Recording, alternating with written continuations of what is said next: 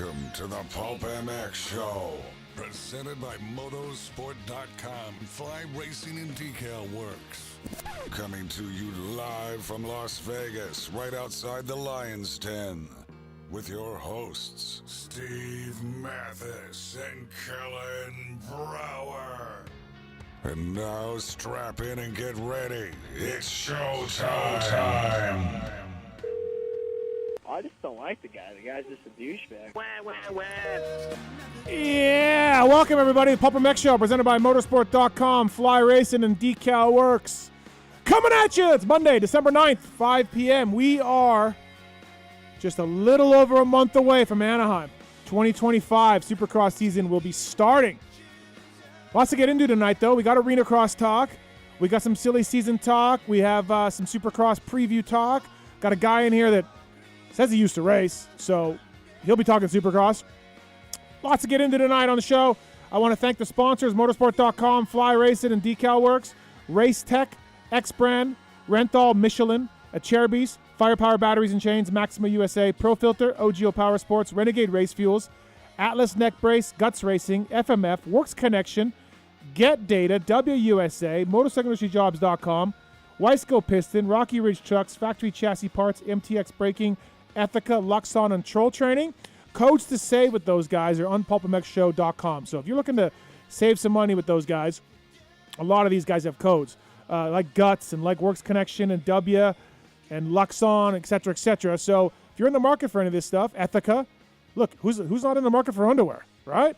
Codes are on PulpMXShow.com. You can check it out, save some money, support the show, go through the banners, go use the codes, all that stuff, so we can keep flying in and paying for gas money for our great co-host lineup that we have, including tonight as well.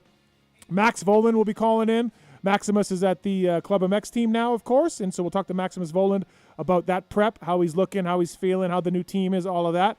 GNCC World was rocked with the news that Kailub Russell is coming out of retirement, and he's doing it on a Blue Crew.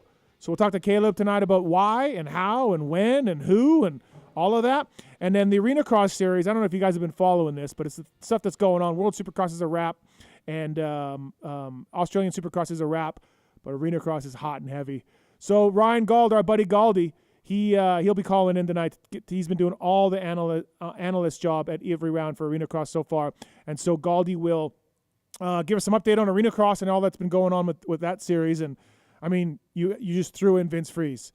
You just threw in like a rabid honey badger into the calm waters of Arena Cross, and shit's going down. So looking forward to the show tonight. Max Vohland, Kailub Russell, Ryan Gauld, all calling in. 702-586-7857 if you want to give us a call and talk some Supercross, talk some Motocross, Arena Cross, MXGP, whatever it is, give us a call. Hey, I want to thank tonight. We got a brand new company coming on board with us for this year, the rest of this year and next year as well, and it's Cardo, the Cardo communication systems. I use these with RV and Weimer a couple years back at Gold Creek Lodge. They were in our helmets. My buddy Rory Sullivan hooked us up with it.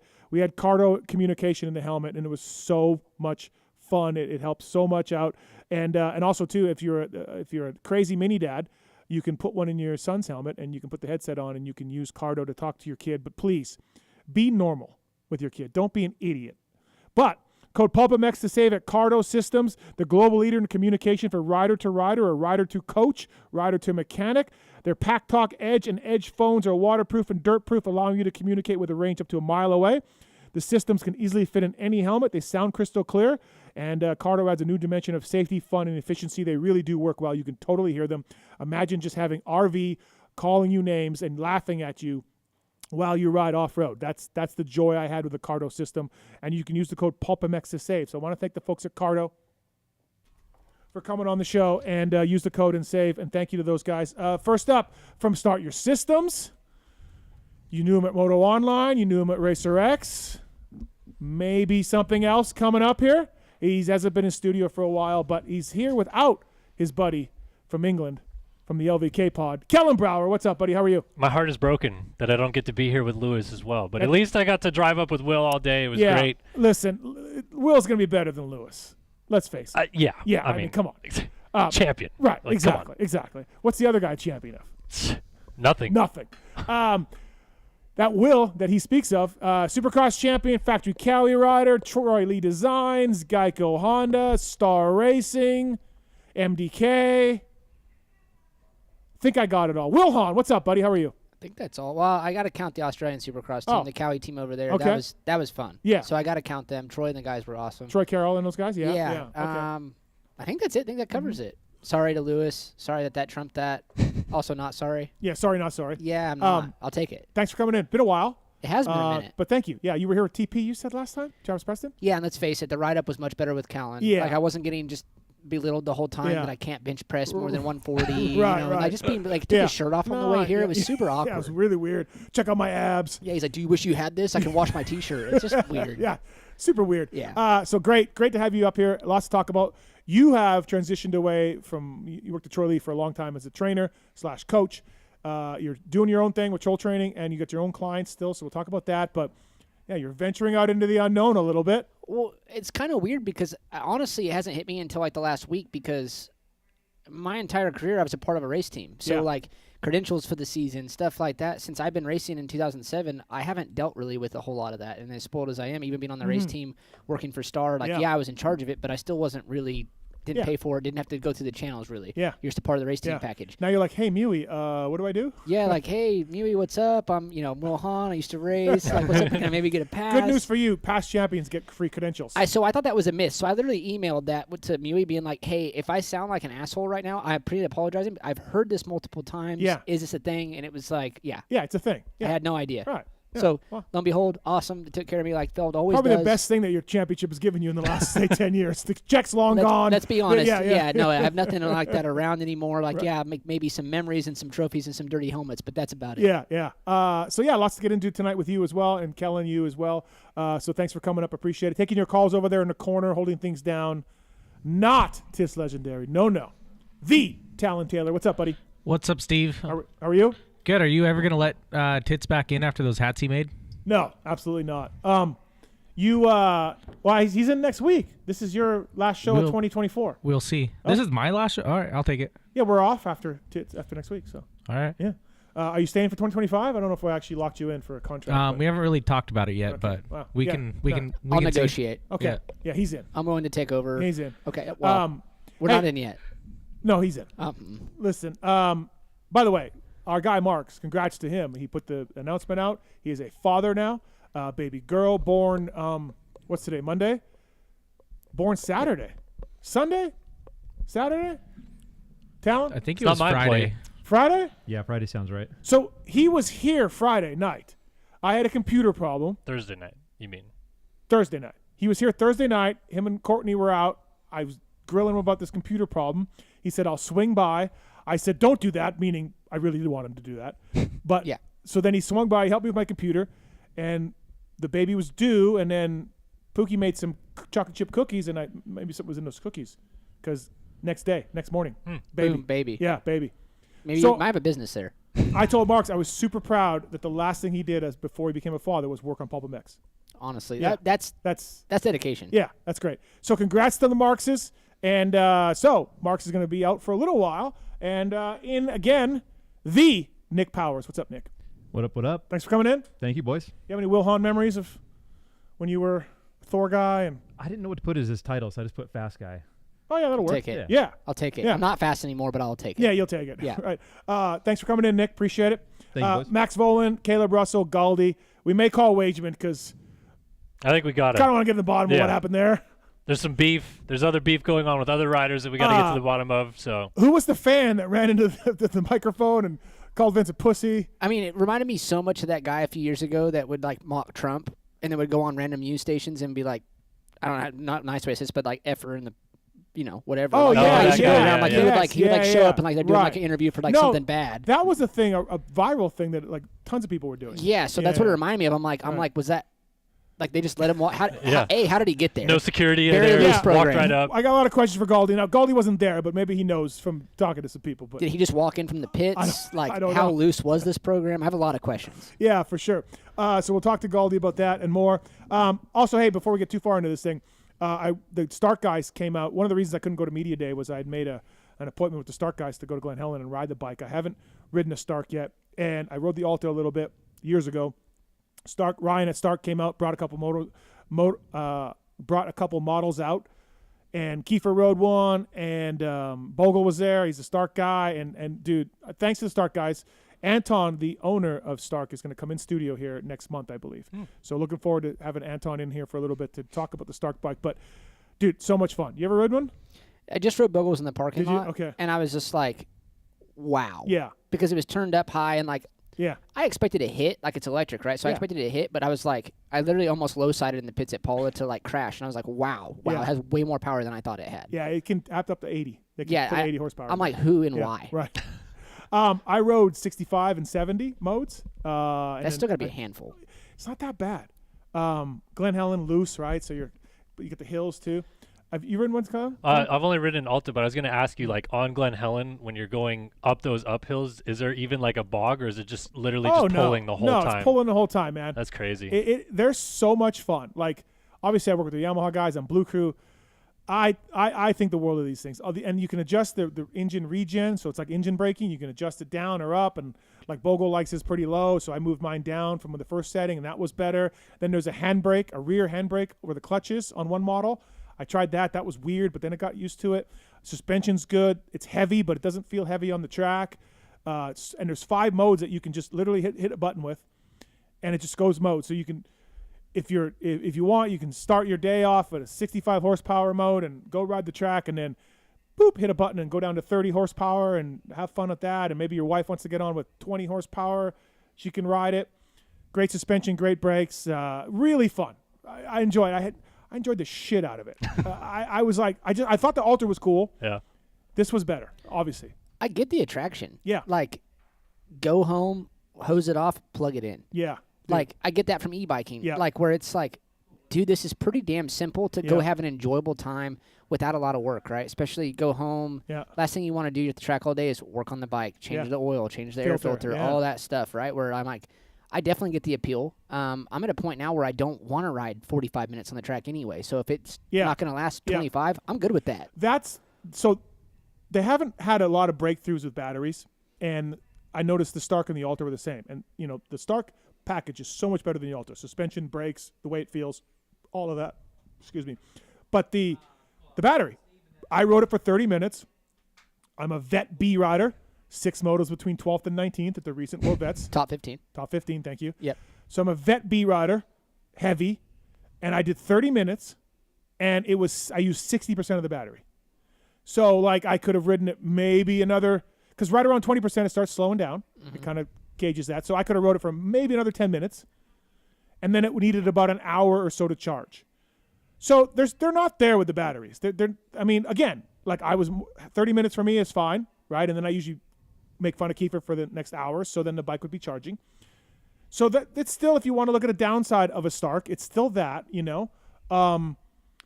but it's so much fun, dude. But hey, again, I saw this at the World Vets because there was a bunch of them, and I saw Kiefer because Kiefer and I were fucking around. Let's be honest, he couldn't get by me. Let's be honest. Okay. But he finally did get by me. You let him by? I let him by. Yep. And then, dude, he came up on a guy, and the guy chopped him because he didn't hear him.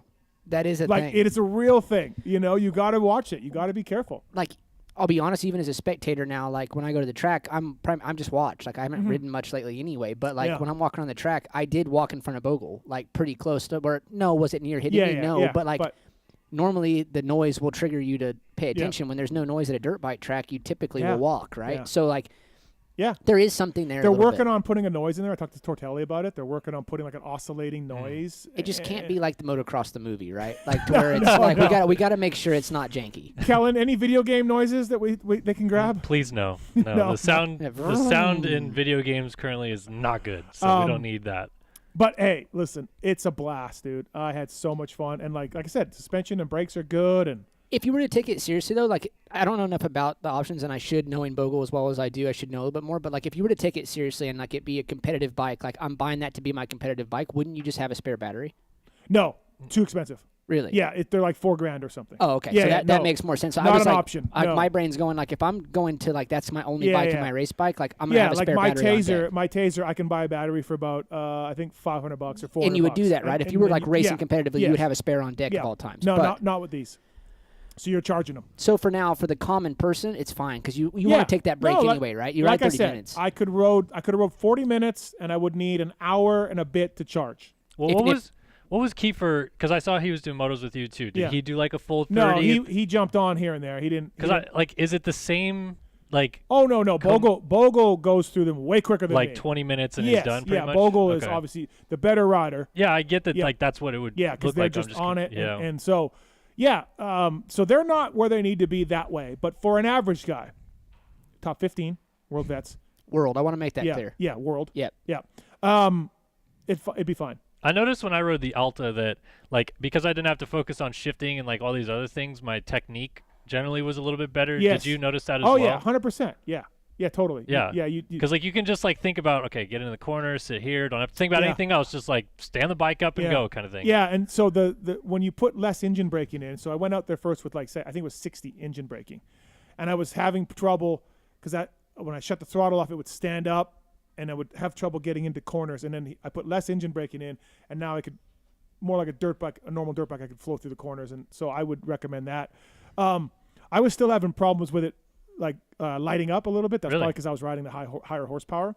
So I was having problems because I'd be zzz, back end would come out on me. But if you just got that down with more time, you'd know. I would say roll-on would be vague at the beginning anyway. It's electric. General combustion bikes have a little delay, even with the EFI, even though that's pretty much gone from a carb. It's still going to have a little bit of a delay. So Glen Helen was running, so you Talladega first turn, make a left, go up, and then now they were going, and then it was to the top of the big hill. Yep.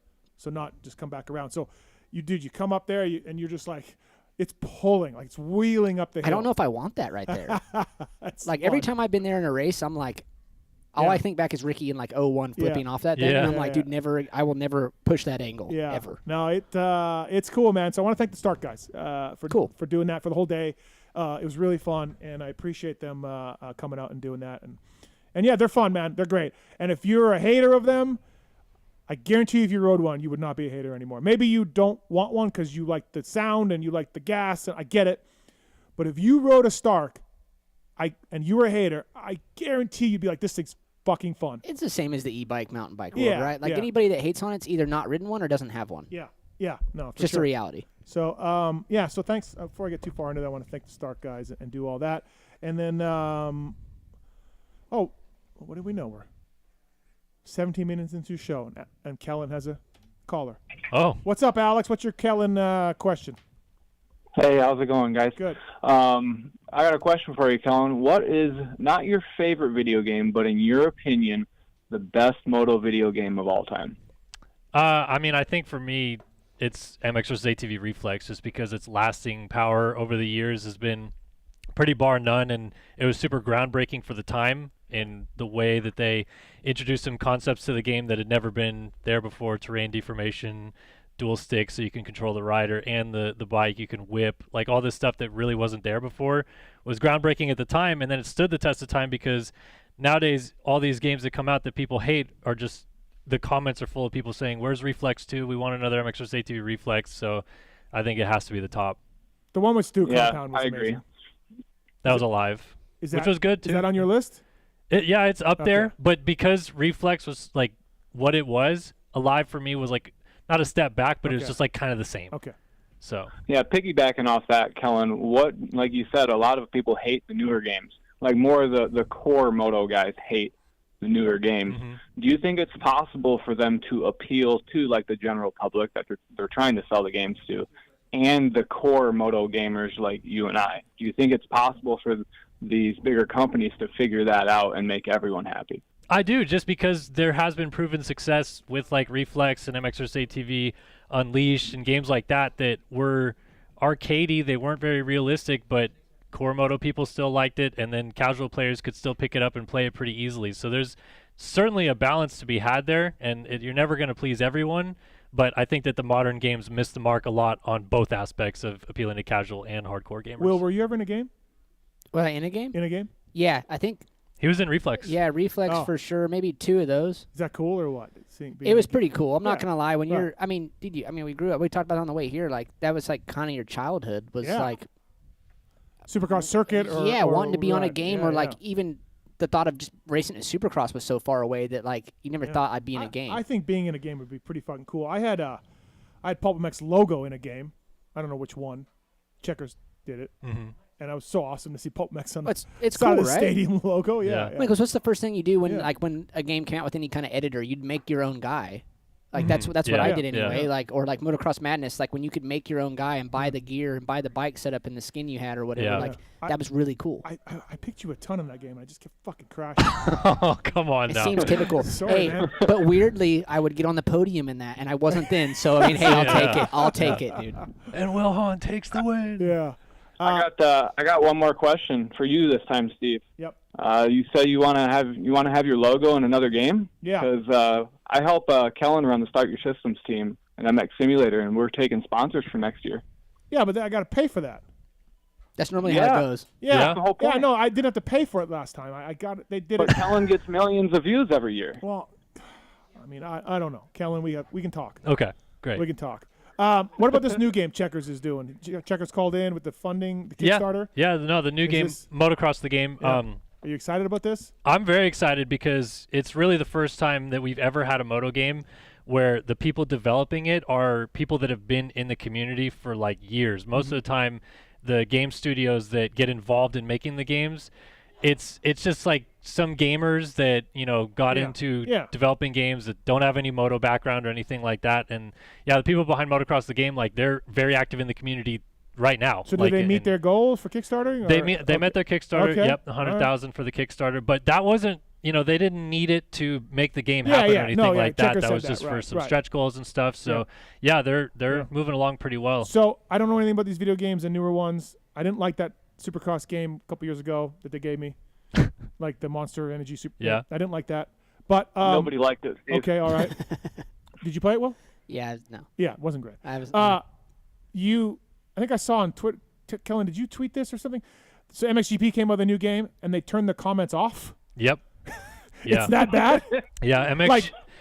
So. But wasn't it the same game as before? Or they totally. No. So that's part of the problem is that the gaming company Milestone that made that Supercross game that you're talking about and the GP game and the MXGP game from 2015 till 2021 lost the license in 2021 at the end of the year. Yeah.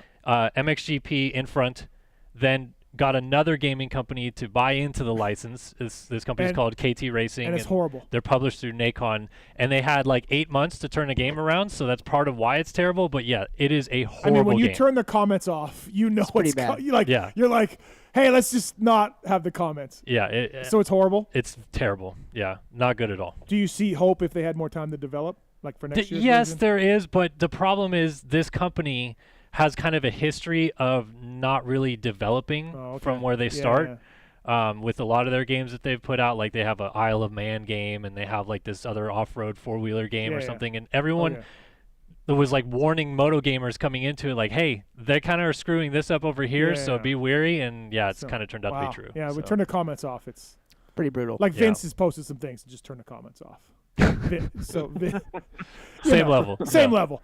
Thanks, Alex. Thanks, man. Appreciate it. See you, Alex. Thank you. Have a good one. We got Carrie who wants to talk about Reflex being the best game. What's up, Carrie? Welcome to the video game show. Yes, sir. Yeah, thank you. It's Kari. First of all, Kellen, obviously you're a legend. I would consider you and I'm sure you've heard this before, the Jason Wygant of video games. Oh, thank you. You're an OG. Thank you. For real. But, every time, everyone's always on Reflex. But, like, what we don't talk about is the fact that the crash system sucks. You go in to try to bar bang, and you just fly off your bike. You know what I mean? The whips are cool and all that, but, like, why is everyone so stuck on Reflex when you get on the bike and you try to make a block pass, you try to freeze someone, and then you're off the bike? Well, you got to be as good as him at doing it, because typically when you come in like that, you do crash.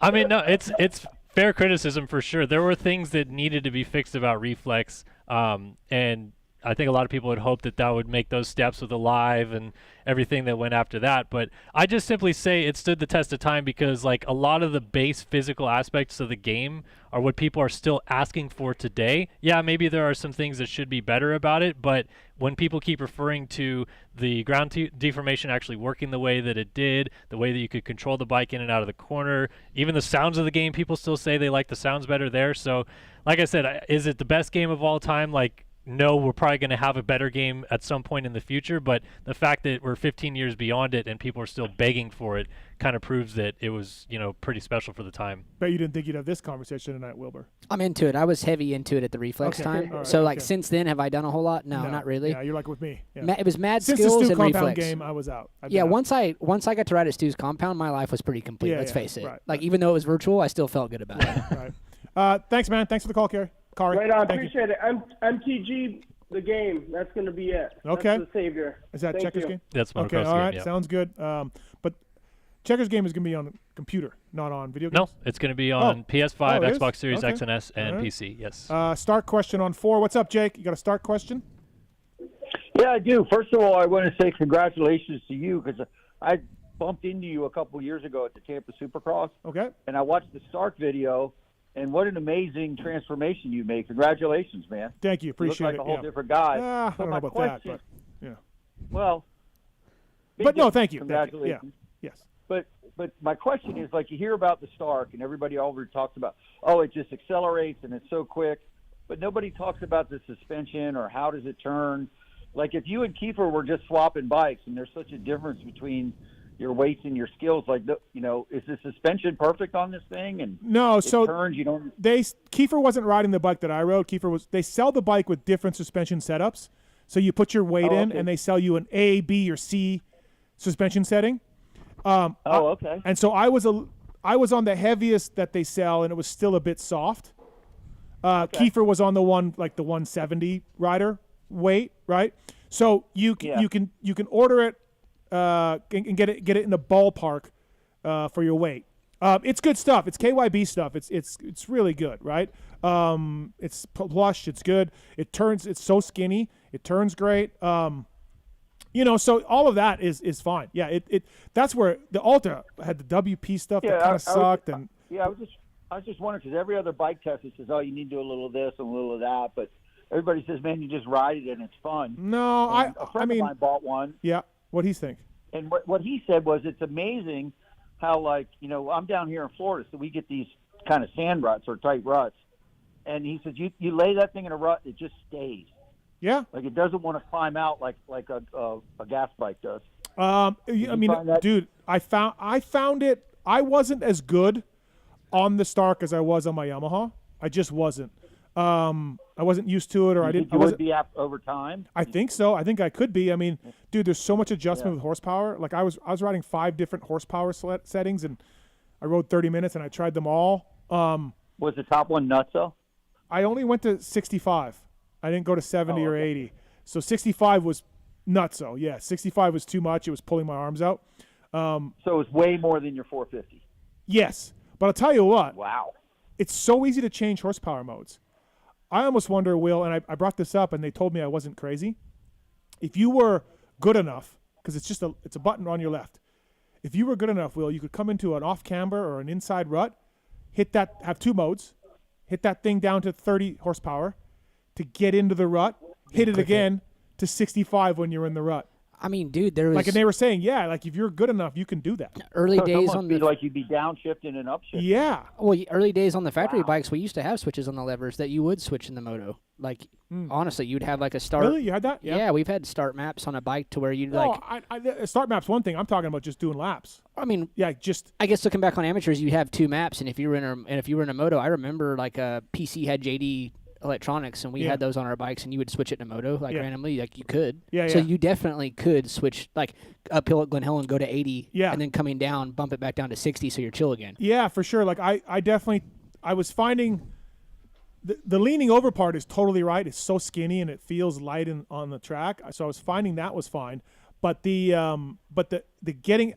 through the rut, I was breaking loose. Maybe I had too much horsepower. I don't know, but I wasn't quite as good.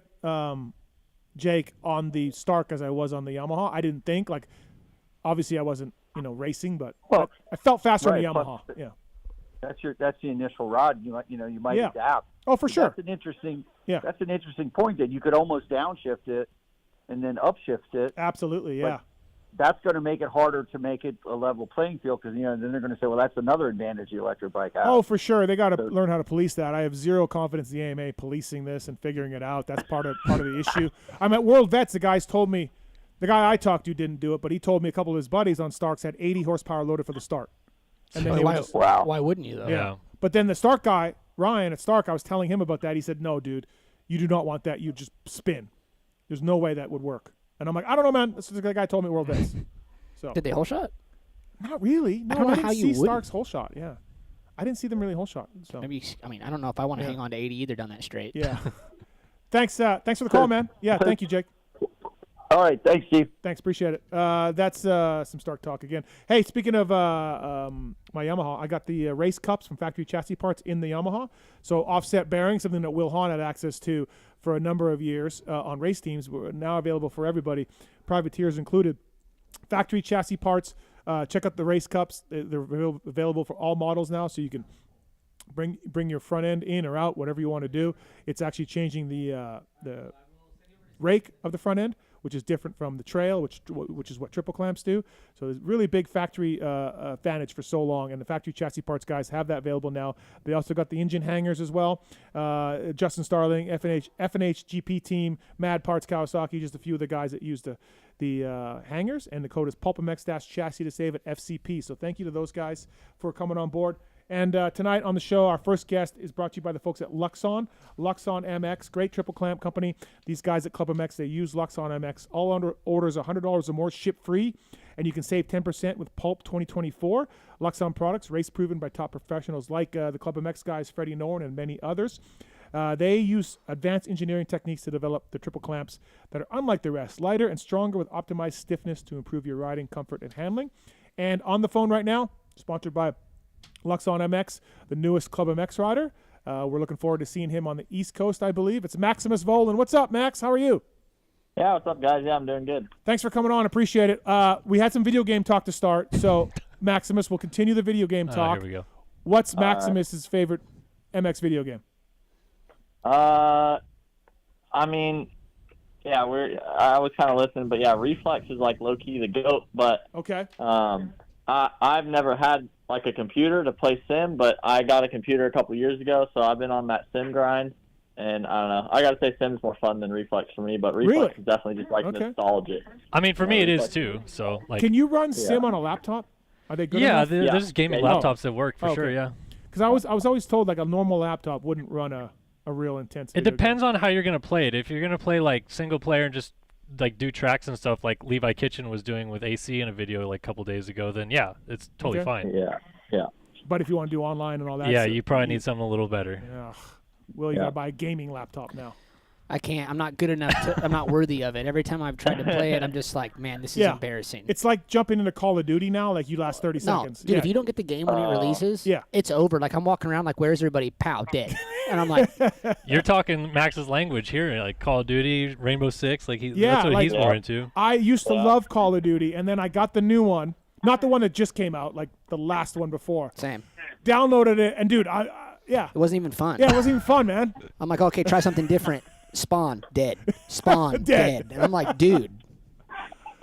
Maximus, it's tough, man. It's tough for us old guys. You know, we're not quite good Our enough. reflexes are too slow.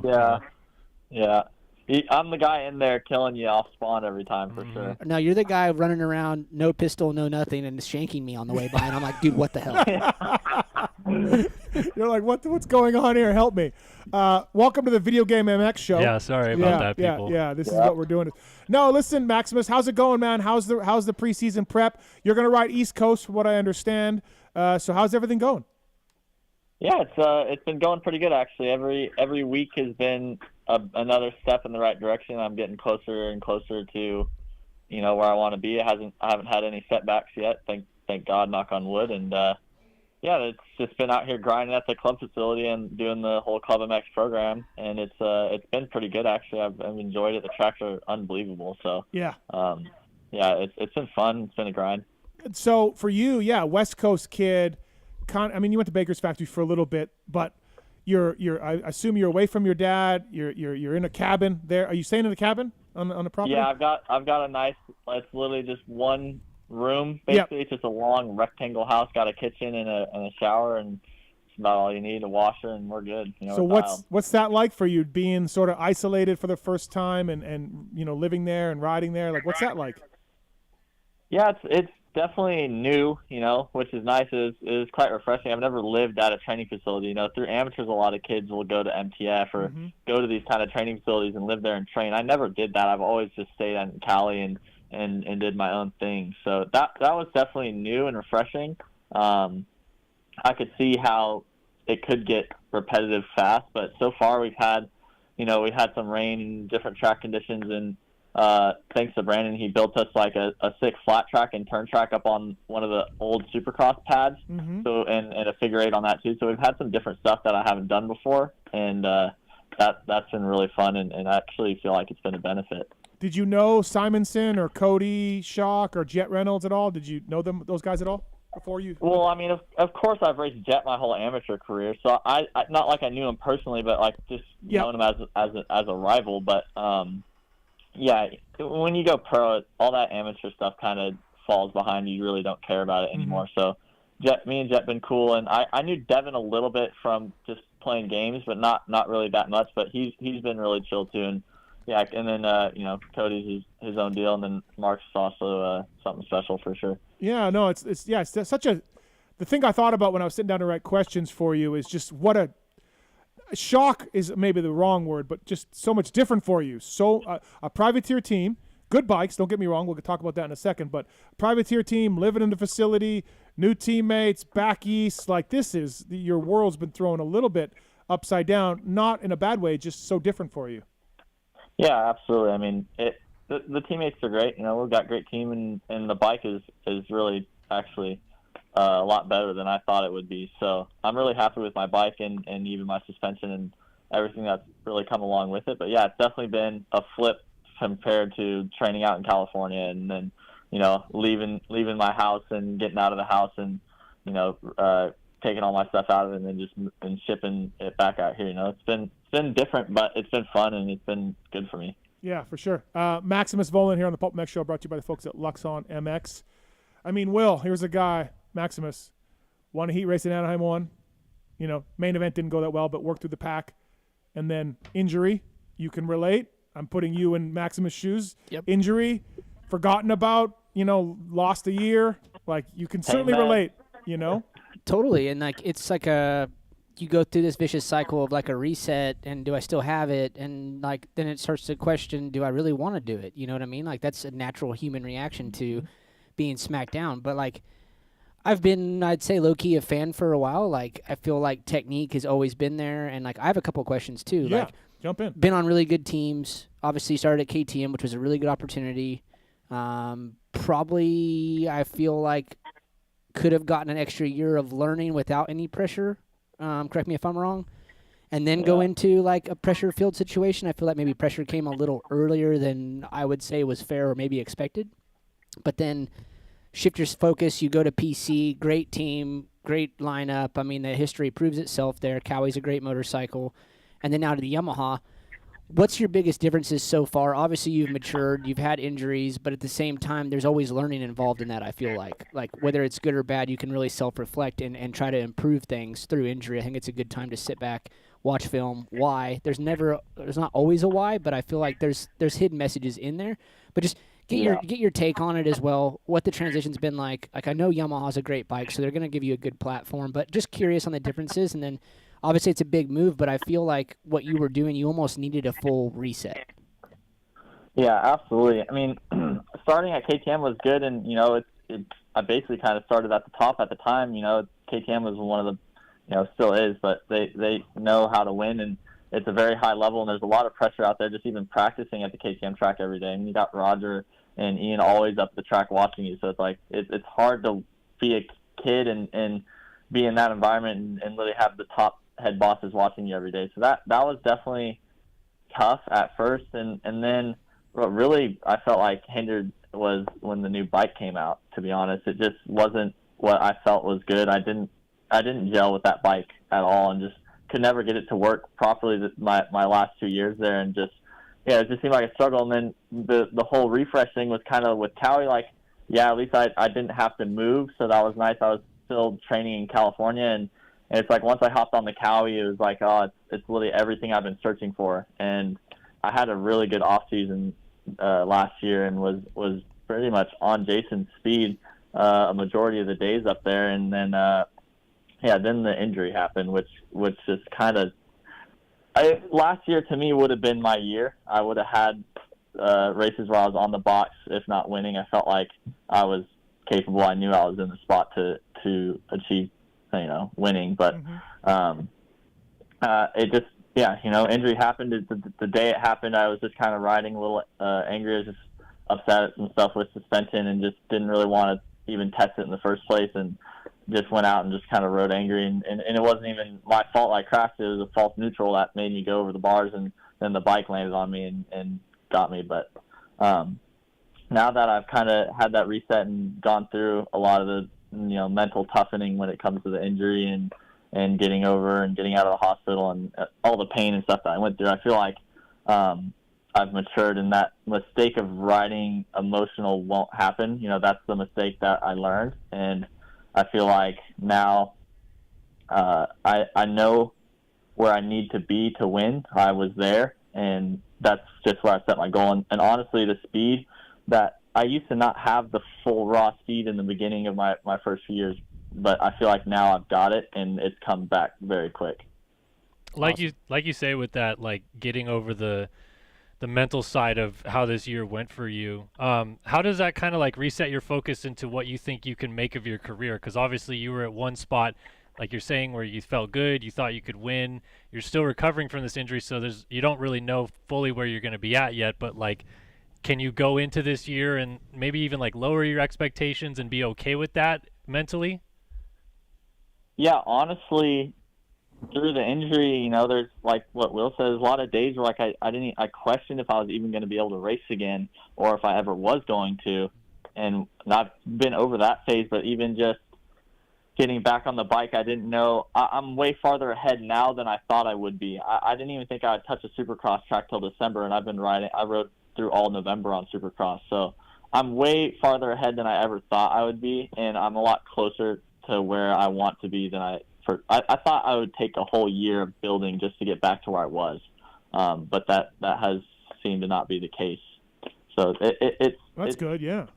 Yeah, it's moving fast. I'm definitely in a better spot.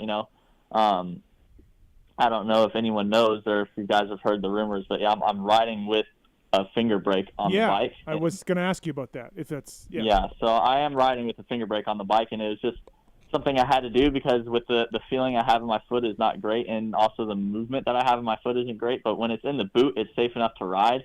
But I just couldn't feel my rear brake pedal when I was running a normal brake, so I had to adapt. I had to find some way to ride, and it was down to the last day before I flew out here, even where I was like, I don't know if I can do it. Like, we were trying a bunch of stuff here and there, back and forth, and finally, like, literally the last day or day and a half before I flew out here to club, like, I was going to call him up and like, I'm not even going to come out, like, I can't race. But we found something right at the last second. I'm like, oh wait, I might actually be able to do this. So we kind of just went for it, and so far it's been amazing. Like, I can't believe the spot that I'm at now compared to where I was a month ago. That's awesome. So obviously it's a nerve issue with the foot, and is it nerves take forever? Do you anticipate it getting better? Does it feel better where you're going to drop that handbrake at some point, or is this sort of like, hey, I'm going into 2025 with a rear brake handbrake? Yeah, no, I mean, once I was at a point where it was about 6 to 8 months after the injury, and that was kind of the ballpark they gave me. Is like, whatever you really get back in this time frame is the majority of what you're going to get back. You will get, it will recover over the next 3 years.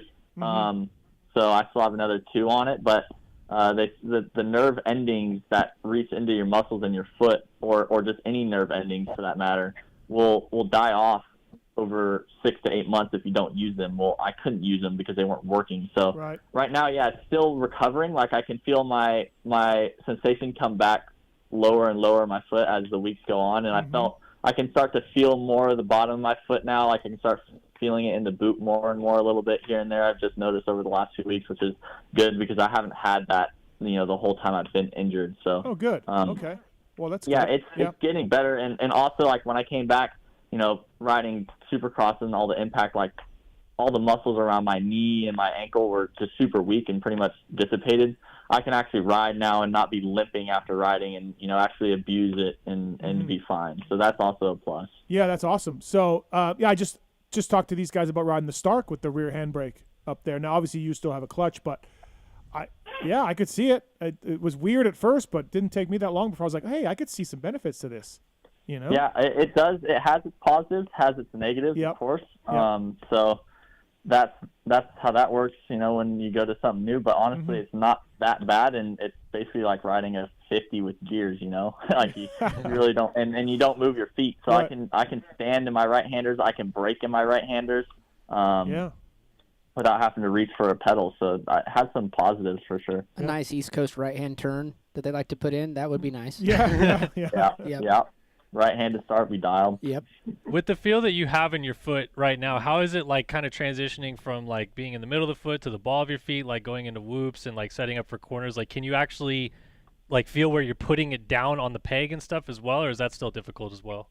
Yeah, really difficult to feel the peg still, but it's kind of just it's always muscle memory when it comes to that stuff anyways. You put a new pair of boots on and you can't feel anything, so but you still put your feet in the right position. So it was at first when I was first riding, I had to ride the rhythms and everything like really in the middle of my foot because I couldn't really flex my ankle because it had no strength to hold up, so it would just drop, and I would basically like spring it if I hit a G out too bad, and I didn't touch the whoops for a while, but now I'm getting stronger.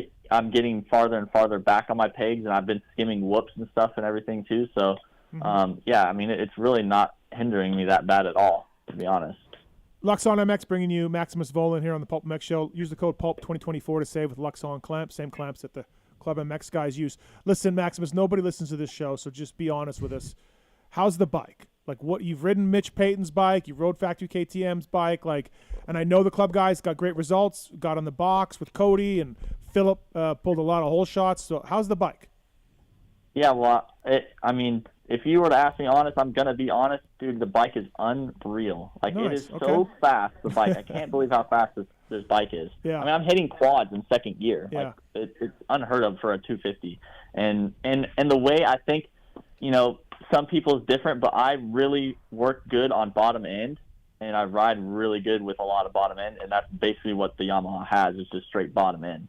And, I've heard Levi say it's almost too much, but for me, it's perfect the way I ride. So nice. It's unreal suspension. Like, really, he put a setting on, and we just really was like kind of how it was at Cowie. The base setting was pretty good. I did a few clicks here, a few clicks there, and just really balanced the bike out and got the balance right, and it's been killer since. So to be honest, it's faster than my Cowie, and I'd say the Cowie might turn better, but I think with the bike just being so fast, it squats a lot, which it still, I can still turn really good, just maybe not as good as Cowie. That's the only thing I feel like I have a downside on it, but I feel like I can fix that through setup or just different riding position. I can just get over the front more. So yeah, it's unbelievable actually. For you now, having seen what, testing with PC and stuff in California is like, and then doing the Baker's program, what specifically about Club have you really liked that they're either doing with training, or obviously you said the tracks are really good and the dirt's really good, but what about that program has really stood out to you so far?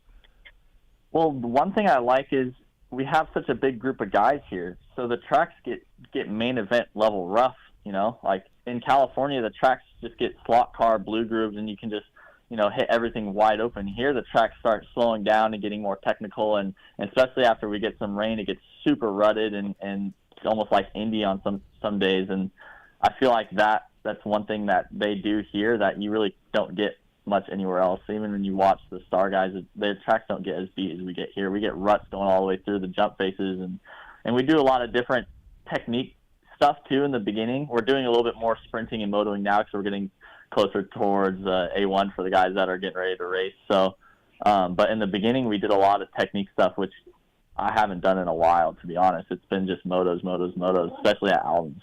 Yeah, I was wondering about that. Like, obviously, your dad was such a successful racer, and he was really, running your program. You guys were doing it together, and he's been so influential. And, like, let's face it, he knows what he's talking about. But now, like, Brandon, they got their training program. They got their program that they run. Brandon handles things on and off the bike. Have you and your dad are you back to being a father and son? Does he still weigh in and help you out a little bit? Or have you been like, hey, I'm going to go under everything under club umbrella? How's that for you?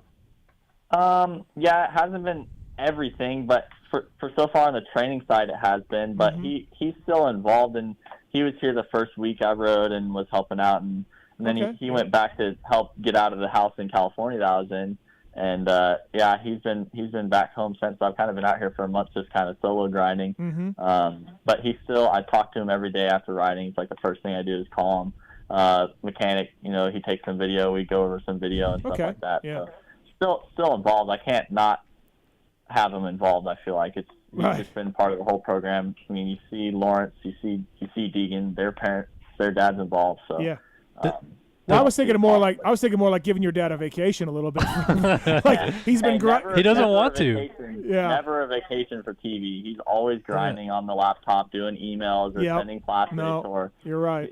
Or doing something with my sister and taking care of her or whatever. It's always a grind. So he's up at 3:00 every day, no matter what. I know. I've seen him at the track during the week. He's running and doing laptops, like doing emails, and then running out to watch you. And AirPods never leave the ear. No, absolutely not. Does your mechanic then record everything via an iPad like your dad did, so that it's the same thing, like it crosses over, he knows exactly what it looks like? We've been doing a little bit of some Lit Pro stuff, so he's had an iPad to film with a little bit, but a lot of it's more just like phone clips, just like if I'm riding good or whatever, he'll just pull out the phone, get a few laps or get starts or whoops or whatever, Right. Small stuff. Oh, that's nice. No, listen, like obviously money-wise and equipment-wise, although you're stoked, you're kind of rebuilding here. This could be a really good thing for you. This could be obviously the injury sucks and everything you've been going through is terrible, especially as young as you are. But in the end, like a black cloud can have a silver lining, and this could be it for you, Maximus. Yeah, it's really kind of been like that, and it's like, when stuff that this shitty happens to you, you kind of question like, why did it happen? Yeah. And it's at first, it's so hard to find why, and you can never really look far enough into the future and be like, okay, like I'm glad that happened because I'm where I'm at now. So I kind of feel like that a little bit now. It's like, okay, if I never had this injury, where would I have ended up? Maybe another year at PC, and you never know. Like, could have had a bad crash, could have paralyzed myself if I stayed there. You never know. It's just weird shit that you can think about, but it's like right where I'm at now, I'm glad to where I've ended up, and I'm glad I went through what I went through, because mentally I feel like there's really no one that could mess with me or say anything to me that would throw me off my game now. Like, there's nothing that could be said or be done to me that's going to affect me after what I had to go through. So yeah, I did a podcast with Jet a little while ago, and Jet's like, I don't want to be a failure. I don't want to be an amateur kid that never did it, and I want to show people I can do this on my own. And I don't really know Jet Reynolds at all, but it was a really cool interview, and I enjoyed talking to him. Between Jet and Maximus, a couple of guys for PulpMX that you can really cheer for, and really pull for. Like, let's get this happening. So, I kind of think it's cool too that Brandon's kind of taken on that role a little bit organically, where he's like really helping guys get back on their feet, right? And it's at a competitive program. It's not like you're starting at the bottom. It's not like the bike's not competitive. It clearly is. Countless guys have showed that. But I guess going back to I have a question about the track. So when you look at it, I know obviously there's more danger when it's more ruddy like that, but do you feel like it's safer as the track progresses into the later part of the day where it is ruddier, it's rougher, because the speed slows down so dramatically? Do you actually feel like that is inherently safer than typically what you would ride at a typical test track? Well, yeah, I mean, you look at the mains that we race, and we're jumping the whoops usually, so it's kind of like the same here. And when you go to jumping the whoops to skimming, at least for me, because I'm good at both, it makes it easier and it makes it safer. And honestly, it depends the guys. Some guys are not as technically sound, and they struggle in those ruddy conditions, and they feel sketchy and scared. But for me, I feel more comfortable. Like today we had rain, and the track really rutted up and tacked up and got a lot more technical, especially early in the morning when it was still kind of greasy. And that's where I feel like I shine, and I feel so comfortable in those kind of conditions. So definitely for me, I feel like I'm in a safe spot. Maybe some other guys who struggle with that don't, but yeah, the speed's way lower. I mean, when we started, we're doing, like 58s, and by the end of the day when it's dry, we're doing 52s and sending it. So I definitely feel like when the tracks are slower and techy, it's safer because you're just going a slower speed and doing easier rhythms because you can't do the big rhythms, Yep. I mean, I'm glad that you at least talked to Kellen a lot, Maximus, because we didn't know you were hurt at all. We didn't know whatever happened to you. No, but like that doesn't lead me to my next question a little bit. Are you a bit bummed at all the way Cowie or Pro Circuit handled the injury and the recovery and everything? Like, was everything cool with that? And I'm not saying it like saying there was anything bad. I mean, we never heard anything PR-wise. It was kind of ridiculous that Cowie never put out what happened to you. We all knew, but we never got word. And I was actually told by somebody with a green shirt that you'd be back soon. And I'm like, oh, okay. Okay. Like, say halfway through Supercross or something like that. Well, that's kind of what I thought, like missing, I think it was San Diego, right? Where I was like. Yeah, it was before San Diego? I think so. Yeah. And I was like, to me, it was presented like it was like vague. Like, it could be 1 week off, be back the next weekend type of thing. Yeah, but Maximus, for you, are you bummed at all the way that was handled, or was everything okay? Not so much bummed. I mean, yeah, honestly, that rumor was really kind of came from me because at first it was like my first hip injury. I felt fine. I was out of the hospital in a day after surgery and was walking and already starting my training, but my nerve was just off.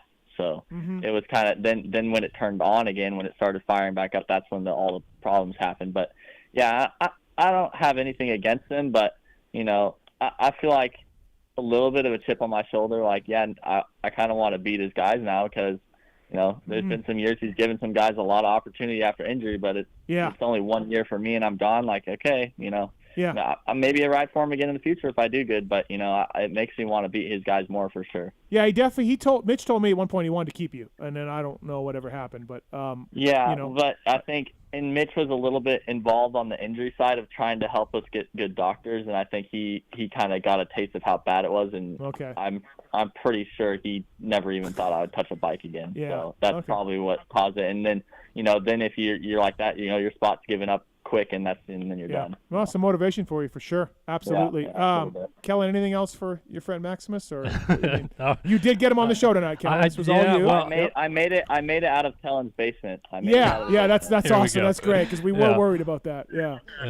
Well, cool, man. Hey, good luck. Thank you for calling in tonight. Again, pulling for you, cheering for you to get back to where you were. And man, thanks for the time tonight, Maximus.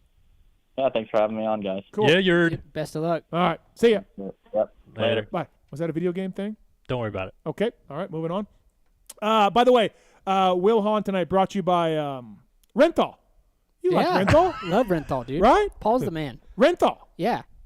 Big Renthal. news next week here on the show with Renthal. More purple Stay bars? tuned. Stay tuned. Are we going to dark it and just leak it right now? Yeah. No, because you know Paul.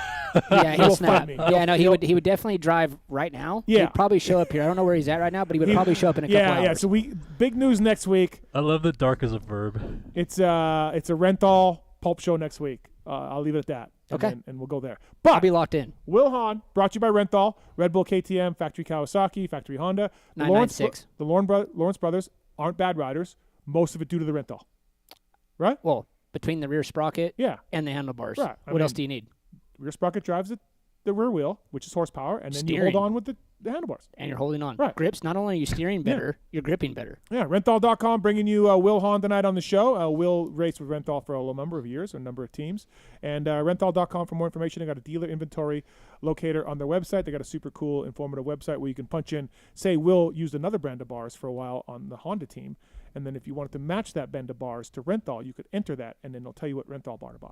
I'll save you a bunch of time right now. Yeah. Just go ahead and get yourself a 996 if you want a crossbar. 996, old school, yeah. Run that. Yep. If you want no crossbar, hit yourself with an 827 and be happy. Yeah, I believe I have I have 860 something. 862? It's possible. I don't know all the fat bars numbers as much Right. as I know twin wall because I'm old. But yeah. Thank you to the folks at Renthal for bringing you Wil Hahn tonight on the show. All right, we got a few minutes before Kailub Russell calls in, so let's just start with this. I gave you guys a little bit of homework assignment. I can't wait for you to laugh me off the stage, but no, I'm ready. the first one we're going to do, we don't have time for the two things. Okay. Top 2 things you're looking forward to in Supercross for 2025. I wrote this down because you guys shit on me so bad earlier. We're going to leave that for later. Okay. Hottest take you have for 2025 Supercross. So just the hottest take you have. I can start or whatever you want to do. You guys? Okay. And again, this is a hot take. This is Do we not have a time cap on this? No. Okay. This is not. It's going to happen. It will happen, or anything. Just a hot take. This is from the Mandarin. I don't know what the Mandarin's been going. I don't know what Okay. he's been All doing. right. Just curious. Yeah, I haven't heard from I Mandarin. was hoping to maybe.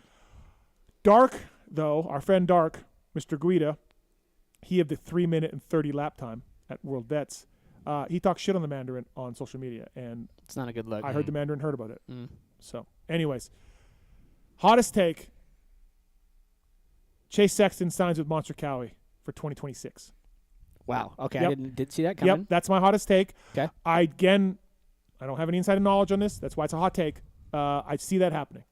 I see Chase's KTM year going better than year 1, but still not where he wants it to be. I see Jason Anderson moving on. His contract's up. That was gonna be my question. Where does he go? Because obviously Jorge's not going Well, anywhere. we think Triumph. Or Okay. whatever. And then I see the Sexton. He was a Monster guy before, so that's not a problem. Red Bull Monster, none of that's a problem.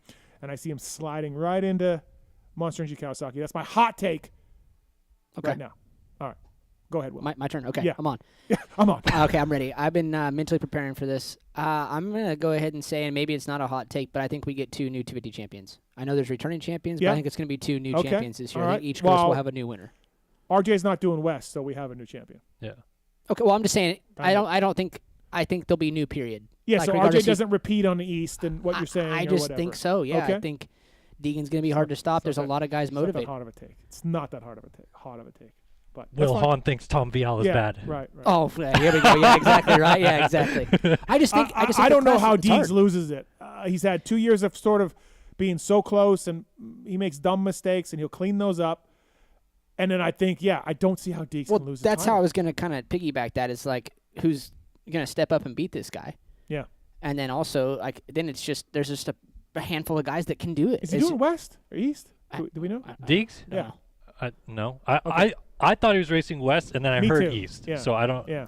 I'm with you. That's exactly. Yeah. I would think West. West makes sense. It does to me, at least. Yeah. But then he says he's going to race 250s again in 2026, allegedly. So maybe he's going to wait another year to do I don't see a West. problem for racing again. Oh, I'm not saying that Yeah, it's a yeah, problem. yeah, I'm saying, but yeah, maybe he's like, I'll yeah. just do West later. Right. Okay, Kellen, hot take.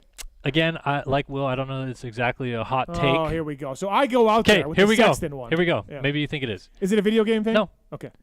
Julian Beaumer wins multiple main events. Oh, no, that's a hot take. Okay. That's a hot take.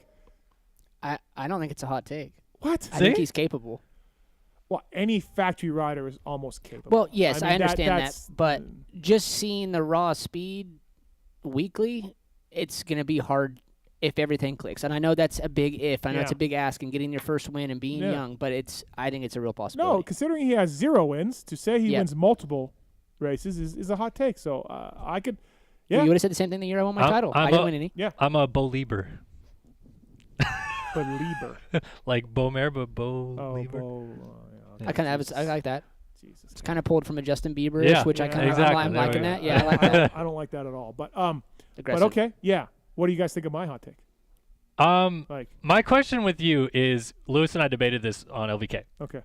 I By the don't way, think check out the LVK pod. They Yeah. don't do them anymore, but they Oh, yeah, once in a while here they we do go. them. But check it out, please. I don't think that it's in Cowie's recent DNA to go with 2 A's in terms of like they don't Salaries and everything else. right. They don't trot out like Okay. 2 top level guys. It's been really kind of since like RV and Chad 2010. Like no disrespect to Will here, but No, I was number 2, and I knew that. Yeah, but, don't like, worry. I just don't like. I think that they It'd kind be of so fucked up structure if it. you were like, what But the yeah, fuck? I don't know. What do you mean? They didn't pick me for number 1? It seems they kind Okay. of structure it to like we're gonna run out a guy that can win a title and a guy that can get Yep. like 5th. You're right. Do you guys see Jorge Prado being a Supercross champion? Maybe Do someday. you see him winning multiple Supercross champion's another step. Do you ever see him winning 5 to 6 races a year and being right in the top 3? I Could do be. not. I think it's do not. possible. He's very talented. Okay. I do. He's young. Okay. Yeah. And I think that for sure he's an outdoor contender, which means that you absolutely. go question. outdoor with Chase and Jorge all summer. Like, I don't know that is going to gel as well as they want Hunter and Jack going. Well, They're brothers. I personally think we got Coop Webb and Coop's outdoors needs a bit improvement, but theoretically Coop and Tomac. well, this is no disrespect, but like, and it's no matter what I say, it's going to come across disrespect. But Hunter did not. This is with all due respect. And then Well, it's true though. When you watched Hunter race Supercross, did you think he'd be a top 3 450 guy his first 2 years? I did not. I did not either. No. Like, so to me, like, these guys coming over in the dedication and like seeing Jorge work last year and kind of like getting to actually know him, I almost don't think there's a choice but him to become that level. Like, he's that motivated, he's that dedicated to his craft. Like, just being around that and that mindset, he's too gifted not to figure it out. But Australians generally have a history of doing some Supercross racing over Correct. the years. Do you know what I mean? Yeah. And they have this systematic Reedy, Metcalf, burner thing where you're like, okay, he's an Aussie, he's good at Supercross. Like, duh. I guess the comp for Prado would be Kenny, German, Spain, not Supercross powers, no Supercross series per se. I mean, Kenny raced Dortmund and Yeah, because you can't say that about like even Frandis and stuff because they had Bursey. Yeah. So the French have Supercross skills early, right? So I'm looking at it like his comp is Kenny, and Rattray.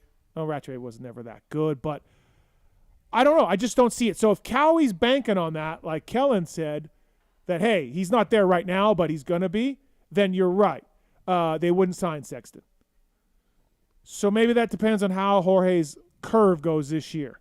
Because they are paying him a lot of money. You're right about that. Jorge would be getting bank. Yeah, so then how do they make that financially work to also bring in Chase, which isn't going to be cheap well, either? My theory on why that would be is they don't see a Supercross title winner in Jorge Prado, and they need Supercross. Everyone so they wants would Supercross. take money out of Jorge's contract? No, of course not. But that's what I'm saying. Like, they would just make it happen. Like, but hey, they have a racing budget. Like, it's not like they're just going to be like, well, and we have way more money to bring in you Chase. can add to a racing budget. Monster, guess, Monster but can be like, hey, Prado's Yeah. not our guy indoors. We want indoors, and Sexton's our guy indoors. So that's where my theory is coming from. Now, if you think Prado's going to be 5 to 6 main events and a champion or a top 3, because who knows, the championship, so many things have to break, and Yeah, but if you see him as a Cooper Webb year after year after year, or whoever, Kenny Roxon year after year, then you don't hire Sexton. Again, it's just the 2 A's, like the A mentality type guys. I feel like you're right about that, Kellen, but the goalposts can move, and Monster and Cowie can be like, sure, we need a Supercross winner. Yeah, it's going to depend on where the pressure comes from, and let's face it, like the money comes from Supercross. So the reality is that's always going to be pushed. Yeah. But he's starting off well. He's starting with number 70. That's what Kenny started with. Oh, so I never even thought of that. I mean, dude, he's starting off on the right foot to transition into the Supercross thing. But I almost Spain is close to Germany. It's not, it's not that bad. Kind of not really, but okay. Yeah, it's like closer it's in the than America? vicinity. Yeah, it's closer than we are currently. Yeah. I mean, which Kellen. isn't saying much. Okay. But so Carmichael was 72. It's a good rookie number to have, dude. Yeah. But I almost look into it he's like Carmichael is what you're saying. could be. We don't know yet. Maybe he's Carmichael and Kenny. It's a hot best take. of both worlds. This is a Some hot take finesse segment with good fitness. Yeah. I mean, where he could have used a little bit of finesse those early years. Yeah. Let's face it. Yeah. So I think looking at that, like I said, but I almost what doesn't almost get enough respect in my opinion is he's coming here straight to the 450s in Supercross. Like that's gnarly to me. No, Like, that's even more reason to disbelieve. correct. Yeah. And like go against it, right? Where I think that's fairly gnarly to do. Like let's face it. Yeah, he didn't have to come here. Like I guess what I'm getting at long term is he was comfortable. He could have been Crowley. Like the next 5-6 years, could have collected a couple more championships, most likely one or two. Oh, Tim Geiser's online too, sir. But you know what I'm saying. Like the carpet was there for it to happen. Absolutely. And let's face it, he would have been comfortable. He would have had a ride the rest of his life. Yeah, and you're doing 20 races as opposed to 31. But he's not moving his whole family here and coming over here if he doesn't believe that he can succeed in Supercross, which I know it's not all belief. Yeah. But the reality is, like I said, just being around him and the mentality of things, like he'll figure it out. Like give him this year. If he can make every race and stay healthy and do the outdoor season, I think you'll see a pretty dangerous guy. Mm-hmm. Okay. So do you think Cowie re-signs Jason Anderson? I don't know. Okay.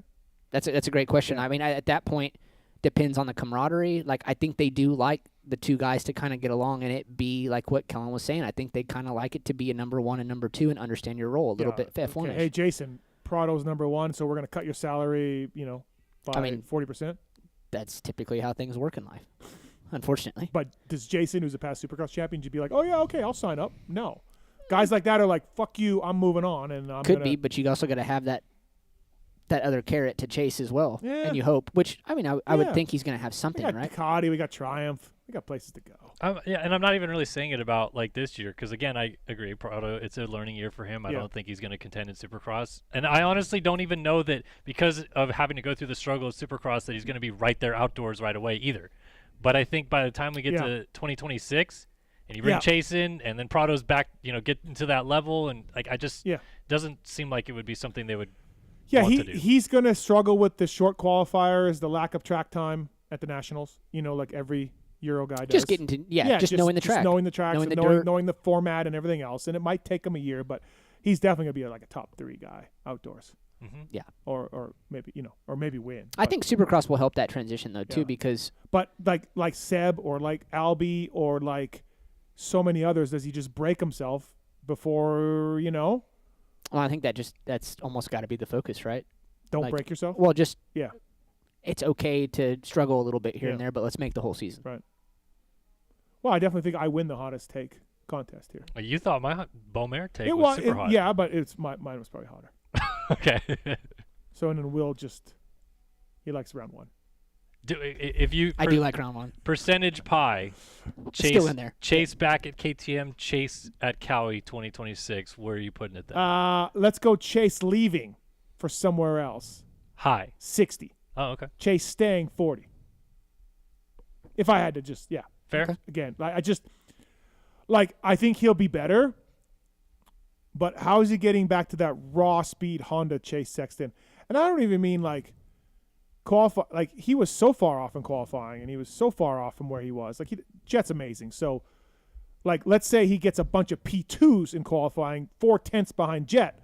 That would still be an improvement off this year, And then of course the year before when he was on Honda, he was P1 every single week, literally. But yeah, So I don't see the improvement coming from KTM and Chase and then a guy like Chase with his mentality and he's a champion.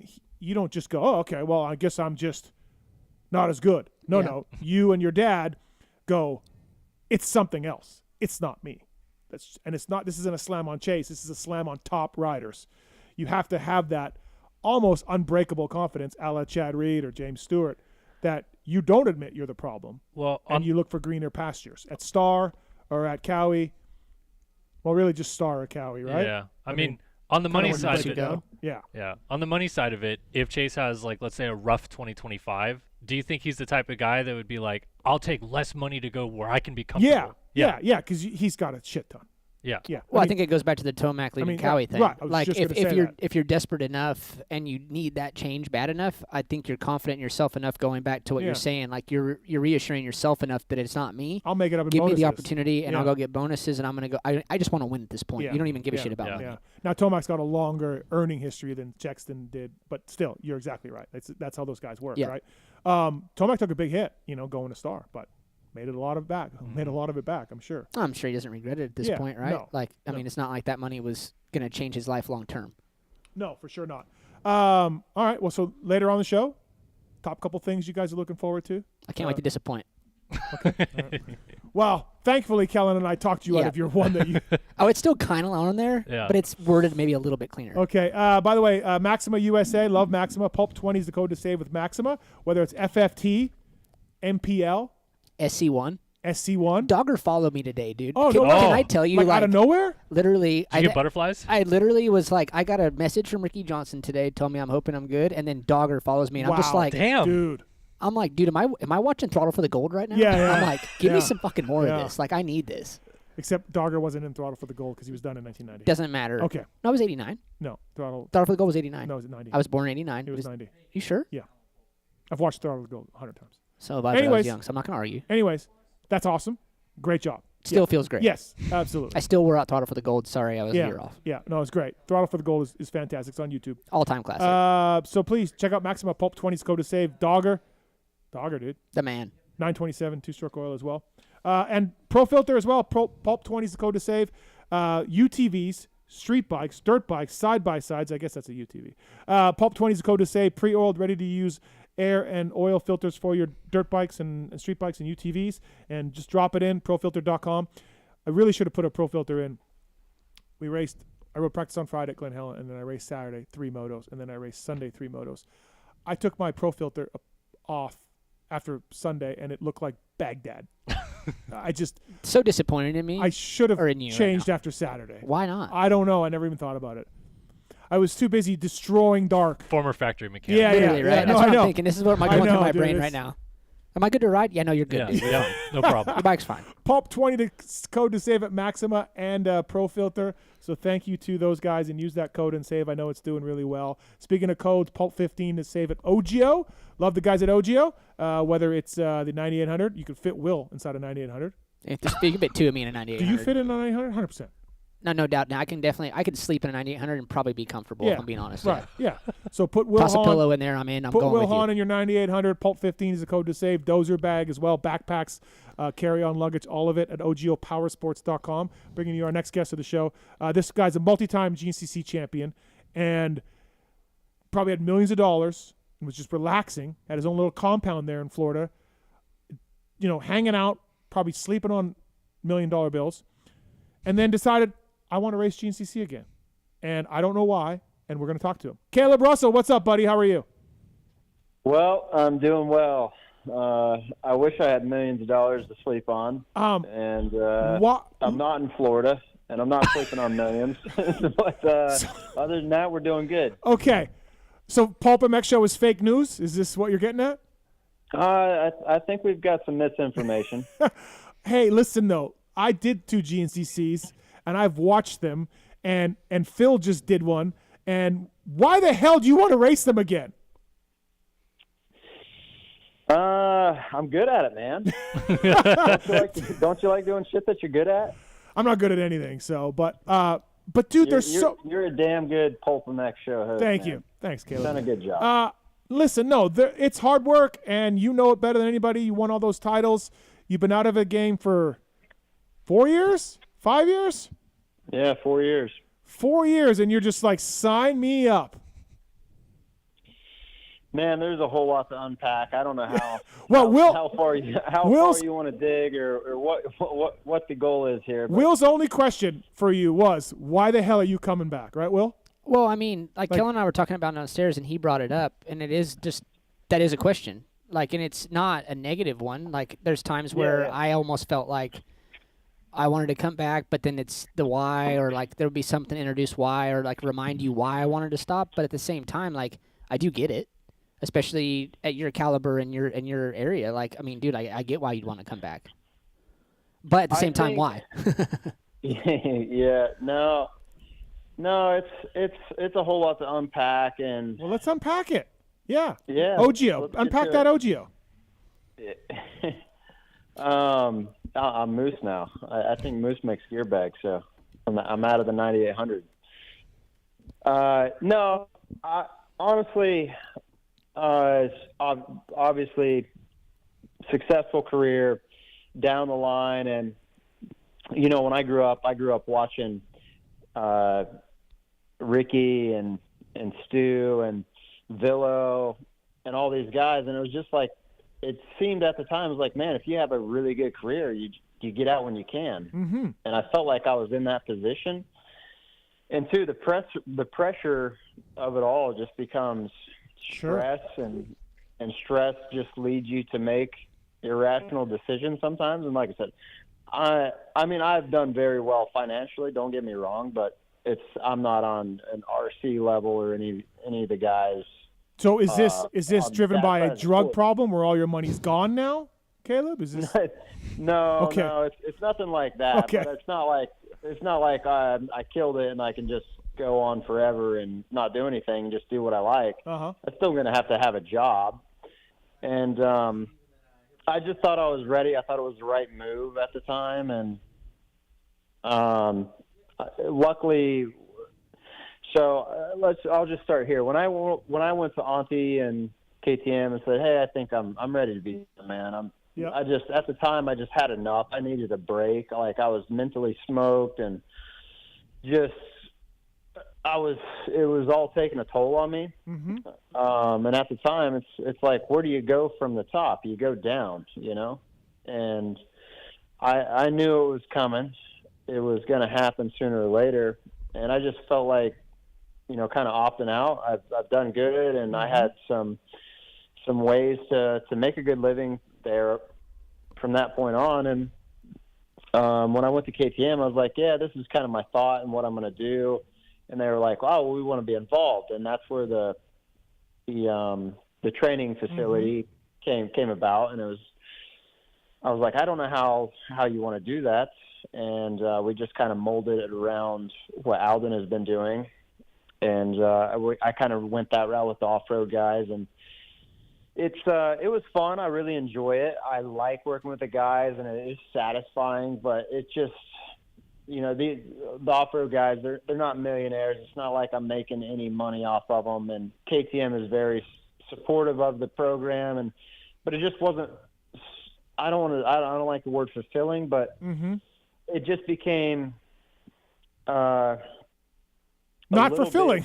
Yeah, exactly. Not fulfilling, and it was a lot because they just wanted to shove all the guys to me, and I was trying to build the next me, and that's just not realistic. And there's some guys that just like to ride and like the profession of being a pro motorcycle rider and making a living at it. They don't give a shit if they win or they just want to do good, and that's not my mentality. And that kind of took its toll on me too. And Caleb's yelling at his guys, and they're just like, "Stop yelling at me, Caleb." I mean, I wasn't probably yelling at them, but I wasn't easy on them. And Right, it's like, right. man, it's like I see a whole lot of areas to improve and to do better, and not that they didn't care. There's a lot of guys that, if I could just pick 4 guys, kind of like Alden does, and I'd probably still be doing it, really. But that's not how it kind of works, and life happens, and I'm like, man, I'm 34, and I love this. I love racing, and if I wait any longer, it's not going to be a possibility at this level. And I was, hey, like David Goggins says, it's a good day to stop being a bitch, right? But there's so much to unpack. And So, okay, let me ask you this. Get it out of me. I love to race. I want to race, and there wasn't an option. There wasn't an option there with KTM to kind of keep going. So, I found another home. Yeah. So my question was, did Randy at Ampro come to you, or you went to Randy? It sounds like you went to Randy and said, "Hey, what do you think?" No, actually, I didn't go to Randy at all. I went to Steve Nessel. Okay. Originally, so when it was probably the middle of April, into April, maybe May. And my KTM contract for Ranch Russell was up. So I was like, I need to kind of get the gears turning a little bit just to see if there's anything out there. So I reached out to Steve to see if there's any interest in using Ranch Russell and doing something along those lines. And he's like, no, there's not really, not with being exclusive, but if you were to come back and race, yeah, there would be. So it kind of just unfolded and spiraled into what it is now. And like I said, at the time I was already kind of thinking about, like, man, I really should come back and race. I love it. I'm still good. I'm still young enough. I'm fit enough. I've been, training guys that just missing out on the riding portion of it. And, from what I see, I'm still competitive with them at the top level. So one thing turned into another, and once we started kind of negotiating some stuff, and I went to KTM and Auntie, and like I kind of already envisioned, there wasn't really a spot for me there. They did have some options, but it wasn't anything that I was interested in. And yeah, now we're here. Wow. Caleb Russell here on the PulpMX show, brought to you by OGO Power Sports. Yeah, it's pretty cool. It's going to be neat to see how this goes. And like you said, you ride with the guys now, and the guys that are winning, and you're like, huh, I can do this, I guess, right? That's where it came to. I mean, not to be cocky, but like, yeah. Yeah, a little bit. I mean, the last 3 years have been tough to watch in some aspects. I think Johnny Gerard, the guy that won this year, Yep. I mean, he's an animal. He's really good. He's top level guy, but working with some of the guys, it's just like the motivation isn't there. It's hard to explain, and it's like, yeah. I was hoping me being away that my competitiveness would kind of dissipate, but it's still in me. It's still there, and I'm like, man, what am I doing? I can still do it. I just need to do it until I can't. At this point, I mean, nobody really cares if I win or lose. Obviously, I want to win, and I'm going to do my best to win. But I put such a priority on when I quit. I was like, what happens if I lose? I mean, nothing's going to happen. I'm still going to live. Yeah. It's not life or death. Well, it's like, so Carmichael talked about that. Like, he's like, by the end, I didn't get any joy from winning because I did it all the time. It was the fear of losing. Yeah. And that's exactly the that's exactly kind of the point that I was at. I was scared to lose, and it doesn't really, nobody really gives a shit if I win or lose in the long run. So I like racing. I'm still good enough to do it at a very high level, and thankfully, there's not a lot of guys that can come back 4 years removed and be in my position. And luckily, I've had a great career. I've done really good at racing a motorcycle. I'm very thankful for that. I'm very thankful for everything that KTM has provided me in the last almost 2 decades. And I made a irrational decision, and I want to come back and keep going. I'm glad it worked out with KTM, because the last time we had you on the show was when you were racing 250 Nationals, and Roger just said, "Hey, you're done." You were like, "Oh, thanks, man." There's a whole lot to unpack with that too. I don't think it wasn't a "Hey, you're done." It was, I kind of seen the writing on the wall, and coming into that, I was pretty good. I was pretty satisfied with where I was at, and then like 4 weeks you hit before, that fence. I crashed at Paula and broke my jaw, and I was off the bike for a while, and then I came back at High Point, and then I did okay at High Point, but I just never could get going, and it was a big downturn and downfall, and they weren't stoked on it, and then Roger was kind of, I don't want to say, I mean, pressure is a privilege. I do believe that. I think pressure, that means you have some expectations and people care. But it was like, man, it was like, what the hell am I doing? I just wasn't in it all the way. I started the training gig. I was training the Gas Factory off-road team at the time, and I just mentally wasn't in it all the way. I got hurt. I had lost a lot of time. I couldn't really get myself back into shape, and it was weekend after weekend, and I wasn't making any progress. And I showed up to Spring Creek, and I was sick, and it was awful. And I was like, I'm just done. I'm mentally over it. I can't do it right now. I have no motivation, and it felt like everything kind of come crashing down at once, and I was just over it. His phone call, and then shitty results, and everything that I had going on at the time. It was just time to just step away from what I was trying to do.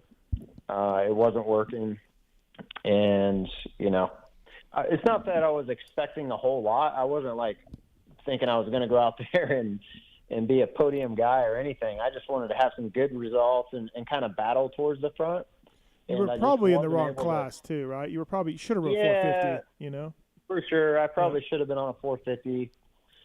That was kind of my decision in case it was a muddy race, and a lot of poor decisions along the way. But I'm glad. I'm excited. I got the experience to do it. But it was just kind of the writing on the wall was there, and I was like, I'm either going to hurt myself trying or because I'm not really in it, or I'm just going to keep wasting their money. So, and, yeah, it is what it is. We got a call from you from one of our regular callers. It is Nash. Nash, what's up? Welcome to the show. You're on with Kailub Russell. Gentlemen. Hey, buddy. Good to hear that voice. Excited to hear you coming back. He's Blue Crew now, Nash, too. He's Blue Crew. Listen, all the motorcycles Nash is known for a while. Nash is known for a minute. Nash the insider. Yeah. Nash and I, we have some in-depth conversations at the races. I'm going to miss him next year. Hey, I'll be poking around here or there, KR. I have a theory, in all seriousness, and maybe you can shed light on it. It maybe in addition to really going for it and coming back on the scene and like you expressed already, but maybe you can establish the truth. Did in fact Yamaha bring you back to harness RV and Bradshaw's stepbrother like antics at GNCC's, like a secret way to get RV to understand a dead engine start, or him and Bradshaw duking out to the nails? Has that been any of the conversations in the back rooms? That hasn't been in any conversations as of yet, but I'm super stoked to eventually get to hang out with RV. RV is a dude that's, I've always looked up to, and he's similar in age to me, obviously, but, I've followed him throughout his career. I've met him a few times and hung out with him a little bit there at Ironman, but super cool dude. I'm excited to see in, a few years' time from now, the antics all three of us can get into, And Damon was way before my time, but I know the name. I'm very familiar with him. I know he's a badass back in the 90s.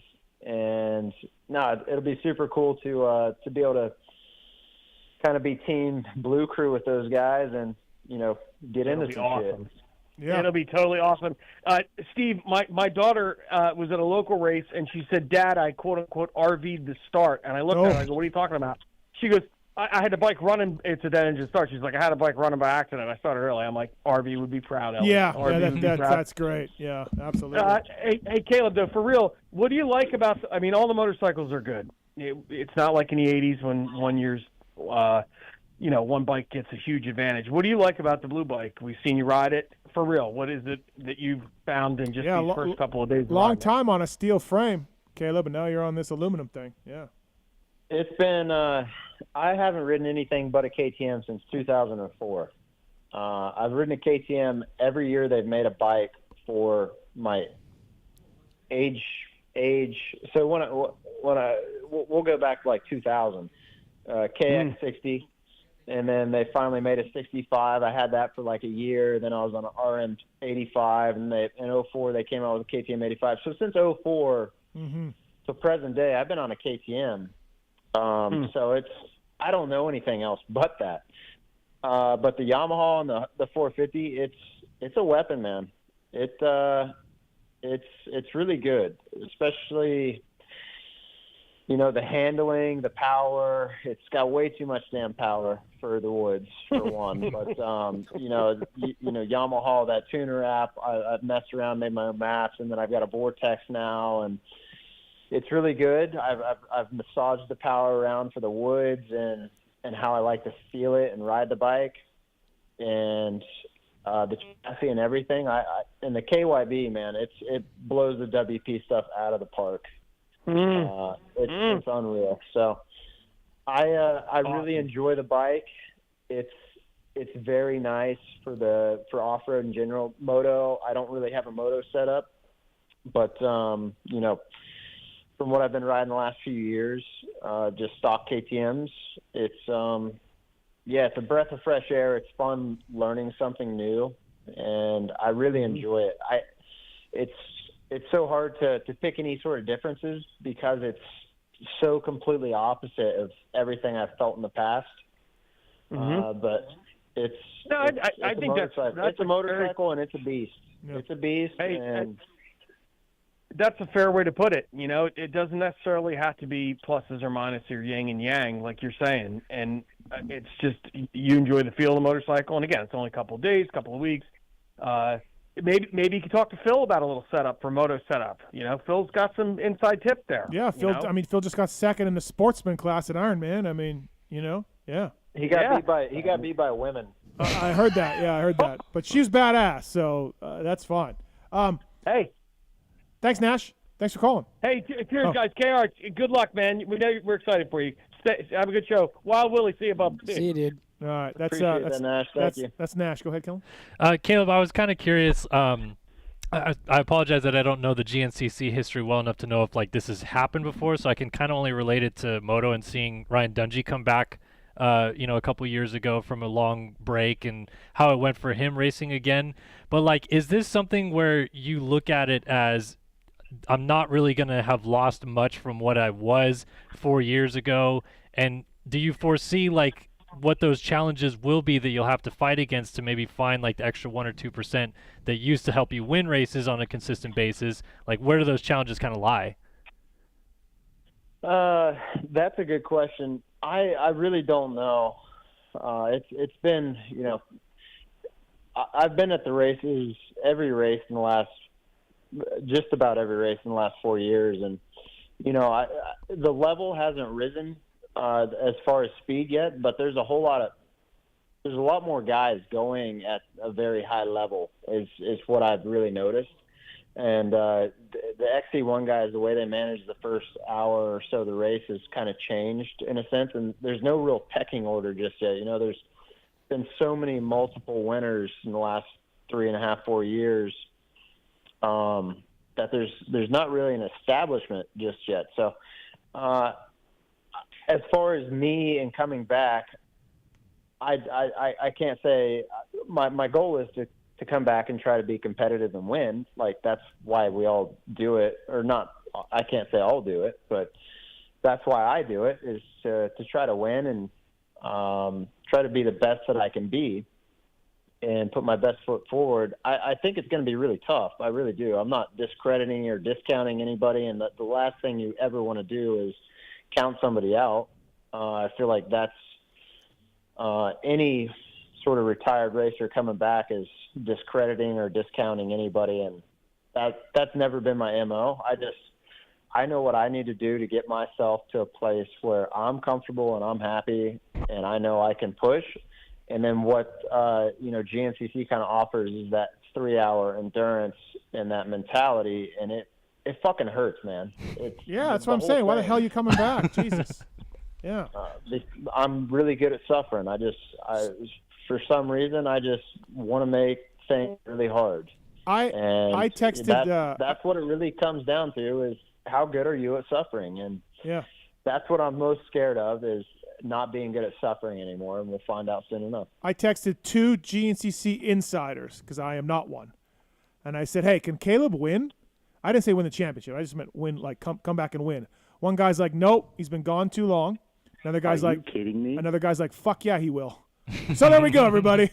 50-50. Yeah, the GNCC insiders all over the map with their thoughts. So there is that, All right, we got some phone calls for you, Kailub. One is Ryan. Ryan, go ahead, man. Yeah. So Kailub, I was, everybody knows you trained all the KTM guys down at Ranch Russell. Me and my buddies were bench racing. Is it more so the reason you're coming back? You're training all these guys who are winning, and day in and day out you're dealing with them, and you go, hey, these guys are something I can compete with. Maybe I should come back. Maybe I can beat them, because I'm training them every day. So who's to say I can't come back and win? Is that something, what is that the reason why you kind of come back? Because you train these guys every day and you think you can beat them again? That's not the reason I came back. I mean, the reason is I felt like I've left something on the table in life. Yeah, that's the biggest reason I'm coming back, is, life is short-lived, and, one day I'm going to be laying there on my deathbed, and, the only thing I'm going to be thinking about is my family and friends, for sure. It's not all the accolades and all this, but it's what I like to do. It's what I want to do. I'm not coming back because I know or I think I can beat anybody. It's just it's what I want to do right now in this time. And, you know, I was scared of losing something you can't even own. So for me, I just want to come back and race. And, you know, luckily people still believe I can do a damn good job at it. And I want to just continue to try to be the best I can be every day. It's not because I think I'm better than the guys that I was training necessarily. I do know there's a lot of them that I can compete with, but you know, at the top level, I still have some work to do. You know, it's been a long time. I just there's no reason for me to come back because I have anything to prove. I just want to come back and race because that's what I want in life right now. Mm-hmm. Thanks, Ryan. Thanks for the call. Appreciate it. Thank you. Yeah, thanks. Have a good one, guys. Bad news for you, Kailub. So I knew this was happening a few months ago, and I went ahead and contacted MX Sports, and I've secured the number 557 for a GNCC series, and I need $10,000, and you can have it back. So kind of bad news for you. I'll go to 556 or something. Oh, wow. Doesn't care. He's not committed to 557. Damn it, that didn't work. Hey, we got another. We have Cody on 3 for you, Kailub. Go ahead, Cody. Hey, so as you know, in GNCC, the amateurs race with the pros, right? Yeah. And since Caleb's at all the events, and he's usually in one of the nastier spots on the course, and we were at a new track this year in Tennessee, and I had just smacked a tree, and I'm kind of, you know, in a fog a little bit. My wheels all jacked sideways, and I get to this muddy section where Caleb's standing there, and all these guys are passing me and everything, and I couldn't make my way around. So I just drop in this mud hole, right? And I just get stuck. I'm buried. Yeah.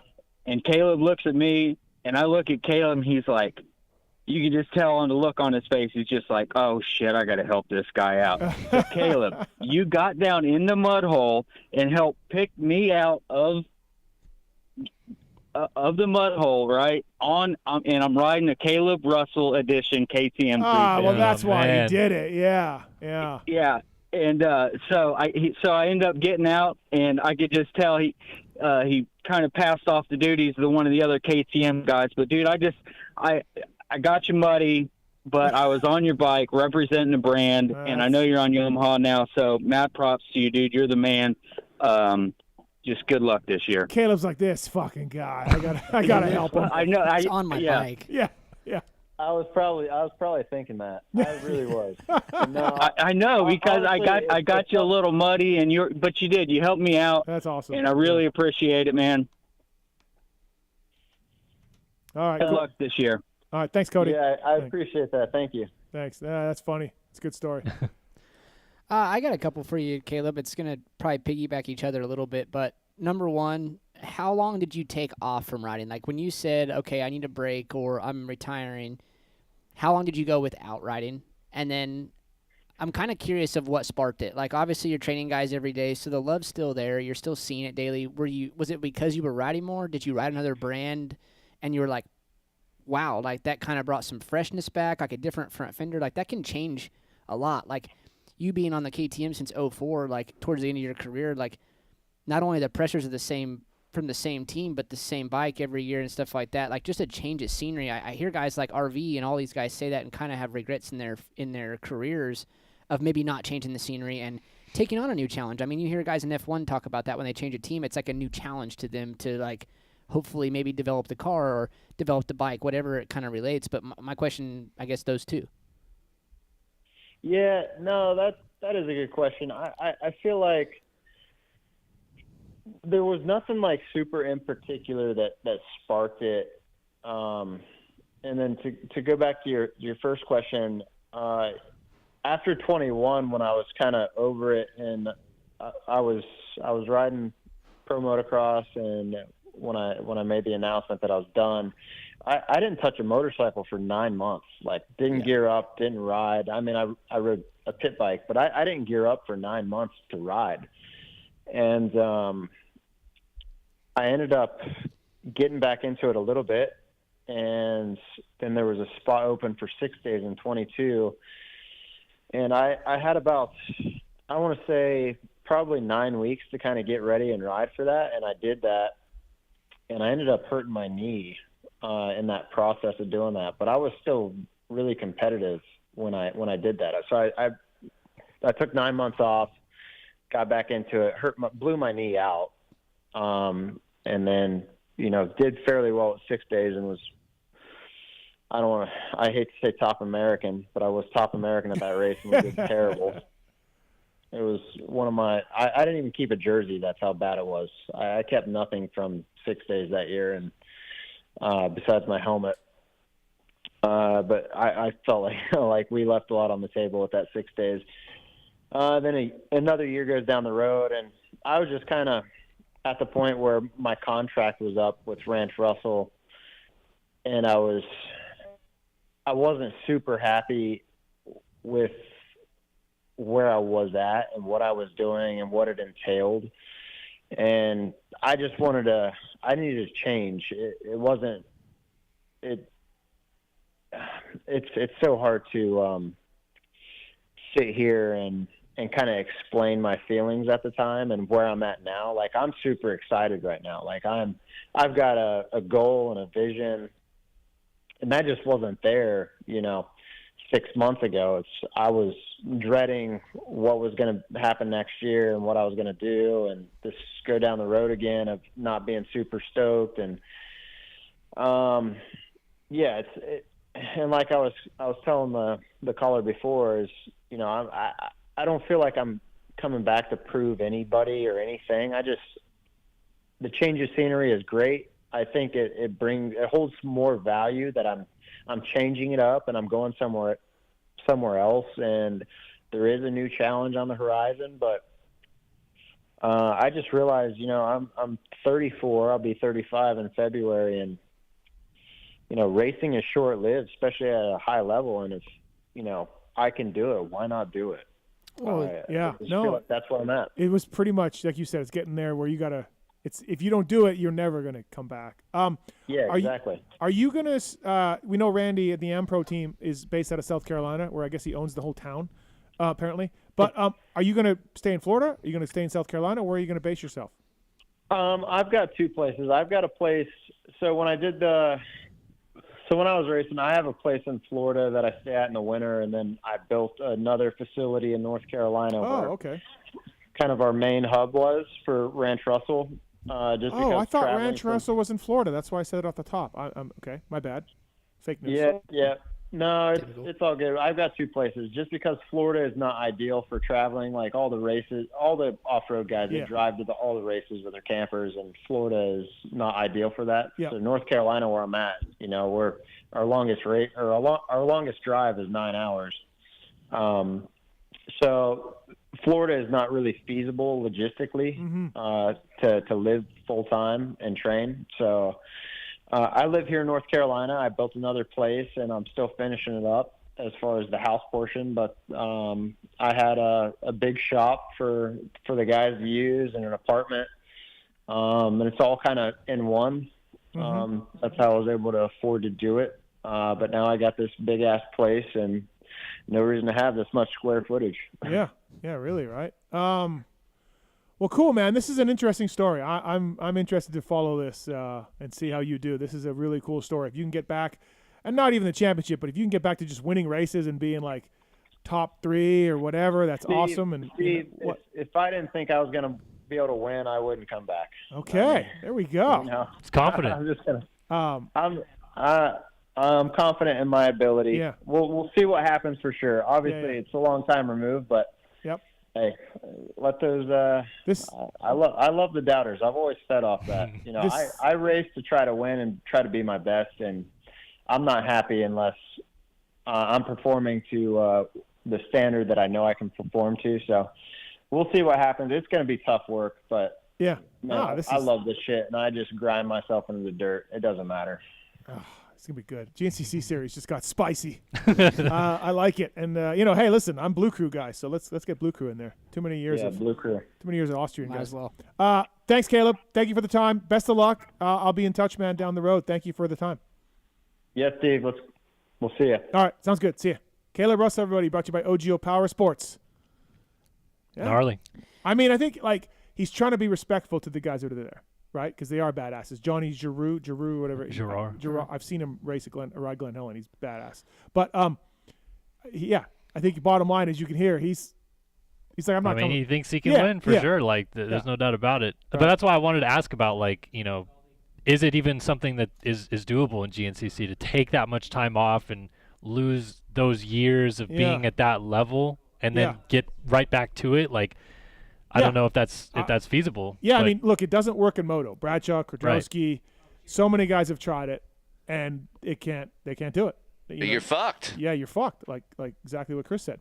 So it's not really doable in Supercross and motocross, especially not at 34. But even GNCC is different. Yeah, it is. But I mean, he said he's going to be 35 soon. He's not necessarily young for that sport necessarily, and they're very precise in getting through trees and hitting lines and going fast enough through them as well, and kind of having the ability to turn your brain off. Like, I'm curious how it gets back to that level. Will, from a physical standpoint, at 34, it's fine, right? I think he's fine because a lot of the reasons that he kind of touched on was like that's past the point almost. It's not past the point of fitness, but it is, right? Like 3 hours is a suffer. I don't care what you're doing. Anything for 3 hours is a long time, right? So unless you're making love. Never done it. That's still a long time. Yeah, that'd be a really long time. Like that'd be like that's routine for me. 2 hours and 58 seconds. Past my normal realm. So basically, to me, what I was I'm thinking is he's at the point where I almost feel like knowledge and experience in that realm should pay off more. Like sneaky lines, not hitting that tree pacing route. Yourself. Taking off on the start. Let them take off. Let them burn up the clutch. Let them whatever the case. There's a lot of factors that go in there that I don't even know about. But I think what he was trying to allude to, and it wasn't so much the fulfillment. We're so wired as racers from 3 years old on is goals. All we know is a goal, and you have to chase it, and you have to try and check it. And the whole point of your racing is to check that goal, whatever that is. And it's one at a time. Sometimes it's multiple. Sometimes it's one. Sometimes it's one championship. Where when you remove yourself from that and you're, lack of a better term, goalless, you become a different person. And I think you really chase something that's gonna fulfill that, right? Where if he's not getting that, and honestly, if he's sitting there coaching, it'd be harder for me to coach in my point right now if I truly felt like I could beat everybody I coach, right? Where I'm like, this would be difficult. You do get the sense that he was like, no offense to those guys, but he's like, got him. And I don't take it that way, if he's that confident. And how could you doubt him? I mean, I can't remember how many times he won. Eight times, it was a lot. 8 times? I think so, yeah. That's a lot of championships, right? So, of course, in his brain, he's wired to go, dude, I could probably still do it. Yeah. If you can ask anybody that was done racing, if they could still win and they knew it, they're going back. Yeah. No, you're probably right. Interesting interview for sure. Thanks, Kailub Russell, for coming on. Will, do you know what kind of pistons Team Honda uses? Wiseco. Yes, Wiseco. Pulp24 is the code to save with Wiseco. Full range of performance components. Look, the Lawrence brothers, there's no way they would win without the Wiseco stuff. There's just no way. No, sticker on the fork guard, you're going to get contingency. They get probably good contingency, I bet. I know when I was young, Pops put those stickers on my fork guards. We had them on, dude. Yeah, absolutely. Wiseco, full. They got the Garage Buddy engine rebuild kits, clutch and valve train components. Also, 2-stroke, 4-stroke stuff. Wiseco's got you covered. They've got a Performance Focus Racer Elite Series, but they got the old reliable Forge replacements. Why wouldn't you run it? Why wouldn't you? Pulp24 is the code to save with Wiseco. I really like Wilburn as a sponsor. I know he's up to date. I like it. He's up to date. I need a touch more caffeine for the final part, and I'm ready to Usually you and Lewis just fucking sit there and look at me blank, but not Wilburn. Sorry that we're not as well versed with Will on this. Wiseco Pistons, please check them out. Use the code Pulp24 to save on it. Bring our next guest in here. Look, Arena Cross has been fucking delivering. KP, Brees, Vince, been delivering since everyone. The beginning. Viney. You name it. Arena Cross has been delivering it. Viney. This gentleman on the line has been calling the action. Ryan Gauld, friend of the show. What's up, Gauldy? Gauldy. Hey, what's up, Kellen, Will, Stevie? Poor Viney making the highlight reel in all the wrong ways. My only regret is you guys didn't leave it on long enough to finish him tumbling down the side. That was well, unfortunately, I don't think you really knew that was coming.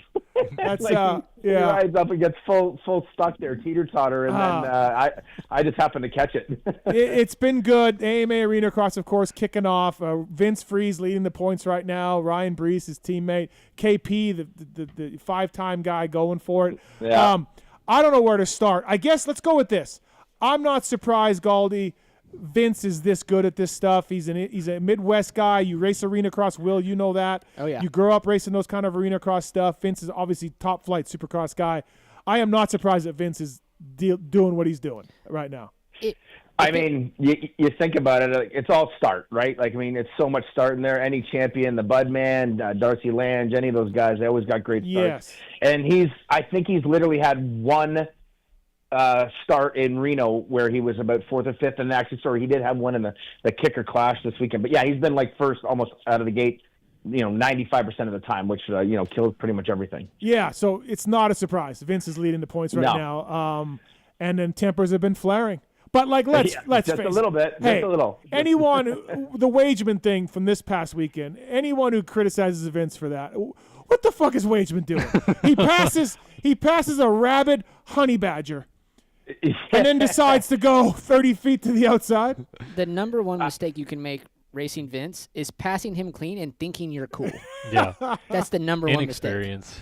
Yeah. I think everybody who watched that and watched that replay, so I'm doing it live, and we're like, oh, great pass, and literally, like, behind my voice, I'm like, please don't go wide. Please don't go wide.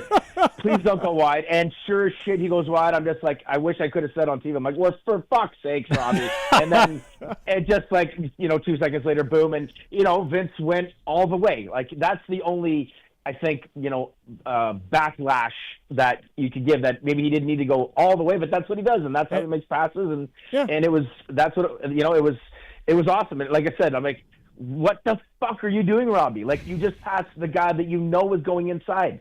Go inside, play defense, and then and try to pull away for a half a lap or whatever. But nope, he didn't. And sure as shit, we get the stuff. And it's great to see Vince embracing the villain in the press conference things. He's just like, let's see how that goes with it. Oh yeah. But like, he's gifted at that. If I'm being honest, I don't really think he's done anything out of line yet. No.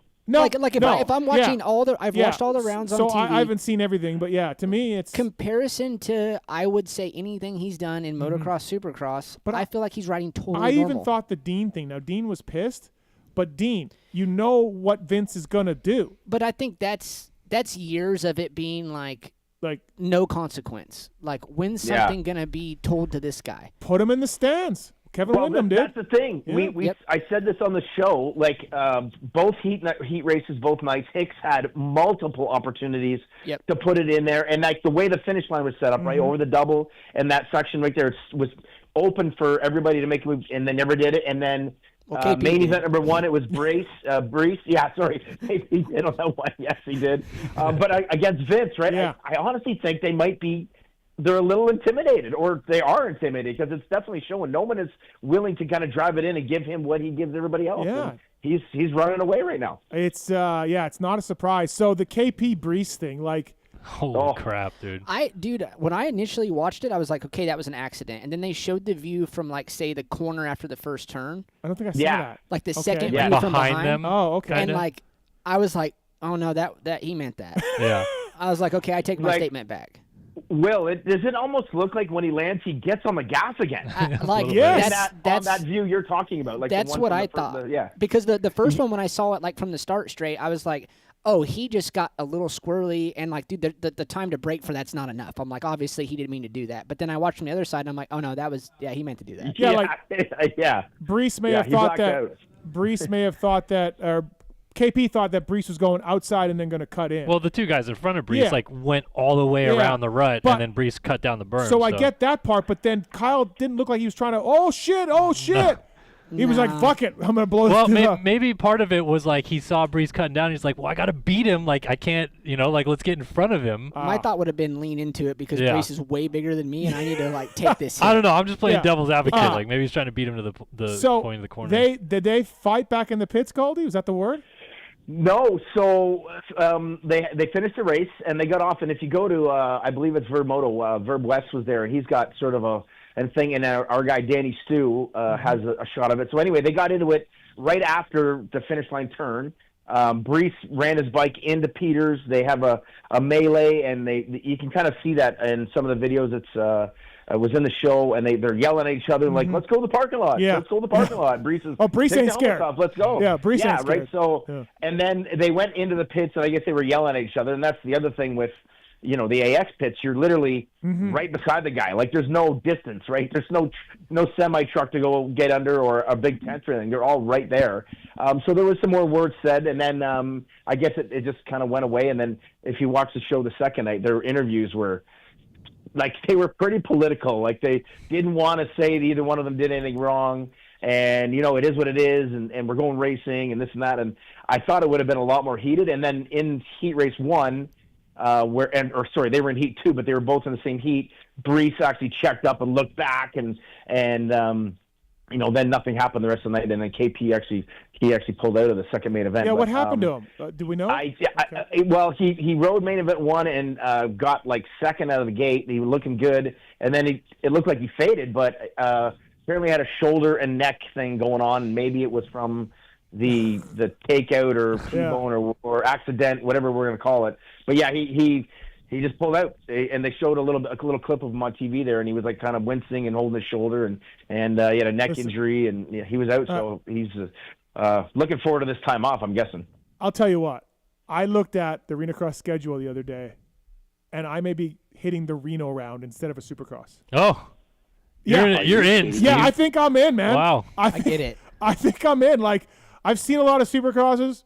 I went to Daytona last year and had the time of my life. Me and Denny Stevenson called it in the sand track. It's great. And it was fantastic. And I'm seeing what's going on here. I'm seeing Sherkos and Starks and Sherkos, B-Ray, Brandon Ray. He's got a headlight. And Reno's not far, and I think I'm in. I mean, why not, dude? Embrace it. It's great.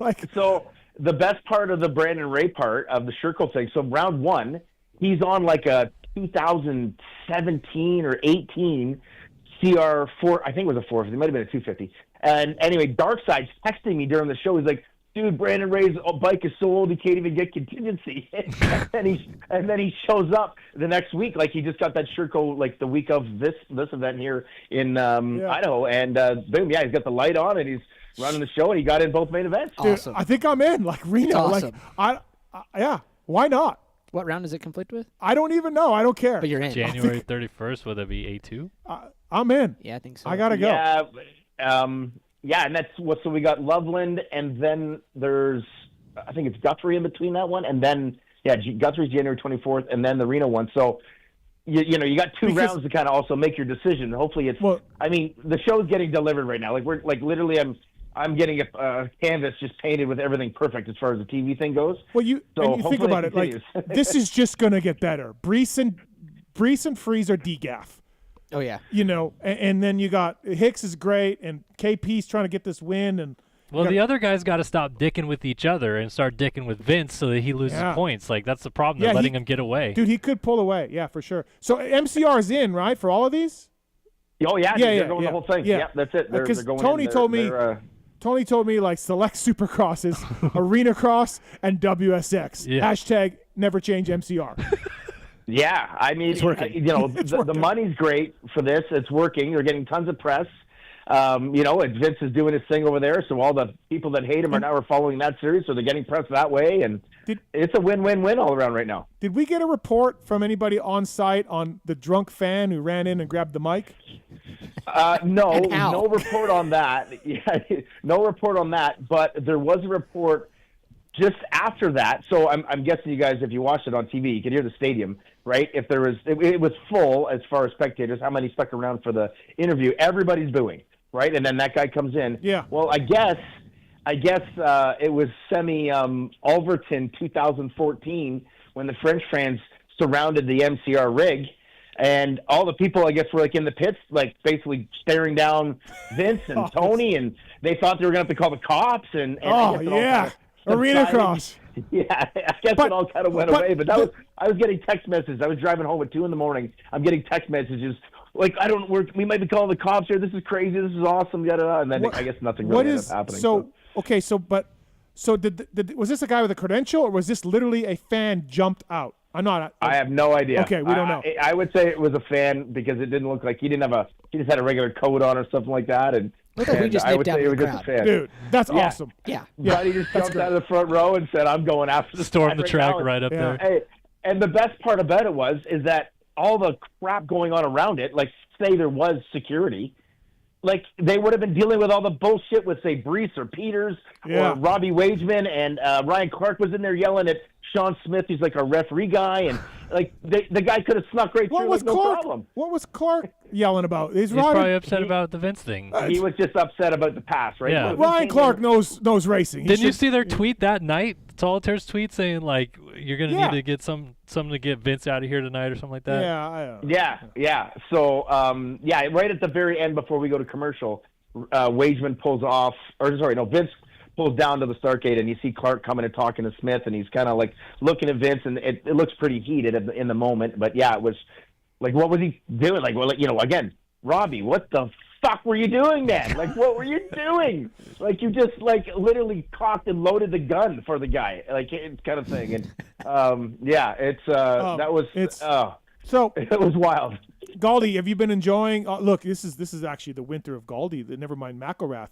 Gauldy goes to the Vancouver World Supercross. He's I've seen him everywhere. Yeah, he's dancing and he's the live announcer and he's dancing. Now he's calling arena cross, and right now it's all this is the winter of Gauldy. Him and Noof are co-promoters in BC, and they just made a fucking hundreds of thousands of dollars from these arena crosses they promote. Like not Gauldy, high ceiling worth, but I'm halfway up your ceilings. Gauldy, this is quite a winter for you. Yeah, I'm headed to the Bahamas tomorrow for 3 days with the old lady. There we go, dude. So God, you're just gonna make love to her for 3 straight days in Bahamas. He might be the 3 hour. No. Yeah, it's time to beat the old lady up on that one for sure. We're gonna take advantage. Maybe he can go 3 hours. No kids? Oh, and if no, you're 3 hours. be careful, dude. No kids. No, I'm not bringing my fucking kids on that trip. Are you kidding me? Oh, no way. She's no gonna. way. She's gonna. No. Yeah, she's gonna. No, 3 hours. Oof. That's like a year's worth right there. Thank you. Yeah. But have you been enjoying this? Okay. Well, let me go back. What happened to Robbie McQuarrie and the Thompson Jetworks guys are running it or owning it, or how'd this kind of come together? So what I've learned is that basically one of the reasons why Robbie kind of went into this a few years ago was for a family aspect. His wife was going to kind of be part of it, doing the scoring and organizing. Oh, his wife too. She's a smoke show. His wife. Yes. And then his son was right into racing at the time and all this stuff. She's in the one Bob's commercial where they walk out into the middle of the park. On the TV show, but anyway, anyway, the kid was all about it. They were going racing. Mm-hmm. Well, he breaks his femur the first fucking round that they took over the business. Oh, so that sort of like made a step back and this and that. And I want to say this was 2 years ago, not before last year's season. And then I've from what I gather, he's got a really good offer for another career path. Oh, okay. Like way better as far as financial sounds go and all that stuff. And he just didn't have the time. So it's basically a passing of the torch over to the Jetworks crew. Okay. Because Jetworks has stepped in to help with the television side of things. Yeah. With the production studio and the costs and all that kind of stuff, being the Canadian dollar and whatnot. And so they're kind of taking it over in a sense. They're now the promoters and sort of the owners of the AMA Arena Cross Series. So you've been enjoying this? Have you been obviously that drive from your house to the studio is not fun, like you said, because they're all West Coast races, but you've been enjoying it? Well, I mean, I'm not flying to Reno or Idaho, but yeah, no, it's 3.5 hours from my house, the production studio. So, dude, I'm loving this. I love doing anything television. Yeah. I enjoy it. I love watching racing. I'm a super fan of anything involving the racing stuff. The WSX thing was awesome to be a part of, although, like I said, it was a bit of more production that I would have liked. Yeah. It was a lot more work than, you were making fun of me, right? So a lot of meetings. But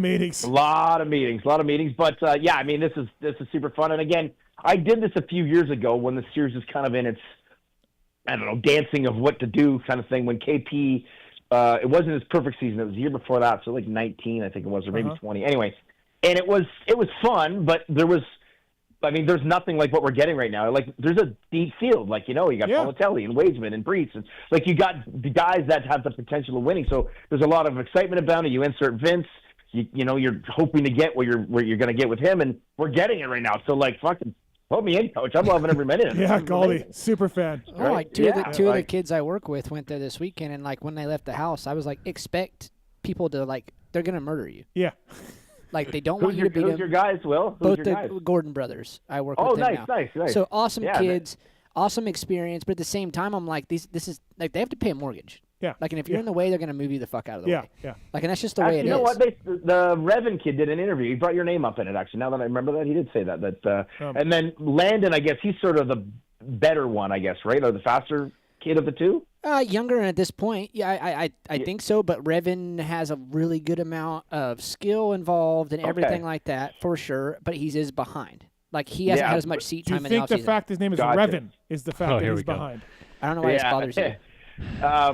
The Landon, he's got skills, but he had that one. He had a big crash there on the Friday, right? He had his chest and kind of ruffled his feathers. But yeah, they got skills for sure. Speaking of arena costs, we couldn't just keep destroying Robbie Wageman on here without actually talking to Robbie Wageman. Here we go. Nice. I mean, so we got Robbie Wageman on the line. Robbie, thank you for picking up the phone. What the fuck, bro? Robbie. What's happening? Robbie. Ryan Gauld's on the line, Kellen Brauer, Wil Hahn. We're just like, you just passed the number one guy that you do not want to leave an opening for, and you drove out, Robbie, to where the fans were. Yeah, I mean, hey, I guess we all got to expect on how he races. But to be fair, I mean, I seen him coming in, and I checked up. I did check up for a second, and I thought he was just going to turn and. Oh no! I didn't expect him to take me all the way to the tough block. I have a pet tiger, and it went tiger on me. That's odd. I don't know why this tiger bit me. I take a lot of the responsibility on that one. It does suck because I feel like I was riding really good and I had a good race going for me. I feel like I was finally finding my groove back racing and stuff like that. So yeah, it is a bummer, but hey, we move forward and we look past it and. It's all good. Okay. So hey, Robbie, was I don't know if you saw it. The guy that came up to the live TV during Vince's interview, was that like a cousin of yours or a nephew or somebody that came up and called Vince a pussy there on live TV? I didn't get a chance to see most of it because we're in our booth, but that seemed like a pretty wild moment. I don't know if you actually saw it. Yeah. So actually, I didn't see that or know anything about that. I was actually talking to Justin Bogle after the race, and he mentioned something about that. And I thought it was more of like an interview. I didn't know it was on the TV. Oh yeah, the guy comes up, he's like, "You're a fucking pussy," right? Like, and it's free. Yeah, when I got back to my sister's house, we were all watching it just because I wanted to rewatch the race, and we were watching the interviews on the TV on the podium, and I mean, it was pretty funny to me. And but yeah, I had no idea who that kid was. I mean, people were DMing me about it and tagging me on Instagram and asking if I paid that kid to say that. And I mean, hey, I would never do anything like that. No, it was a good laugh. It was a good laugh, but pretty crazy. Robbie, have you been? Okay, go ahead. Sorry. No, you go ahead. How have you? So, like you mentioned, you were 4 rounds down, but two stops in the series. You're getting your groove back a little bit. You feeling better on the tight stuff? Like how have you been enjoying your arena cross experience besides that one turn? I'm loving it, dude. Honestly, like anytime I can race my dirt bike or go race and anything like that, I'm loving it. Like I did Day in the Dirt the weekend before. So arena cross has been amazing. Reno wasn't the way I really wanted it to go, but we got started, and then I was on the 250 there, and then obviously I jumped up to the 450 for Boise, and I honestly got to give it all up to my dad. My dad, Russ, we were out at the practice track during the week right before Boise, and he gave me a lot of pointers. We did probably 30 starts, and he fixed a lot of stuff with my starts, and I feel like that was my weak link in my program. And I feel like my starts in Boise were really good. and I positioned myself good. And nice. So Russ is a legend. I know my speed's there. And everything, and I'm just really happy with the way I was riding, like overall, like just aggression wise and stuff like that. Like I feel like I was just riding with a bit of confidence. So a lot of positives to take away. I'm not thrilled, obviously, with the way it ended, but like I said, we live and we learn, and we move forward. We move past it, and yeah, it is what it is. Yeah. Can't take it back now, right? Yeah, no, for sure. And look, if the opportunity presents itself, then get some revenge. It's arena cross. That's what happens. Hey, this is a good question for you because I've been talking to Chris Elliott a little bit, Robbie. Are you still? Is the plan still? I think it's Guthrie, and then to go back to Anaheim that weekend? Because I've heard there was chances you guys are going to do a little bit of crazy flights to try to do both series. Or is that not even a thing anymore? Or was it? Yeah, no, that's the plan. It's been the plan. We've talked about it, and I'm actually probably going to look at flights here pretty soon. I think there's a really early morning flight out from there Saturday morning, which puts you into California at like 8 or 9 or something like that, and then I'll just kind of go straight to Anaheim from there. So, like I said, I love arena cross. I love the series. You guys are doing amazing. And I would love to do every round, so as well as all the Supercross rounds as well. So, that's the plan as of now. Nice. What do you think of that, Steve? Yeah, Friday night arena cross, flying to Anaheim. That's amazing. Yeah, that's what racers do, Gauldy. That's what racers do. 100%. All right, listen, Robbie, we'll let you go. We were really making fun of you, so we thought we'd give you a chance to explain. No, yeah, I appreciate it. I mean, hey, all's good over here. I'm not mad about the situation. People were coming up to me asking if I was telling me I need to take my song off and stuff and things like that. And I'm like, look, guys, I'm not mad about the contact of it. It's just more of the fact that my race got ruined, right? So yeah, for sure. Look, all right. Robin's racing. I love that stuff. Yeah, beautiful. You're a veteran enough. You understand that. Awesome. Well, thanks, Robbie. Yeah, thanks for picking up, buddy. Thank you. No, thank you, Steve. I appreciate it, boys. All right, see ya. See you, Robbie. See you, dude. That's Robbie Wageman. Got to the bottom of that one. He's gonna love Guthrie. What? He's gonna love Guthrie. Yeah. Guthrie's badass. Is it? Yeah. Yeah, big it's floor, big, right? awesome dirt. Yeah. That's good. Hey, rumor too for that one, Steve. It's not totally confirmed, but there was chats with a man that loves to give people the middle finger that might be coming to that round on a Stark. I want my money back for these fucking parties that we threw. I mean, honestly, he's fucking. I feel like you're vindicated with this. Yes, this is ridiculous. It's ridiculous, and he's doing just dragging it out. World Supercross, Aussie stuff. You're gonna need a retirement party. Yeah. Now he's on a Stark and Guthrie. Yeah, there was chats because the series itself has a bunch of them to kind of like build this hype up and sort of lend them out, if you will. That like Farees rode one, that Ashton Oudman was riding one this weekend. So anyway.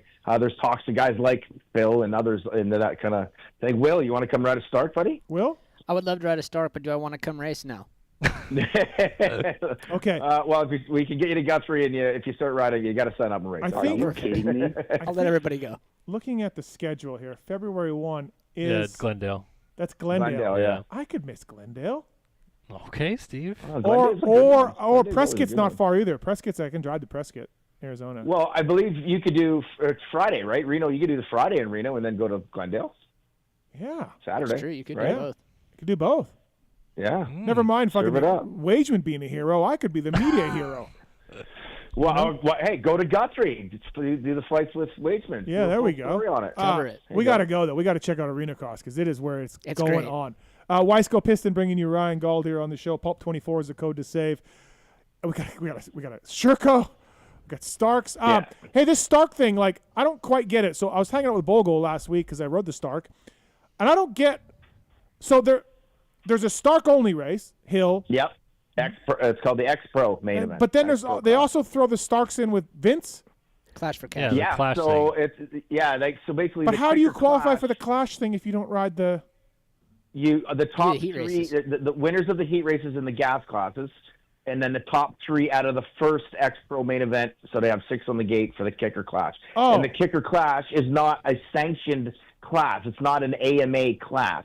That's why it's allowed to have sort of this gimmick. Okay, I didn't understand how the Stark guys. I know there was a Stark only class. I didn't follow that. Okay, Yeah, so the top 3 out of there. Because yeah, Bogle was saying the last round, first round, he was in the clash for cash, and Vince was taking him wide, and he was like, "Yeah, take it, man, go. Yeah, I'm too old. I don't care." Like he said, come on. Vince, he said Vince was going for the kill. Where's the Bogle from San Diego 2020? We need that back yeah, again. Yeah. No, at this point, that Bogle's gone. Yeah. He's like, "Fuck it, dude. I don't need the $30." Literally. Yeah. He's a very chill Bogle at this point in his career. He's awesome on the mic. He's like, "Yeah, the boys, you can have it." He had to borrow parts off of that Kalani Humphrey kid this weekend and piece together a Stark. But yeah, but listen, I think this is awesome. The Stark stuff's good. The arena cross stuff, the clash for cash, all of that. But cool. I think it's The awesome. whoops are tougher in arena cross than they are in Supercross. Always have been. Wait, so Michael Hicks is racing both classes? I didn't even notice this. He's really the JT of arena cross. Every lap you possibly can in arena cross thus far. Oh my gosh. Yes, and he's been on every single podium in both classes thus far. And it's not much time. No. So it's if you watched I think it was the Friday night. Banks Kristen does the interview. Or sorry, he gets off the Stark, and we're kind of getting ready to do a commercial. He's getting off the Stark. His bike is laying beside the backdrop. Is Yamaha 450? He's laying beside the backdrop of behind the Stark gate. He walks over, puts his helmet on the bike, puts his goggles on, and goes over to Kristen, does the interview, and then goes back. It's on the bike. He's right on the Stark gate for the final main event. So yeah, there's not much time at all. Like he's the machine, I guess, the Mike Brown, if you will, of arena cross kind of thing. I got some texts right now during the show. So one text says Gauldy wore the same shirt both shows. True or false? Nope, I didn't. False. Okay. I've had a different shirt on every show so far. And then another. I've only got 4. I've done 4 shows, so the next show I will have a repeat. And then ask Gauldy about the announcer Kristen if he can help her with her dressing. I don't know what this means. What? But well, you guys would never see it because.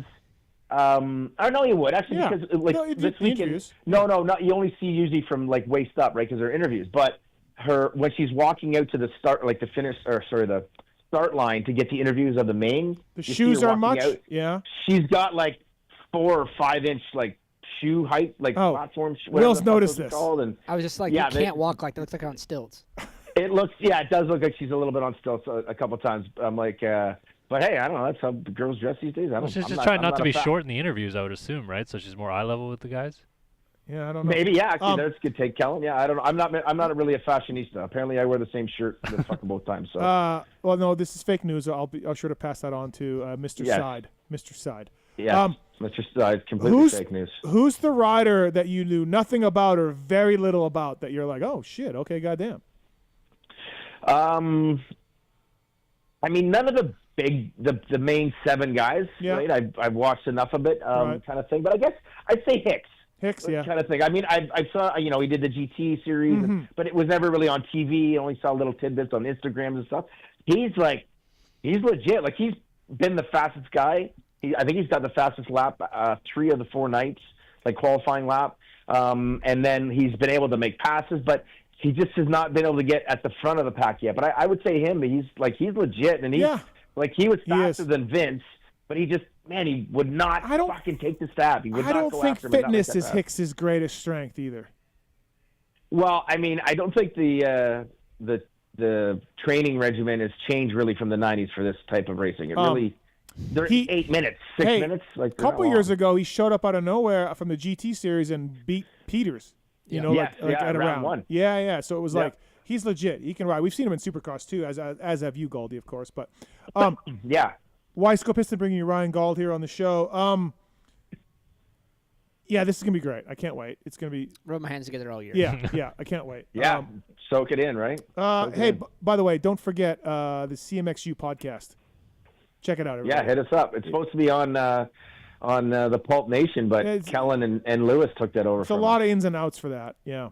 I'm sorry. I did not know that I was usurping. No, that's what Steve said. He's like, Kellen and Lewis are just way better, so you guys are cut. Oh boy, that's exactly what I said. No Canadian love there at all. Like no love from Canada. So is Josh Hill doing them all? No? I thought he was going to be at this one, and then all of a sudden he's posting. He was building a track at in the Tri-City one, or I don't know what that one was, but anyway, he's in or out. I'm not too sure. I believe it comes down to whatever the start money comes down to, from what I gather. Right. Well, From hopefully, Stark, so. hopefully the Phillip guy will be checking it out. That'd be cool. Yeah, I think it'd be neat to have him. And then, how did those arena crosses go with you and Noof in the barn? Good. They went good. Yeah, numbers were up as far as entries. Pro class was kind of weak again, but the ones that we did have there were all good, legit guys, so that was cool. It got pretty feisty. There was a bit of pushing and shoving, and the cops got called. The cops got called one night, but that wasn't on the pros though. That was the 50cc 4-6 class. Oh, stop it! No way. Yes. Two mums got into it, and the grandmother or the mother of one of the mothers called the cops. So that was a good one. There's a little bit of shoving and pushing and shoving and screaming in the pits and whatnot. The beer garden got out of hand one night. I had to eject a former Canadian national champion out of the building. Yes, you guys can use your the data on that one. I don't need to rat him out totally. But does he have multiple titles? Does he have multiple? No, just the one. Just the one. I didn't know Dusty Clad had that in him. Yeah, I mean, no.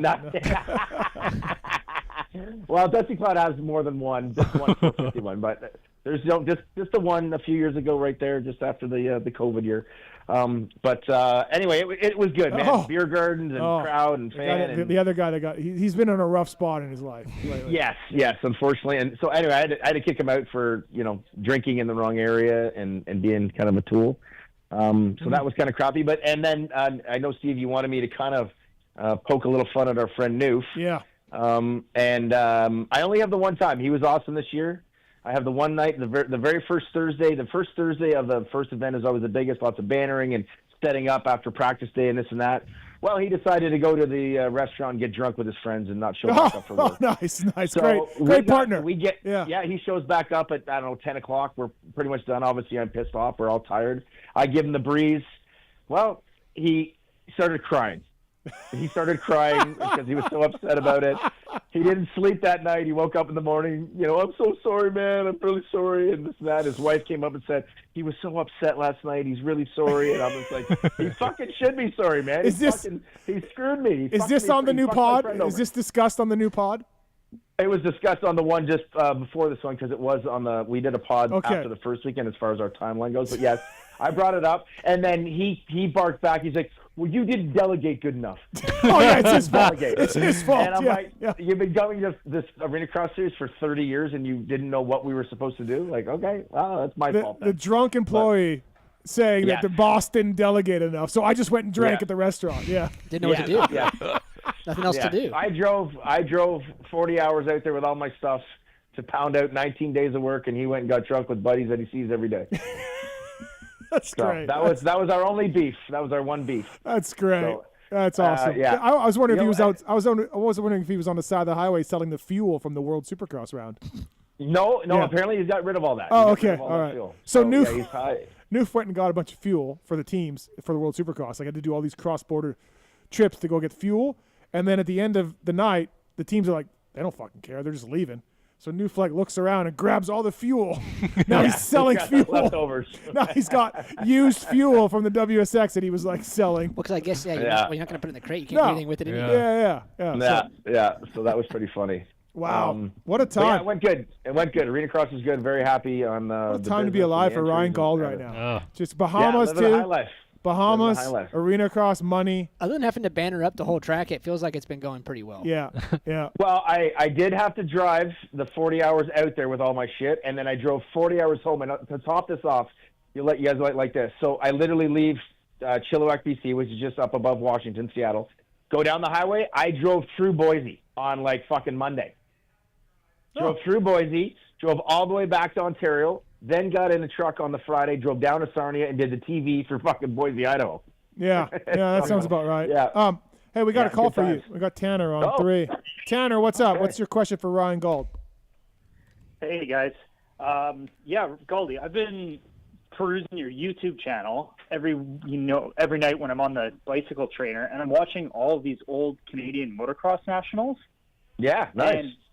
they're awesome. Like every single one that I watch, and like I'm Canadian, so maybe a little biased, but I watch every single race. Like you can just scroll through and pick one, and they're amazing. Like the production's great, the racing's awesome.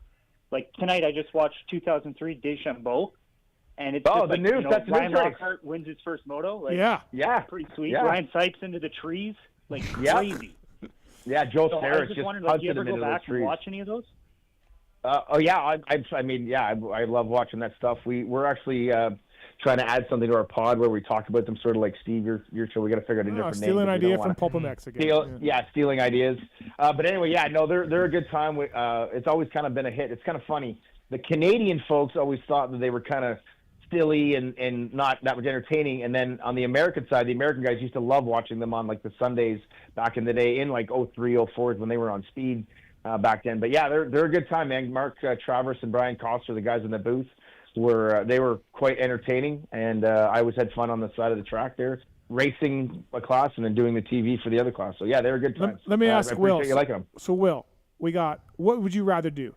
Would you rather win a national overall without winning a moto in your career? So you win the overall without winning a moto, or the other guy only won one moto but never won the overall. Which would you rather be?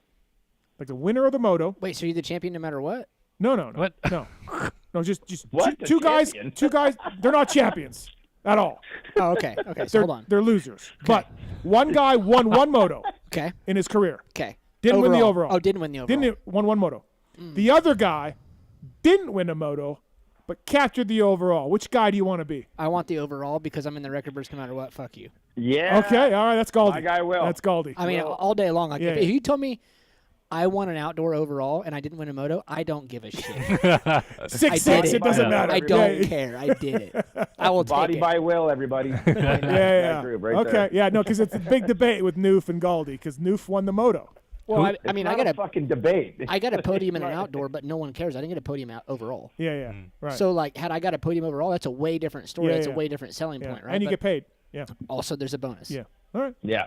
All right. All right, Tanner. Thanks for the call, man. Check out the YouTube channel for everybody. Yeah, I Thanks, just Tanner. got one more thing quick. Yeah. One more thing quick, if I can. Yeah. So I actually work at Heartbeat Hot Sauce, the title sponsor for Team Solitaire. Oh, nice. And I just want everybody to know that we're withholding all of our sponsorship obligations until Wageman saws off freezes. Yeah. Fair enough. Let's go. Hey, I've got some Heartbeat. I use it a lot. It's good stuff. So, yeah. Right on. Thanks, buddy. Thank you. Keeping it Good spicy. night, guys. Yeah, I can't tell you how many times that I had American racers be like, I love the Canadian stuff. And I'd be like, Travers and Coster? Like, They were entertaining, man. There's I just know. upbeat energy. and I'm like, I come from where I'm just like, it's kind of cheesy. you know what? But, go ahead. Sorry. But I'm telling you, American people, yeah, like, so I'm in the wrong fan base, because, yeah. they loved it. So. I was going to say, what I think worked so well for the Canadian shows was they pumped so much energy into an hour. Like, if you could package all of Supercross into an hour, Yeah. I think that it would have that similar energy. But because the show had to be an hour, they were just like, here's this pass, and here's this pass, and here's this guy coming through the field, and it was just like coming at you so quick that I think that's what made it really entertaining too. Yeah. Yeah, it was aired to tape, right? It didn't go live until Yeah. like 15 or 16. So we basically everything that was action was in the show. Like, so it definitely was easier to hype it up for sure. I loved turning it on, and it was Royal distributing whole shit out. Yeah. I'm like, Yeah. that's all I wanted on Sunday or Monday when it came on, or when I could like video it. I'm like, yes, we would lock into that every time. I'm like, the whole shit out. that was Coster's thing. That was his. Yeah, thing it was all the really. time, He should have patented. He It was been, classic. He should have been like the Hawk Tour girl and just like ran with that. You know, that could have been his thing. Like that was He's before got the whole Shiat podcast or something. It was like that. it was before social media, but that could have been his thing. 100%. Yeah. That could have been his shtick. Yeah. Yeah. There you go. Ryan Gauld here, brought to you by Wisco. Check out the CMXU podcast. Noof and Gauldy, and then some guy from Saskatchewan. I'm gonna go back 2 episodes and just listen to the roasting of no banners and shit. And I'm kind of looking forward to this. Yeah, I'd like to listen to that one. Yeah. I might be able to just drop that voice clip out of there somehow. Yeah, pull it out. So, I'll retweet it. We'll get it out there. I need it back. Noof just admitting, I fucked up, man. Yeah. Like, Yeah. dude, you didn't delegate worth of shit. Yeah. How does Noof turn that around and blame Gauldy? Like, that's incredible. On me. That's It was on incredible. me. All right, Gauldy. Hey, man. Thanks for the time tonight. Arena Cross. Keep it up. Will do. Got 2 weeks before the next one? I think. After Christmas? What, so the next Arena Cross? Yeah. No, it's the first week of January. Oh, yeah, so, 3 weeks. Okay. Yeah. January 4 or 5 in Loveland, Colorado. Awesome. Well, it sounds good, Yeah. man. Yeah, listen, and then don't forget, like, you did the Pulp Ride Day. Yeah. I mean, yeah, just. I'm out there. He's everywhere. He's everywhere. Gauldy's everywhere and Literally. nowhere. Yeah, and now I'm out there. His world, and we're living and in now it. Bahamas just. Bahamas. Cheeks. I'm hoping to keep my Cheeks. clothes on this time in Bahamas. Well, maybe we'll do it outside of the bar region anyway. Yeah, don't do that again. I don't want to see that.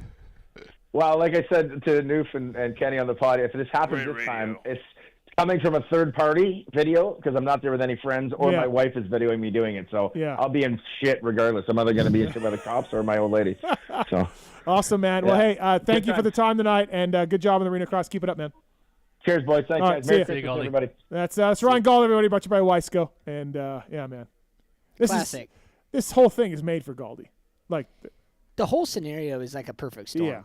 Yeah. And it always is. Mhm. Like, I feel like Arena Cross always has this entertainment value that we do need more of. Yeah, like I started paying more attention to it last year because they came on. Robbie wanted me to promote a little bit on the show. So I started watching them, and yeah, like KP winning them all for a few years there. You're like, whatever. Like, Yeah, maybe a little bit boring. yeah, but and there still, wasn't. But I feel like it's coming back. I think It Vince is. is like perfect for this Oh, because like he it can was play meant for that him. villain role, and he's a great starter, like we said. Yeah. So they have to pass him, Yeah. and he's obviously going to race them aggressive. Like it's right up his alley. Yeah, fantastic. So thanks to Kailub, Russell, Gauldy, and Max Vohland. Don't Wow. you forget it. I know. I'm sorry. We're going to commercial break here. We got the X Brand tear-offs coming up, Race Tech Rant. We Ready. got the top 2 things that Will Hahn's looking forward to. Can't wait to drop that. Supercross 2025. JT's going to come on if it's not too late. It might be by this point. Hard cut. Hard cut. He's probably got to, I mean, he's got the gym in Stocks at 4 a.m., so Yep. he's got to get ready for that. I get that. I get up at 4:30. Do you really? Yeah. Are you going to do that after we drive back tonight too? No, tomorrow. No, I'll change a little bit. Okay. But Yeah. no, I'm like at 8 to 4:30. Yeah, because we've had trouble getting you on the show because you've been in bed. Yeah, I'll be honest. Like I'm not even like I know that sounds like a complete cop out, but I'm literally in bed every night Yeah, at 8. right. All right. PulpMX 20 is code to save with Ethica. Thank you to the folks at Ethica, whether it's hoodies or underwear or shorts or sweats. I love the shorts. I love the sweats. The T-shirts. There's nothing that I they don't don't run make the that's awesome. T-shirts, I don't You think. gotta get a T-shirt. Really? Dude. It's the best Dude, T-shirt. I have 8 million T-shirts. That is a problem with the moto industry. Yes. But I'm also finding out now, like again for the first time, kind of not being like really a part of anything, Yeah. to where I'm like, You're like, hey, shit, I kind of need T-shirts. get T-shirts? Yeah, like anybody, you know. Gonna hit me. break some news when we come back for Kellen Brauer also. So we got a lot of stuff going on. So stick That's gonna be around after this spicy. commercial break here, and much more to get into in the PulpMX show presented by Motorsport.com, Decal Works, and Fly Race. And see you after this commercial break. Yeah, fuck Steve Mathis. 25 years ago, greatness was born. Since then, the only thing that mattered was riding. At motorsport.com, we've made it our #1 priority to make your next ride your best ride. With free shipping on all orders over $79, dedicated and knowledgeable gearheads, and a huge selection of parts, gear, and accessories. Now, let's get out on the track, trail, or open road and make that next ride your best ride with motorsport.com.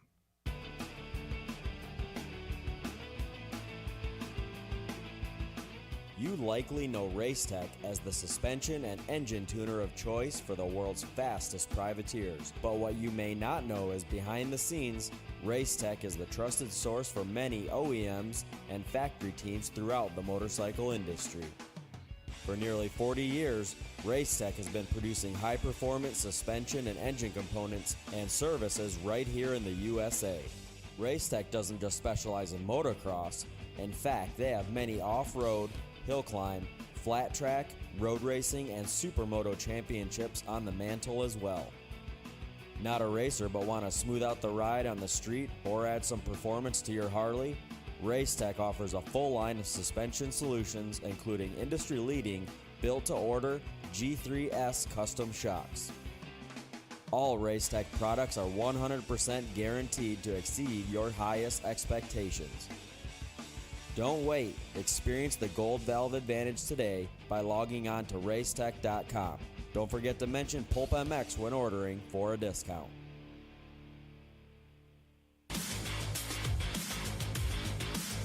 Established in 1989, Eric Phipps had the idea to manufacture factory-styled products for the everyday rider. Working out of his garage, Eric quickly gained a reputation for producing quality products and having great customer service. In just a few short years, the factory team started calling looking for products as well, and as the saying goes, the rest is history. Fast forward to 2024, and they are on their 35th year of producing high-quality products while still providing exceptional customer service. While they are no longer working out of a small garage, they are still producing the finest products available. Teams like HRC Honda, Star Racing Yamaha, HEP Suzuki, Phoenix Honda, BarX Suzuki, AJE Motorsports, Solitaire Yamaha, and countless privateers still rely on the same quality products that are available to you too. Products like their Pro Launch start device, radiator braces, skid plates, clutch perches, and tons more continue to be a staple in the pro pits and amateur scene as well. Check all they have to offer for your ride at worksconnection.com. Use the code PulpMX20 to save 20% off your order. With over 80 years' experience manufacturing power sports pistons right here in the USA, Wiseco has evolved into a full range of performance components for dirt bikes and other power sports machines. Whether you ride a 2-stroke or a 4-stroke, Wiseco has a variety of pistons from reliable forged replacements to the performance-focused Racer Elite series. Wiseco offers race-proven components for the rest of your engine, too. From garage buddy engine rebuild kits, clutch and valve train components, USA-made Racer Elite connecting rods, and their CB4 thermal protection line. Wiseco is proud to be a technical partner with Factory Honda HRC for the 2023 Supercross and Motocross, driving professional-level product development that gets passed down to you. Visit your favorite online or local dealer or wiseco.com to find products for your machine.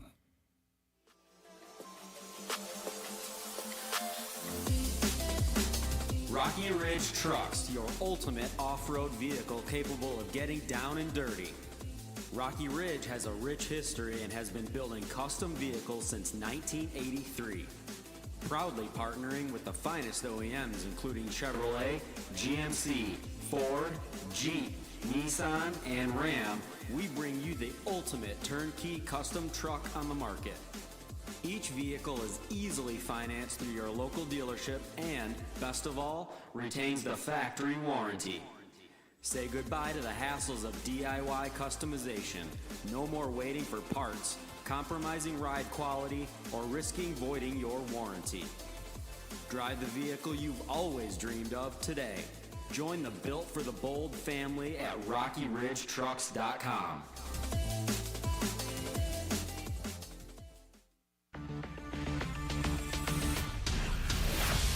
Factory Chassis Parts, established in 2018, is the home of the original high-performance FCP racing engine mount kit, designed to improve traction, handling, cornering, and feel. Used by top-level racers and race teams worldwide, including Phoenix Honda, Justin Starling, the F&H MXGP Kawasaki team, Rock River Yamaha, and many more. CNC machined parts out of high-quality aluminum and titanium. They are easy to install and bring drastic improvements right away. Stop by FCPRacing.com to learn more and order today. Maxima Racing Oils was created for world-class racers who challenge the limits of possibility. Their demands on equipment drive us to look beyond conventional ideas and to exceed industry standards. It's in our DNA to identify problems, formulate solutions, and execute at the highest levels of competition.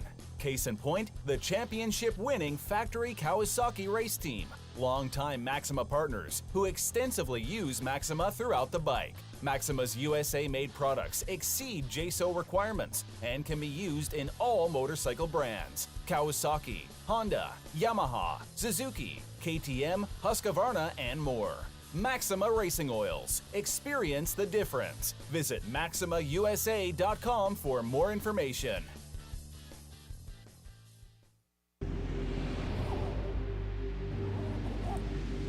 Cooper Webb, and I choose OGO. I'm Christian Craig. I'm Dean Wilson. I'm Aaron Plessinger. I'm Jerry Martin. I'm Nate Thrasher. I'm Shane McElrath. I'm Hunter Lawrence. My name's Jett Lawrence. I'm Jordan Smith. I'm Town Hawkins. Sergeant Hampshire. I'm Hayden Deegan. I'm Colt Nichols, and I choose OGO. And I choose OGO. And I choose OGO. I'm Tom Diallo. I choose OGO. And I choose OGO. And I choose OGO. I'm Jiren Ferranges, and I choose OGO.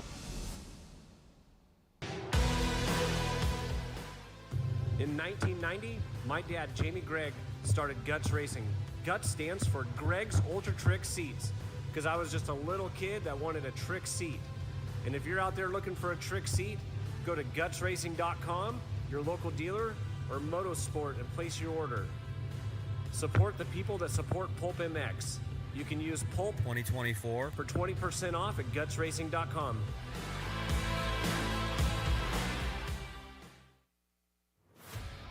FMF Racing is proud to celebrate over 50 years of fun, building every FMF exhaust right here in the USA. Owner and founder Don Emler may have started FMF Racing in his garage in 1973, but Don is still hands-on in our 100,000 square foot state-of-the-art manufacturing facility in Southern California. FMF's goal? Design and manufacture the world's best performance exhaust 100% in the USA under one roof. FMF. Over 50 years of American-made power. Hi, it's Tomax Superfan Dylan here. The only thing I love more than seeing Eli win... Whoa, wait, Dylan. Sorry to cut you off like Steve does his callers and guests, but a lot has changed. Similar to your favorite rider being on a new team, the new Michelin Starcross 6 tire range provides significantly improved performance and durability. Designed to win. The new Michelin Starcross 6 tire range offers up to 16% more traction when new and up to 19% more traction when worn in comparison to the previous generation. This means consumers will not only benefit from improved performance on their first few rides, but that this performance increase will continue throughout the extended life of the tire. Michelin is a legendary innovator in motorcycle tire technology, and thanks to Michelin silica technology, the Michelin Starcross 6 tire range provides up to 11% more durability than the previous generation. This means consumers will enjoy the significantly improved performance throughout the increased life of the tire. Take it from me, as I too have to buy my own tires, this added value is great news. The new Michelin Starcross 6 tire range is available in 6 versions, specifically sand, mud, medium soft, medium hard, and hard versions, with the naming designation corresponding to the type of terrains and conditions where the tires were designed to win. Another innovation is the Michelin adaptive design, with specific positioning of the tread blocks in 3 zones: central, intermediate, and lateral zones, with the single goal to offer exceptional grip for the front tire and exceptional grip, traction, and longevity for the rear. To learn more about the new Michelin Starcross 6 tire line and all the quality products that Michelin offers for motorcycle segments that Steve cares nothing about, visit michelinman.com/motorcycle, and then visit your local dealer or online retailer to choose Michelin product to maximize your riding experiences. Also, too, make sure to follow at Michelin Motorcycle on Instagram and Facebook.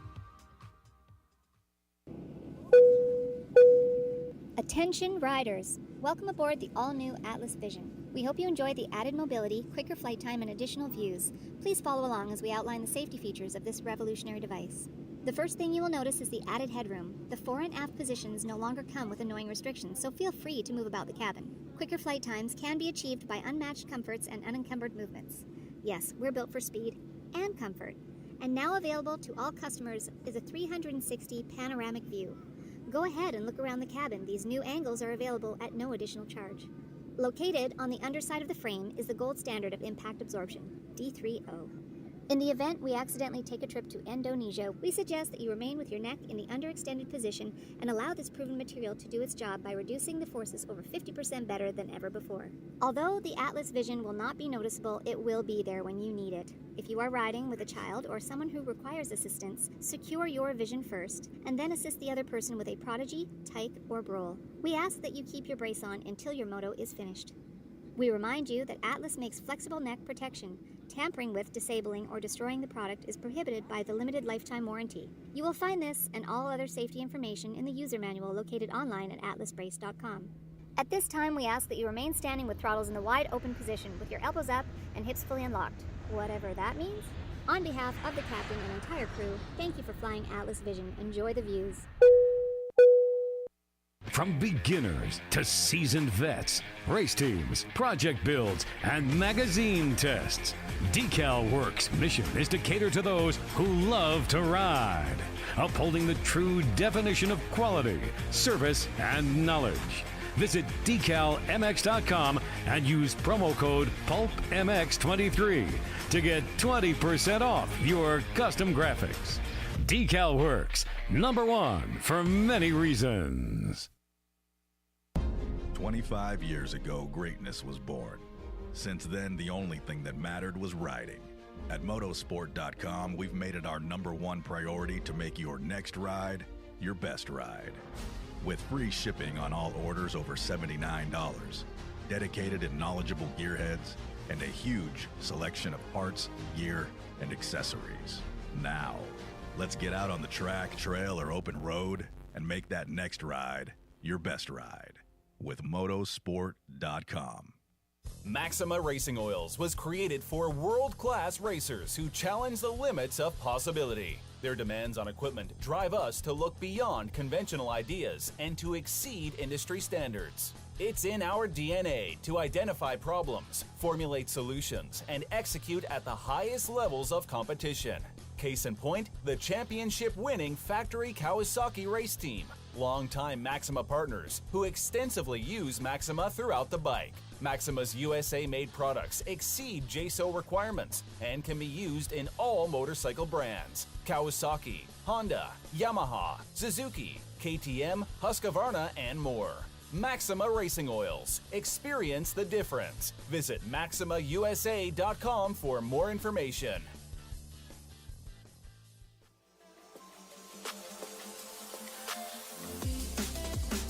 Rocky Ridge Trucks, your ultimate off-road vehicle capable of getting down and dirty. Rocky Ridge has a rich history and has been building custom vehicles since 1983. Proudly partnering with the finest OEMs including Chevrolet, GMC, Ford, Jeep, Nissan, and Ram, we bring you the ultimate turnkey custom truck on the market. Each vehicle is easily financed through your local dealership and, best of all, retains the factory warranty. Say goodbye to the hassles of DIY customization. No more waiting for parts, compromising ride quality, or risking voiding your warranty. Drive the vehicle you've always dreamed of today. Join the Built for the Bold family at RockyRidgeTrucks.com. Hi, it's Tomax Superfan Dylan here. The only thing I love more than seeing Eli win... Whoa, wait, Dylan. Sorry to cut you off like Steve does his callers and guests, but a lot has changed. Similar to your favorite rider being on a new team, the new Michelin Starcross 6 tire range provides significantly improved performance and durability. Designed to win, the new Michelin Starcross 6 tire range offers up to 16% more traction when new and up to 19% more traction when worn in comparison to the previous generation. This means consumers will not only benefit from improved performance on their first few rides, but that this performance increase will continue throughout the extended life of the tire. Michelin is a legendary innovator in motorcycle tire technology, and thanks to Michelin silica technology, the Michelin Starcross 6 tire range provides up to 11% more durability than the previous generation. This means consumers will enjoy the significantly improved performance throughout the increased life of the tire. Take it from me, as I too have to buy my own tires. This added value is great news.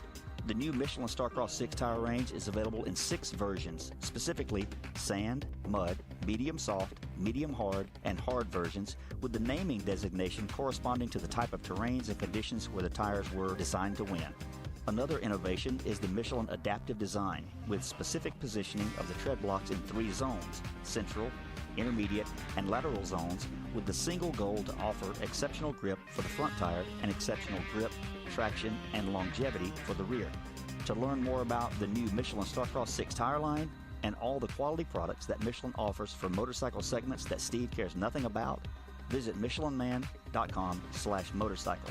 And then visit your local dealer or online retailer to choose Michelin product to maximize your riding experiences. Also, too, make sure to follow at Michelin Motorcycle on Instagram and Facebook.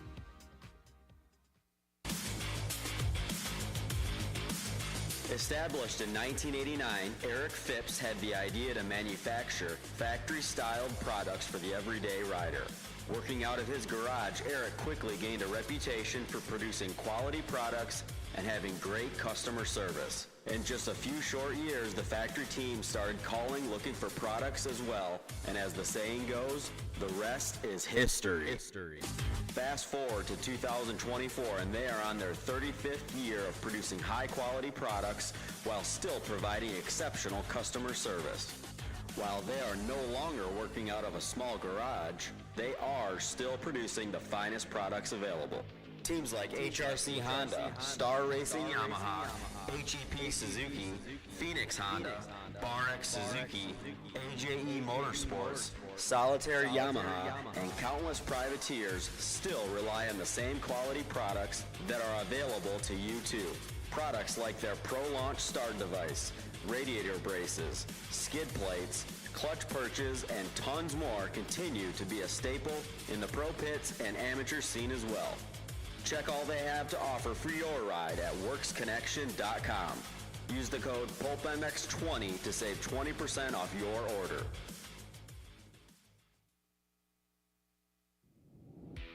The power of fun. Celebrating over 50 years of ear-to-ear wheelies. Half a century. It's pretty cool to see how far we've come. When I started the Flying Machine Factory back in 1973, we were just a bunch of California kids obsessed with racing motocross. The faster we went, the more fun we had. Throughout the decades, one thing has never changed. We come to work every day to help make riding dirt bikes more fun for everybody. The sound, the smell, and the feeling you get from twisting the throttle is something that can't be replaced. It's been one heck of an adventure innovating, engineering, manufacturing, riding, and racing. Thank you for being part of our family-owned and operated business, and we look forward to celebrating you here at the race and continuing to deliver quality products. Don Emler, owner and founder of FMF Racing.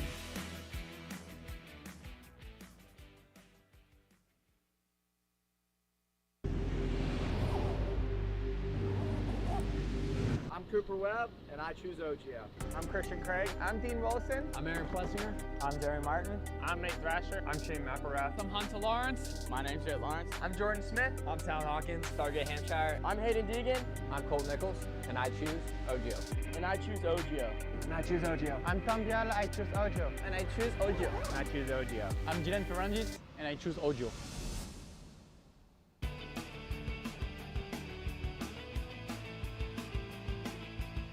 You likely know Racetech as the suspension and engine tuner of choice for the world's fastest privateers. But what you may not know is behind the scenes, Racetech is the trusted source for many OEMs and factory teams throughout the motorcycle industry. For nearly 40 years, Racetech has been producing high-performance suspension and engine components and services right here in the USA. Racetech doesn't just specialize in motocross. In fact, they have many off-road, hill climb, flat track, road racing, and supermoto championships on the mantle as well. Not a racer but want to smooth out the ride on the street or add some performance to your Harley? Racetech offers a full line of suspension solutions including industry-leading, built-to-order G3S custom shocks. All Racetech products are 100% guaranteed to exceed your highest expectations. Don't wait. Experience the Gold Valve Advantage today by logging on to racetech.com. Don't forget to mention PulpMX when ordering for a discount.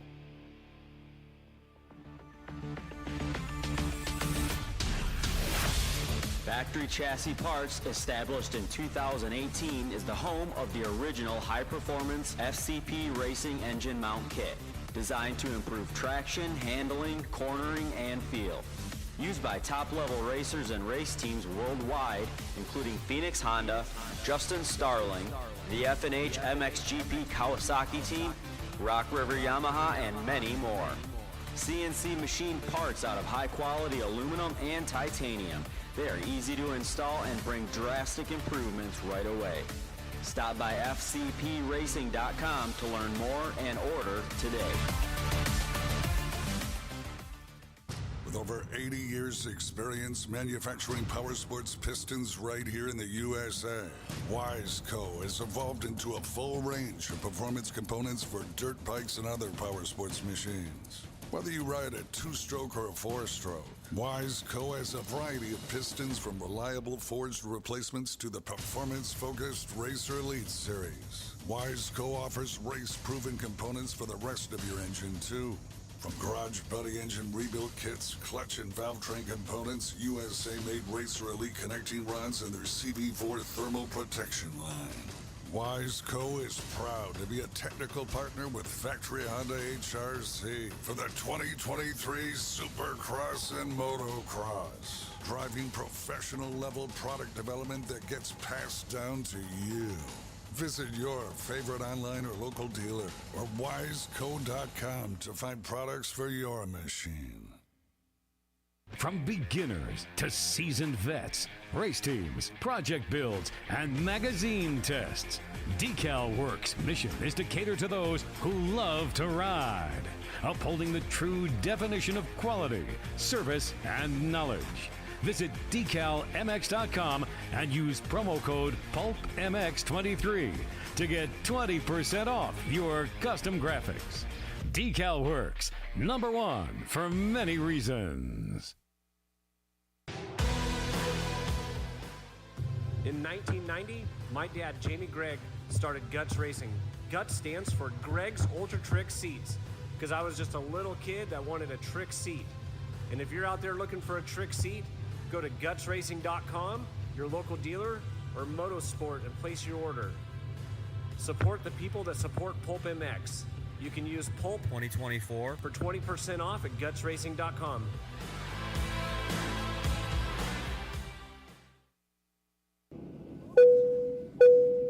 Attention riders! Welcome aboard the all-new Atlas Vision. We hope you enjoy the added mobility, quicker flight time, and additional views. Please follow along as we outline the safety features of this revolutionary device. The first thing you will notice is the added headroom. The fore and aft positions no longer come with annoying restrictions, so feel free to move about the cabin. Quicker flight times can be achieved by unmatched comforts and unencumbered movements. Yes, we're built for speed and comfort. And now available to all customers is a 360 panoramic view. Go ahead and look around the cabin. These new angles are available at no additional charge. Located on the underside of the frame is the gold standard of impact absorption, D3O. In the event we accidentally take a trip to Indonesia, we suggest that you remain with your neck in the underextended position and allow this proven material to do its job by reducing the forces over 50% better than ever before. Although the Atlas Vision will not be noticeable, it will be there when you need it. If you are riding with a child or someone who requires assistance, secure your vision first, and then assist the other person with a prodigy, tyke, or brole. We ask that you keep your brace on until your moto is finished. We remind you that Atlas makes flexible neck protection. Tampering with, disabling, or destroying the product is prohibited by the limited lifetime warranty. You will find this and all other safety information in the user manual located online at atlasbrace.com. At this time, we ask that you remain standing with throttles in the wide open position with your elbows up and hips fully unlocked, whatever that means. On behalf of the captain and entire crew, thank you for flying Atlas Vision. Enjoy the views.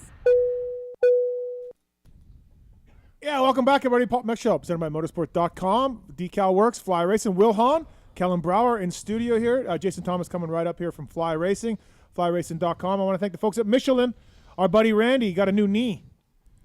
Everything's in production with Randy, so he's been really following this knee production that he's got. Been keeping up on it. Yeah. Very detailed, Yeah, too. very detailed. A lot of production. MichelinMan.com/motorcycle to learn more about the complete offering of the Michelin tires. They got something dropping next year that's very exciting, so stay tuned. Tell you more about it as we get on.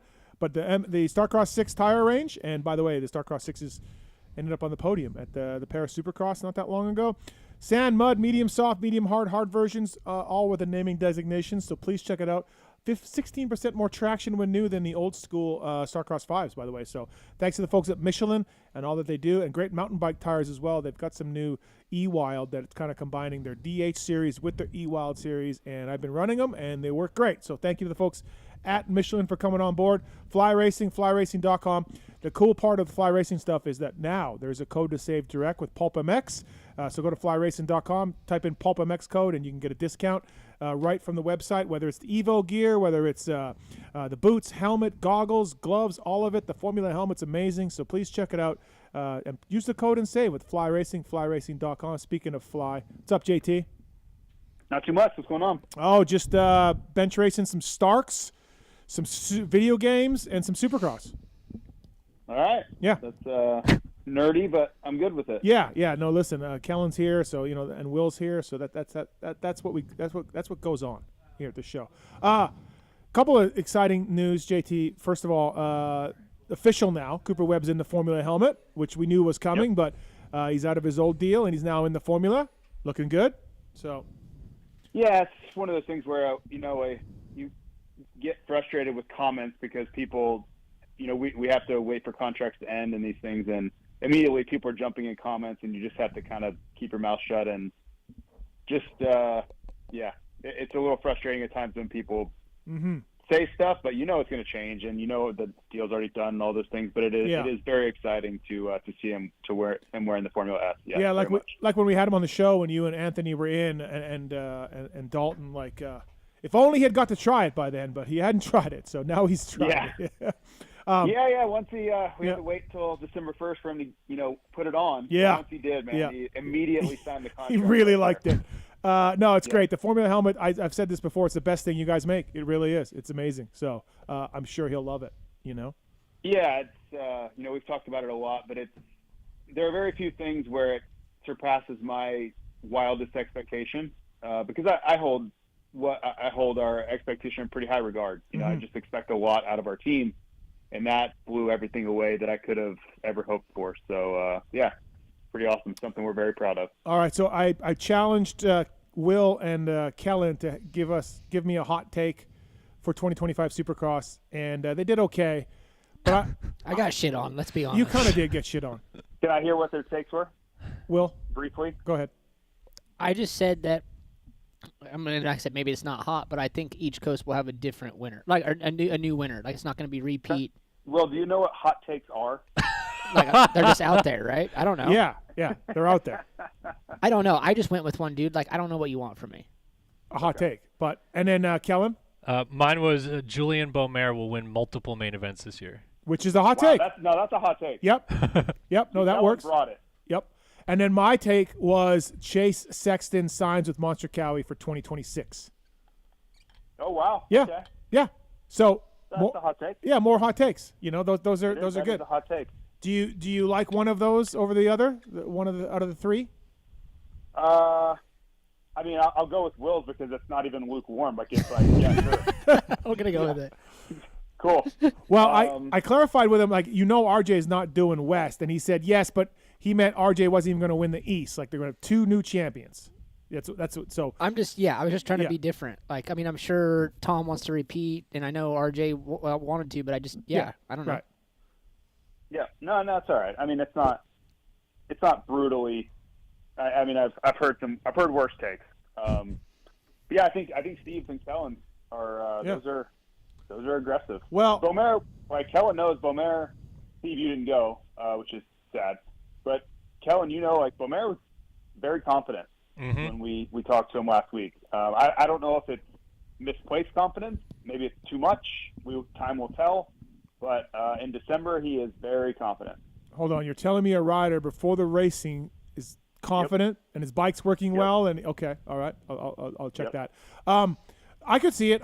And then, he's going to – he was quietly pretty good in SMX, right? The 3 races and got better. And so, yeah. Do you guys – okay, so let me ask you, yes or no, he will win a main event or no?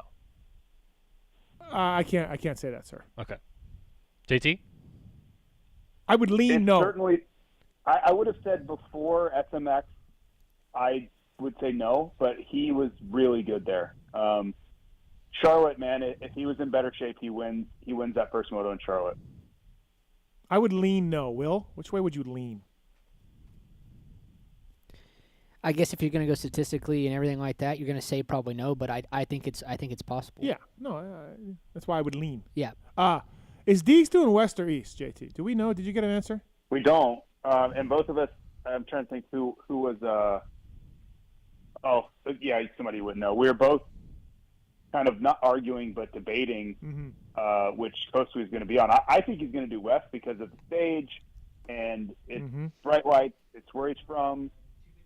It sets him up better for motocross preparation, and he's riding really, really well right now. So all those things make me think he's going to ride West.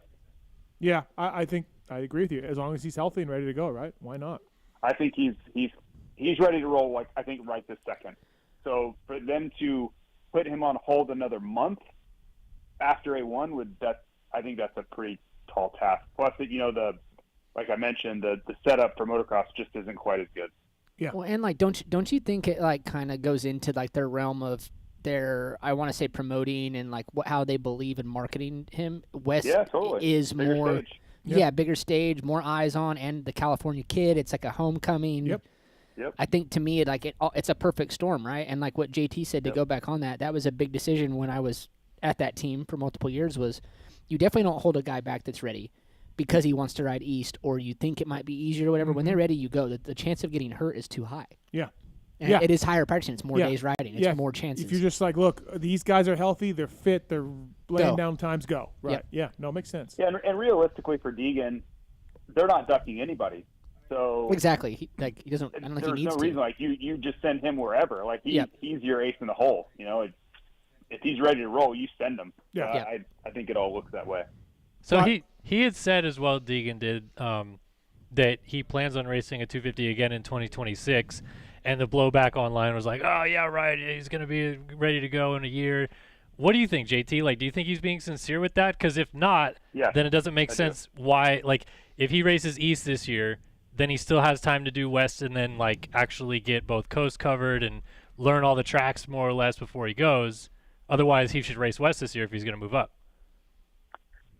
I don't know, although logistically about this versus that, but I do think that he's going to race 250 Supercross again because they are very they feel very strongly that it will set him up for the most success in motocross. They know he is more comfortable in motocross than in Supercross.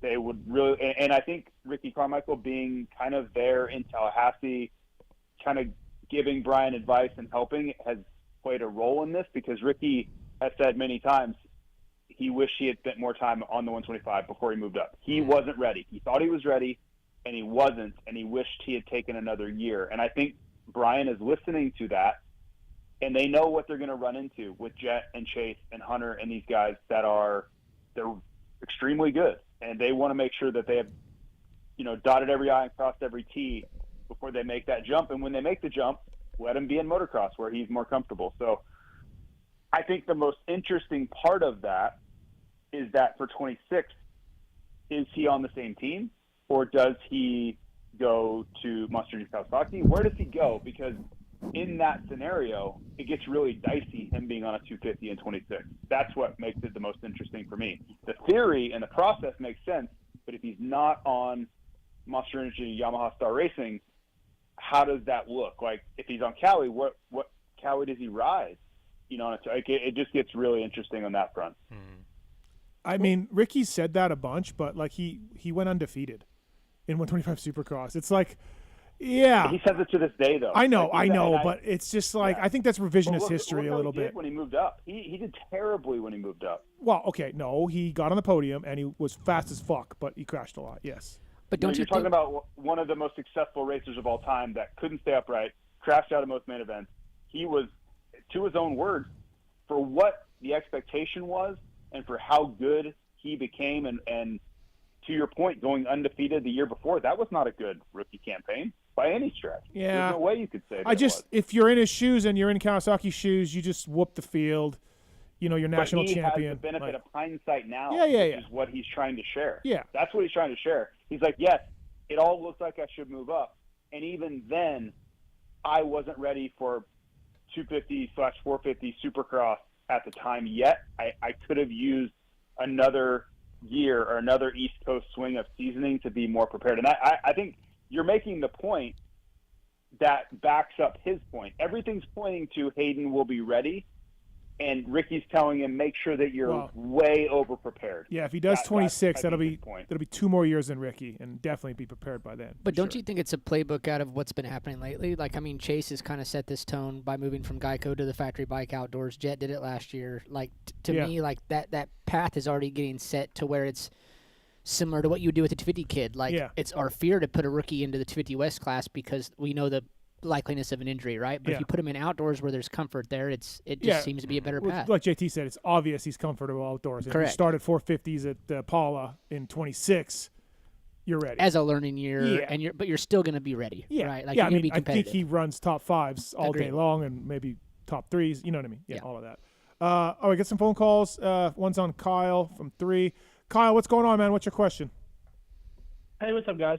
So my question was, we're seeing guys go long in the 250 class, and I don't necessarily mean Deegan, more like, the Christian Craigs, Austin Fortner, Jordan Smith, RJ, RJ, all those guys.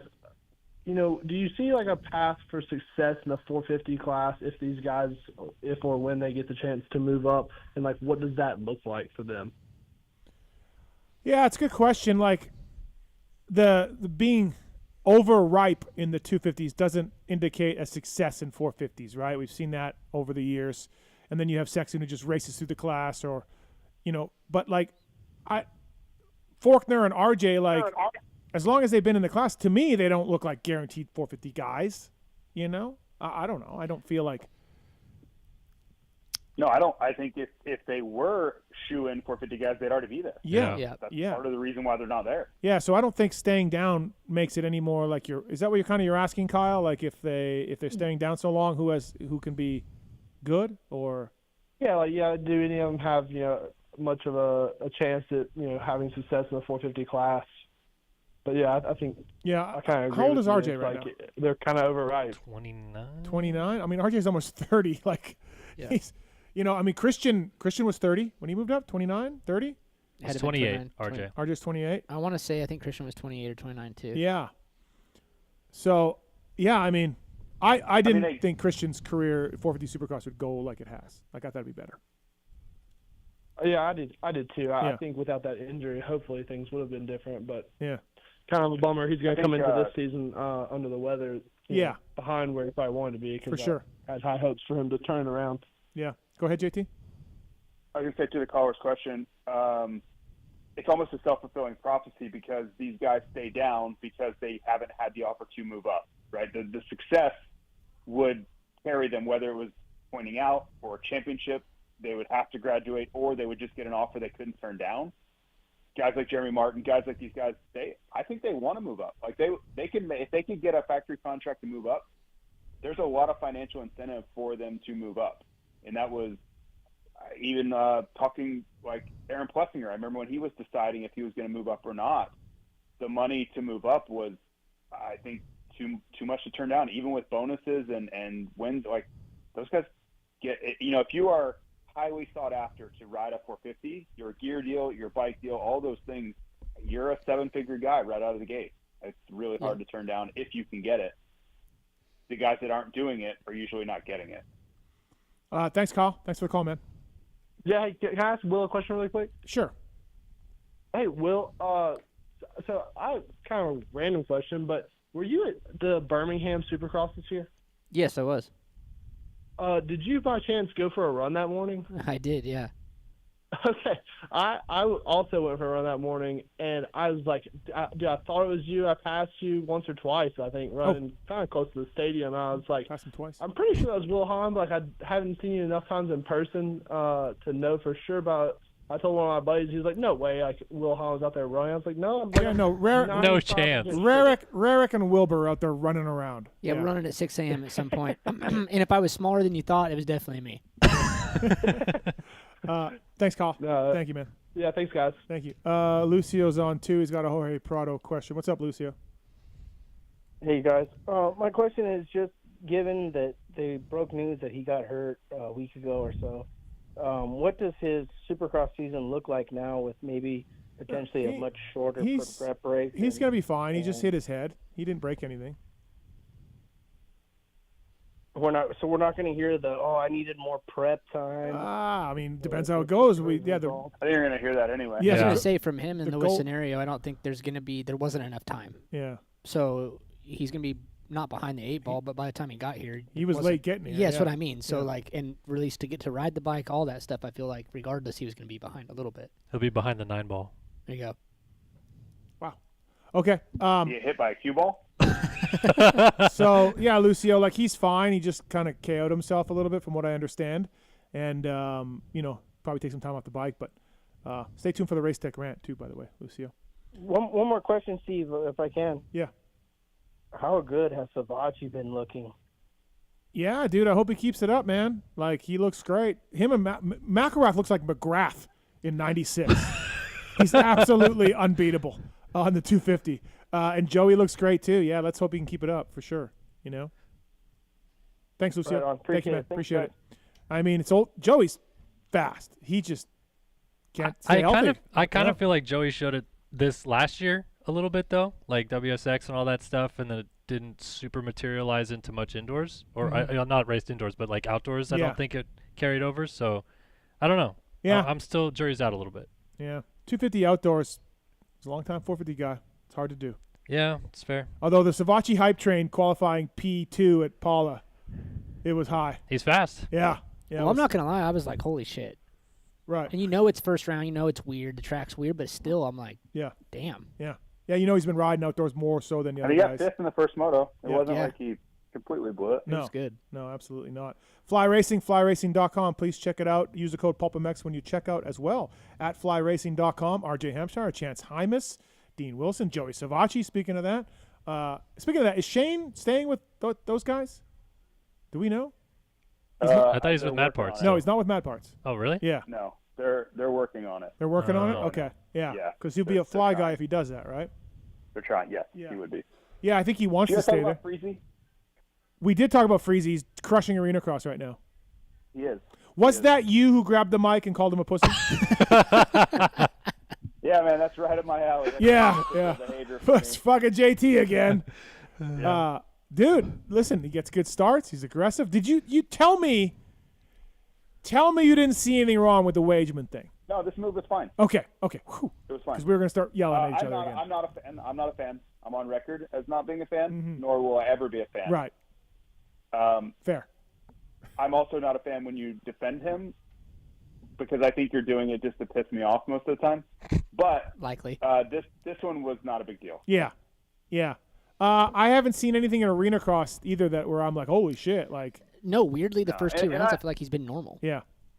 I want to be fair, right? And if he does something egregious, I'm going to call him on it. But this was not that. So all the people that are losing their minds about this one, I understand that he has dug such a hole for himself that you immediately go there. But I watched it and I'm like, I want to be mad, but I'm not. We called Robbie Wageman. Robbie picked up the phone and he said he didn't think Vince would take him all the way to the bales. And we're like, did you know who you're talking about? He left the door wide.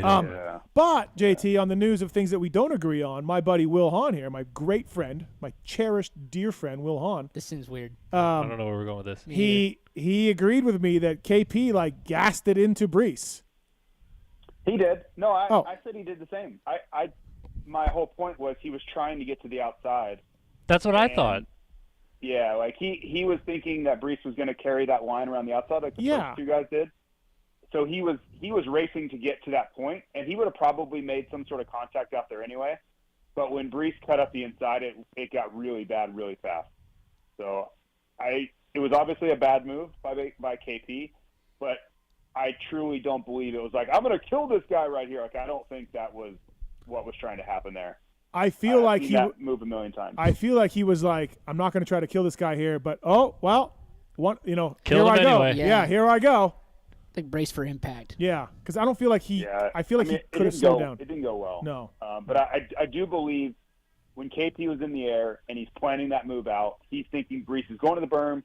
He's going to carry momentum to the outside, and I've got to get to that point and get stopped in front of him so I can make the pass. And everything went very, very poorly from there. Yeah. Fly Racing's Jason Thomas here on the show. Last thing, JT, Pierce Brown.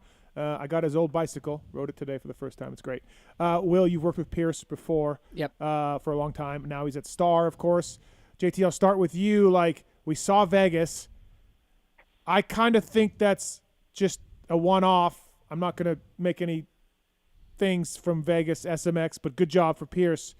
JT, do you think he takes a step from where he's been up, or is it more the same? Well, it's going to come down to first off positioning.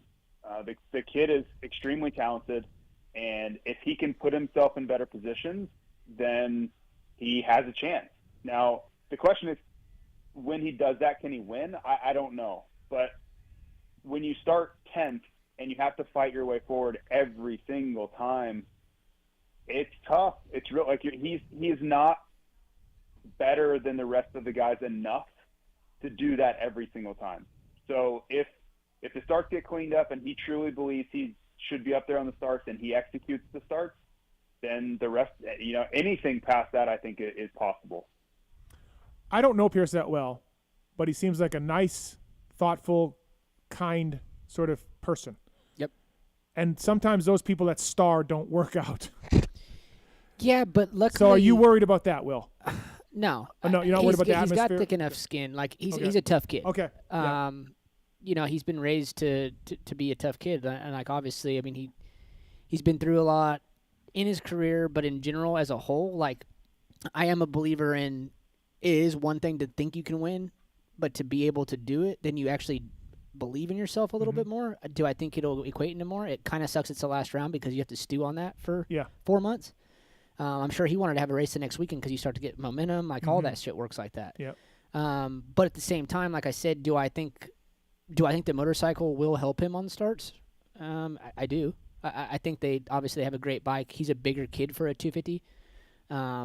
I think it's going to work out well for him. Do I think it's going to go SMX means he's going to go win a championship? I can't say that, no. Yeah. Do I think it leads to more success? Yes. But a step up. Yes. A step up, yeah. I think so for two reasons. He has to. Like, this is the time in his 250 career where there's really no choice. Like, yeah, it's a great opportunity. It's a great motorcycle, but he also has to fucking do something. Like, it's time. Yeah. Kellen, where are you at? Yeah, I'm in the same boat. I don't necessarily look at him as like a championship contender right away or something, but I would be surprised if he doesn't win. I mean, I don't year. think he podiumed all year until SMX, right? No. So not But one podium is a tough look on a factory bike. The starts are definitely a struggle point for him, though. And I do think he'll get better starts on that bike, which will make a big difference about what his own mentality is throughout a main event. Instead of like, oh, I'm gonna have to pass this guy and this guy and this guy to maybe have a shot, he's gonna be like, I'm right here. I can take my time and methodically work a pass or two to get on the box. So I would be surprised if he doesn't win another race this year, but I still don't look at him as like, he's gonna walk into a title. Yeah, but like I said, he got one podium all year, so you got to walk before you can run. So his first step is winning a race, one race, and then getting a bunch of podiums. I think it would even start as start the series out on a podium. Yeah. Maybe a heat race win. Maybe even win a heat race and then get a fourth. Yeah. Like, I think that's healthy, right? Where you start stacking those consistent good results. Yeah, little victories. Yeah. Yeah. All right. All right, JT, thanks, man. Thanks for the time. Fly racing. I have a question before I go. Okay. You can say fly racing again. It's okay. Fly racing. I have a question for Kellen. Yo. Was your take on Beaumer? Is it because his name is French and you're just so intoxicated with European people and riders and scarves and croissants that you took that take? No, my thesis, or whatever you want to call it, with it is that I watched Is he him. a video game guy? No. Okay. I watched him at the test tracks a lot last year. He rode at Paula a lot, so I got to see him up close quite a bit. I went to KTM a couple times, and he hauled ass at the test tracks. Like, anybody that was willing to listen, I'm like, this guy's kind of a sleeper. Like, he's going so fast. And I knew that once that went to the races, he would struggle with adapting to that pro pace and all that. And the fact that he made it through this entire year relatively unscathed, didn't really have like a big injury, didn't miss a lot of time or anything like that, and gradually grew. I see him going to the test tracks again this season, hauling ass again, and being able to translate that to the track better next year. So I think that he'll take a much bigger step than many would think, just because he's had a pretty clean year behind him already. Okay. I appreciate your take, but I think mine is more accurate. But I appreciate you sharing that. Yeah. Okay. All right. Fair enough. Thanks, buddy. Okay. Thank you. Thank you, guys. All right. See ya. That's Jason Thomas, everybody. Fly Racing. Another question for Kellen about gaming. Oh, boy. Fair. It's popular. Spencer, what's up, man? Okay. Well, first off, I want to shout out MTX Braking. Oh, okay. I don't know who it was. One of the reps came by. I live in St. George, Utah. Yep. And an MTX rep came up and brought a ton of sample pads to the shop, and then they were just giving them out. I got a set of the red for my cross-country bike. Amazing. They're good. No squeaking, super powerful. And then I got a set of the Gauld, and I actually put it on my Sur-On. Amazing again. Super powerful. Nice. MTXBreaking.com. PulpMX code to save. Will, do you want some of these pads? I'm down. I have some stuff to give you. Yeah, let's do it. Okay. I'm all for it. What kind of brakes do you have? Shimano. Okay. Yep. Yeah, the red compound, I was having I couldn't find good pads for my cross-country bike. They kept squealing at low speeds. The red compound MTX. Nice. Amazing. Good to hear. They're Thank so you. fun. Yeah, it's the ones that I use too. I use red in the front, gold in the back. PulpMX code to save at mtxbreaking.com. Yeah, okay, sorry. My question for Kellen, and I know it's probably been asked before, but is there any way we can get another video game like Reflex? Is there... No, sir. Sir, what happened is Milestone went out of business. No. And the software got nobody knows the brains of the game, and you can't recreate it. I know all that, but well, then no. No, right, Kellen? Basically, no. Yeah, because it's source. The source code is in an old engine, so you can't just drag and drop that to a new engine. It's completely different how it would work at that point. And the entire development team that made it is now elsewhere. Someone works at Xbox now. Obviously, Checkers was on the team back then. He's doing race tech and part of the new game a little bit. But it's not the same people. You're never going to get that same exact kind of core to build the game over again. Okay, I understand that, but just a motorcycle, a motocross game that has some more realistic physics to it, instead of just the arcadey kind of whips and movement in the air. Anyways, I just wonder if it's even possible to just not really copy Reflex, but just completely build from scratch a new motocross game with decent physics in it. Yeah, I mean it's definitely possible because the PC side of it has shown that they can make quality physics in a game.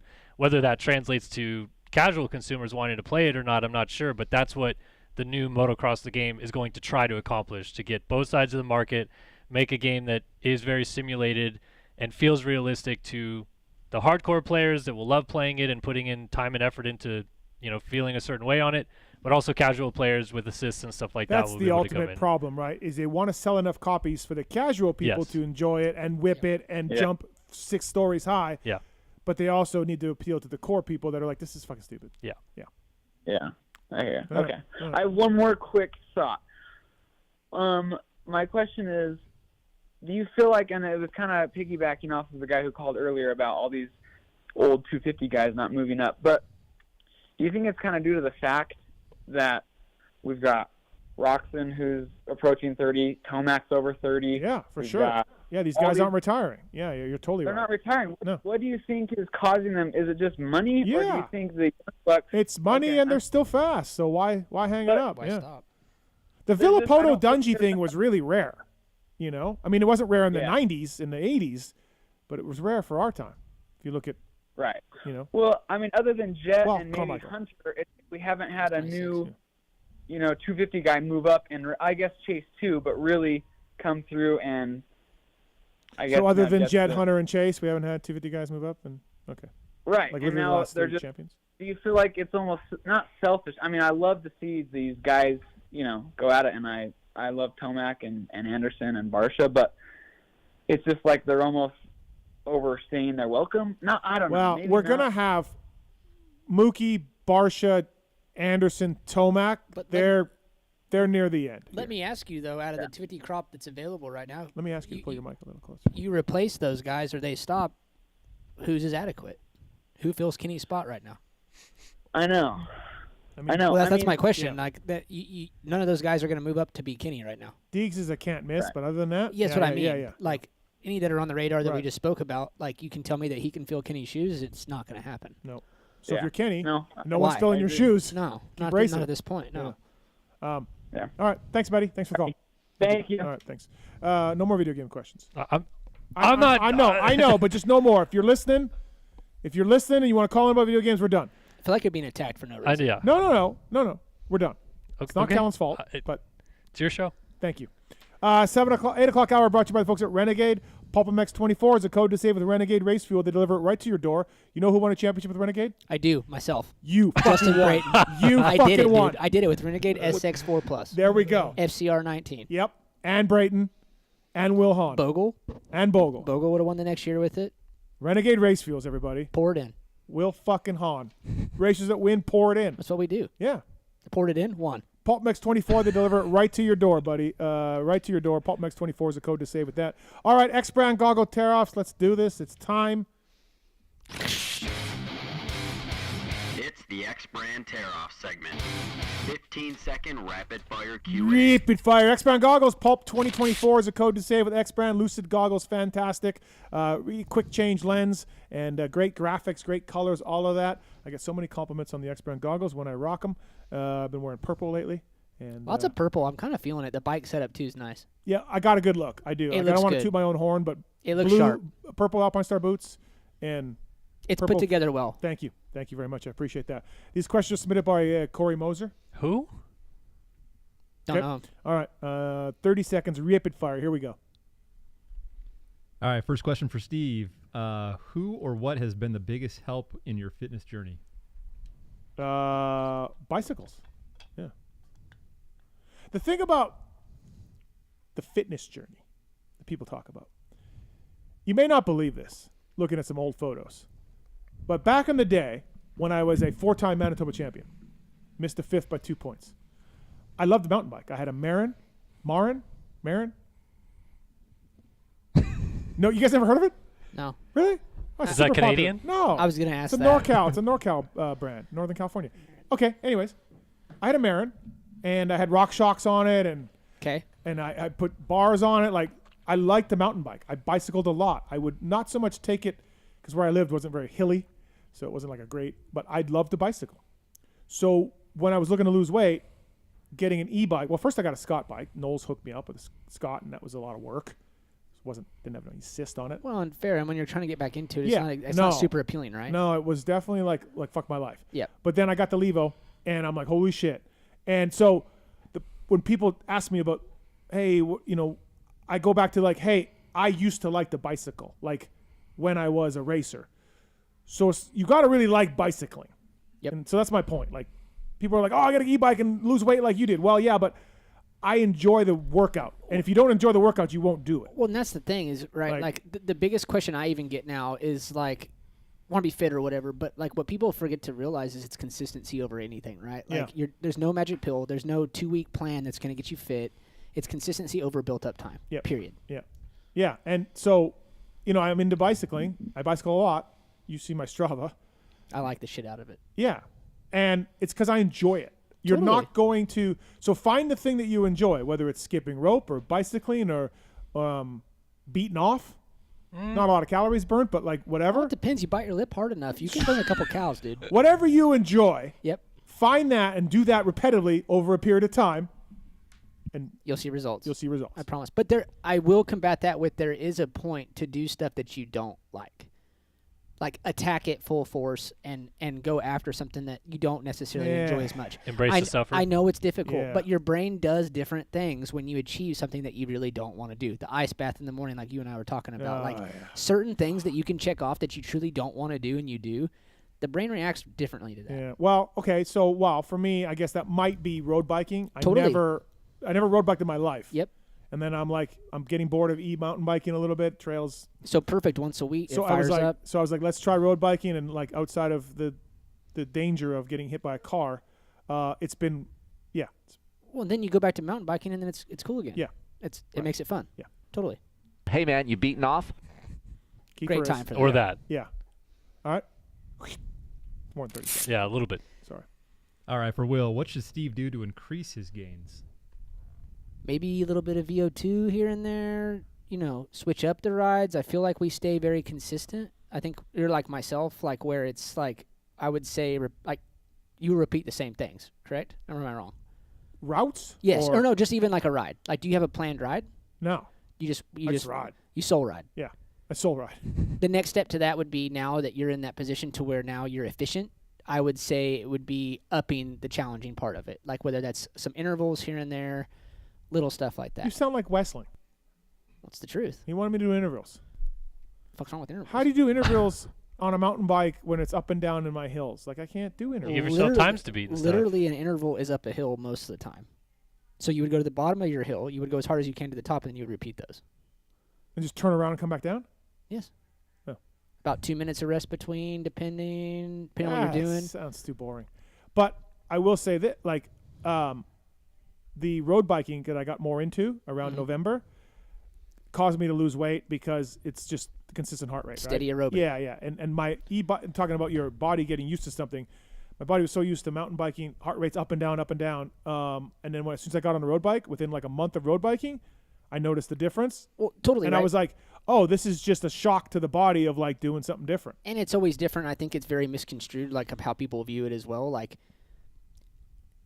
low intensity is going to burn less calories, but you're burning a hell of a lot more fat, right? Yeah, I tried that on the e-bike for a long time when I was sort of stuck. I would ride on trail, not eco, and keep the heart rate down. Yep. And try to burn more fat. But I didn't notice it helping. The problem with that is you need to do long.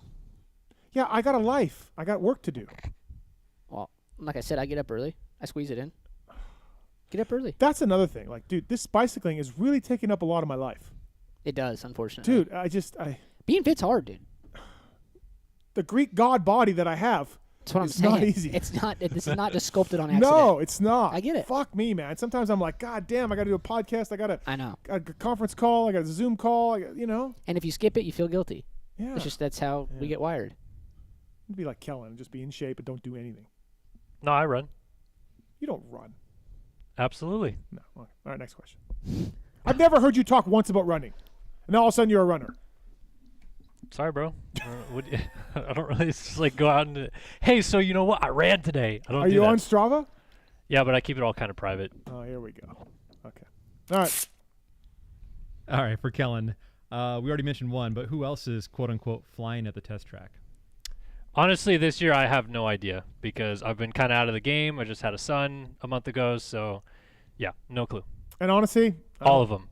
Will, what do you got for Will flying at the test track? I mean, to be honest with you, the way it's kind of migrated, and now that I'm not really like on a team, like we haven't seen a lot of guys. Yeah. In California Moto isn't what it has been in the past. Let's face it. So, Yeah. I mean, unless you're invited to Cali track and stuff like that, you're not going to see these guys anyway. Yeah, and I'll be fully transparent, I haven't done nearly as much work as I would normally do with texts and things like that. So, I mean, I think it's just one of those deals, right? Like we get a little overhyped, and it's cool to hear the hype, but at the same time, yeah, dude, listen, I had multiple riders tell me Malcolm Stewart was fucking flying last year at the test track, like for real. I mean, he was. Okay, he was. I'll be honest, like he was riding. Yeah, really yeah, well. and then come Anaheim, nothing happened. Yep. So it's taken me 20 years, but I'm finally maybe not buying into the flying at the test track hype. And J-Mart hung it up, so no, J-Mart can't be flying anymore at the test track. Marty, yeah. All right, for Steve, if you were to go do a boot camp with any current rider, where are you going? Well, I want to, and I've pitched it to the Tomacs, and they are not interested. No. I told John twice, hey, man, I'll drive out with my Blue Crew and my mountain bike. It's not far from here. And I want to just do a week of work. Like, obviously, I'm not going to jump all this stuff that Eli's jumping, but I want to ride for 30 minutes, and I want a mountain bike on my e-bike, not on a regular bike, and I want to do what you guys do and just see, like, how fucking bad it is. And John, like, and then just nothing. Like, not interested. Like, you know how they are. Yeah. And so, but that to me would be like, hey, man, today we climbed 3,000 feet on bicycles, and then we did 330s or whatever. Well, I think that's... So I find that would be interesting. For sure, because they almost have like it's almost like a speakeasy for training like Eldon's used to be. Yeah, Before it was so like kind of public knowledge in a way, where now it's like no one knows what he's doing. No, and then so he was on the show, Phil was co-host, and Phil asked him about training, and he just... No, he blew it off. I listened to it. Eli's like, yeah, I'm man. not engaging in this, dude. And Phil's like, what the fuck? Give me 1 week, dude. I know. Just not into it. But I thought that would be a cool story. Oh, for sure. Hey, media guy gets destroyed by the Tomacs, you know? Like, and and most likely, yeah, which is elevation, fine. it's Right. gnarly, all Yes, that, for yeah. sure. Yeah. All right, for Will, what would you recommend to the average weekend warrior to stay in moto shape this winter? I would say get yourself on a steady program like we just talked about. It's all consistency, and like even some of the guys I've started working with on the troll training staff is like finding days that make it consistent, finding days that you can make the time to where it's either not being such a negative on the day where you were just saying, like, dude, I got 10 other things to do and I got to squeeze in this 30 minutes, where it doesn't need to be a complete job either. But at the same time, you can do very little stuff to help better yourself, eating a little bit better. You're going to be doing some aerobic, like I said, maybe a little bit of intervals here and there very lightly, and lift a little bit of weights. It's very basic. If you're in a snowbound state, like I got one of those Nordic tracks, and those things kick my ass, those workouts. Like, they're gnarly. They're an hour. 55 minutes is like the longest one. Yep. And, the bike's moving up and down, and they're giving you tension, and like it's a fucking puddle underneath me. Like, I'm dying. So those things are really good. And that's the thing. I mean, you can find a way to get it in. Yeah. Like, there's literally, there's a way to get an There's hour too in. many ways now and too many options to figure it out. Right. All right, for Kellen, which rookie debut are you most excited to see in 2025? I don't know. I guess I'm just excited to see a full season of Drew Adams because. Does he do Supercross? Do we know? That was gonna be my next question. I don't think so. I think he's starting pro motocross. He is, okay. Yeah, I don't think so. I think it's Supercross Futures. I think if there was an injury, he was doing Supercross, but I haven't Maybe. heard any injuries, so yeah. No, but I'm just like, obviously there's been a lot of hype around him and all that, and it's kind of like, all right, we've heard it all, now let's see it kind of thing. So I'm just ready to see it. Yep. 32 seconds. Good job. All right, for Steve, what is the best Christmas gift Pookie's ever given you? That's a loaded question and a tough one to answer. Yeah. As a man, you're gonna forget the one that meant a lot to her to give to you. That's just what we do. Yeah, I'm gonna just abstain from that one. Yeah, I think you just skip that one. Skip it. Keep the home life. Yeah. You know. Yeah. I'll tell you what she did get me for my birthday, not that long ago, and this meant a lot to me because our neighbor has got like a fake turtle on his front yard. So I don't know if it's stone or what it's made out of, but it's like a turtle with his neck up. Looks a little cute turtle. And they sold their house. And I was like, hey, while there's nothing going on, go steal their turtle and put it in our yard. She's like, no. And so I'm like, I think that's cool. Those turtles are cool. And then 6 months later, she filed that away that I wanted the turtle. 6 months later for my birthday, she put a turtle in the yard with a balloon attached to it. That was my birthday present. That's actually genius. That is, because I, forgot about it. And I didn't even think about it, and she knew about it, and she got me the fake turtle, and now it's at the front of our driveway. And really thought greeting about everybody. Hi. Fantastic. Yeah. So. That's awesome. Yeah. Did she steal it? I was she really bought hoping it. at the end No, of that. yeah, no. She stole it and hid it for 6 months. She bought it. Because that'd have been Because the neighbor's turtles are still there. Can I ask why there's a lost duck in your neighborhood? I don't know, man. The guy down the road had ducks. Okay. 2 of them. And the jackass just left them in his courtyard. Kind of like I have a courtyard out here, right? And the ducks, when I would walk Augie, the ducks would just fly out of the gate. And then Augie would freak out, and then they would go right back to the gate. And I'm like, bro, maybe you should do something with your gate because they're getting out. The ducks are getting out. And then they were gone. And that one's gone. And now Or one's multiple gone, and now he's got a reward for one. Yeah, I saw that. It was posted. Yeah. Seems like a strange animal to be shocked that it's gone.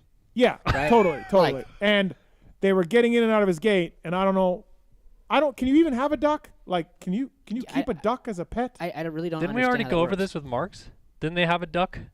Oh yeah, Mark's had a duck. What happened with it? I wonder if he returned it. It was a Duck wild Gate duck, story. but that was a wild duck. Well, that I don't know. It was just a bred duck. Yeah. I think they turned that one. They gave that one to a shelter or something. They don't have it anymore, All but they right. still can go see it. I heard. They got custody of it? visitation. Yeah. So there's a duck gone in the neighborhood. But hey, those signs have been up for 2 weeks. That fucking duck is gone. It's gone. Yeah. Unfortunately. Yeah. Natural selection has taken its course. Yeah. Maybe Marks will find him. But Augie would just be like, "Where's the ducks? And he'd just pull down to go that way. Like, let's go get them. Yeah. All right, for Will, which rider that you've worked with is the best all-around athlete? That's a pretty tough one. Pierce and Cole are pretty damn all around just fit guys. In general. I wouldn't think that about Cole. Yeah, really? He's kind of hidden. The kid's got a really big engine. Even Pierce, naturally, when we started working together, which I know I wasn't his first trainer or anything like that, but he came with a pretty big engine, and that from VO2 testing, a general parameter that a typical motocross guy's in, or like even myself from racing. Like you have an idea of a good VO2, and naturally he's pretty gifted. Again, I don't know if that goes back to similar to Eli, like he grew up in Utah, so elevation maybe has something to do with the heart and everything like that. But yeah, those two guys definitely had some big engines. Can I ask Will a question before we move on? Yeah, Kellen, you're the co-host. Sorry, I'm just asking. Is there a guy in another sport that you see and like see how they train, or maybe get a little snippet of it, and you're like, I kind of wish I could see what their program is like? Yeah, I mean, dude, you kind of like take a little bit from everything you see, right? Where like you kind of look at F1 for like reaction type based stuff because they're so far ahead of us, and like, what's the number one thing that helps our race more than anything? A start. Do we ever work on anything to do that? Yeah. No, we're idiots. We're actually idiots. And then like VR stuff, or like no, like there's reaction lights, there's tennis balls. I mean, there's ways to do that's things. True. Yeah, NHL goalies are doing that now. That's what I'm saying. They're doing the tennis balls. Yes, and then all that's doing, what's it doing? It's just getting your hand-eye coordination fired up and prepared. No different than a warm-up. Yeah. You work up your legs, but you haven't done anything here, so you're slow here. Well, figure it out. I mean, football, they have a lot of cool workouts like that, but even like UFC guys and stuff like that, when you get to really see in-depth training camps, it's not even so much the workouts because genuinely speaking, there's good workouts to hit, right? That are good fundamentally for all-around strength. Deadlifts, pull-ups, everyone's doing a little bit of certain movements like that, right? But I think you end up taking like even, I almost want to say devices. Like you saw Tyson working out with that PR or that neuro device on his legs. Like I can't imagine having muscle stim in my legs while lifting 400 pounds, right? Like what that would contract to your muscles and how that would feel. Real stupid fight, by the way. Terrible. Lost my ass on that. Like you bet on Tyson? I was like, dude, he's they're not 50 fucking. I know, but I'm like, they're not going to let him lose. Is all I was thinking. They're not going to knock him out. That's all I was thinking. They're not going to kill this guy on TV. I won money on Jake Paul. Good for you. I should have went that route. Should have called you. Maybe talked to I went Jake Paul just winning, not TK. Like I didn't know how it was going to go down, but I just said winning. I just didn't think they were going to hurt him. I'm like, dude, they already know this is like this is for money, right? But I'm like, I thought maybe they'd let Tyson win because of his past. I don't know. Anyway, long story short, I think you kind of try to like in my.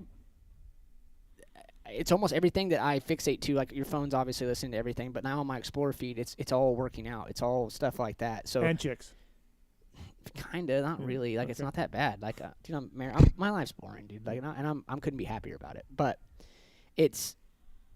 I think you're always trying to find that, but in reality, when you kind of, I think, go down that rabbit hole, you're missing the fundamentals of just getting the basics of like fitness in, right? Where I think it can be very overanalyzed because let's face it, like I can write 15 different workouts right now with different exercises that are going to hit different things, but what are the ones that are actually hitting the key parts that you need? Sorry, that was way longer than it should. No, that's why I was just asking to take a break from the segment to ask a question. Yeah. Sorry, sir. No, you're fine. I'm not saying anything. Okay. I don't know, you kind of had that judgment look. I don't know what those two are doing right now. I don't know if they're going to ask or if they're saying ramble. Yeah, okay. Yeah. All right, last question for Kellen. Most memorable Will Hahn racing memory or moment? It's probably on YouTube. No.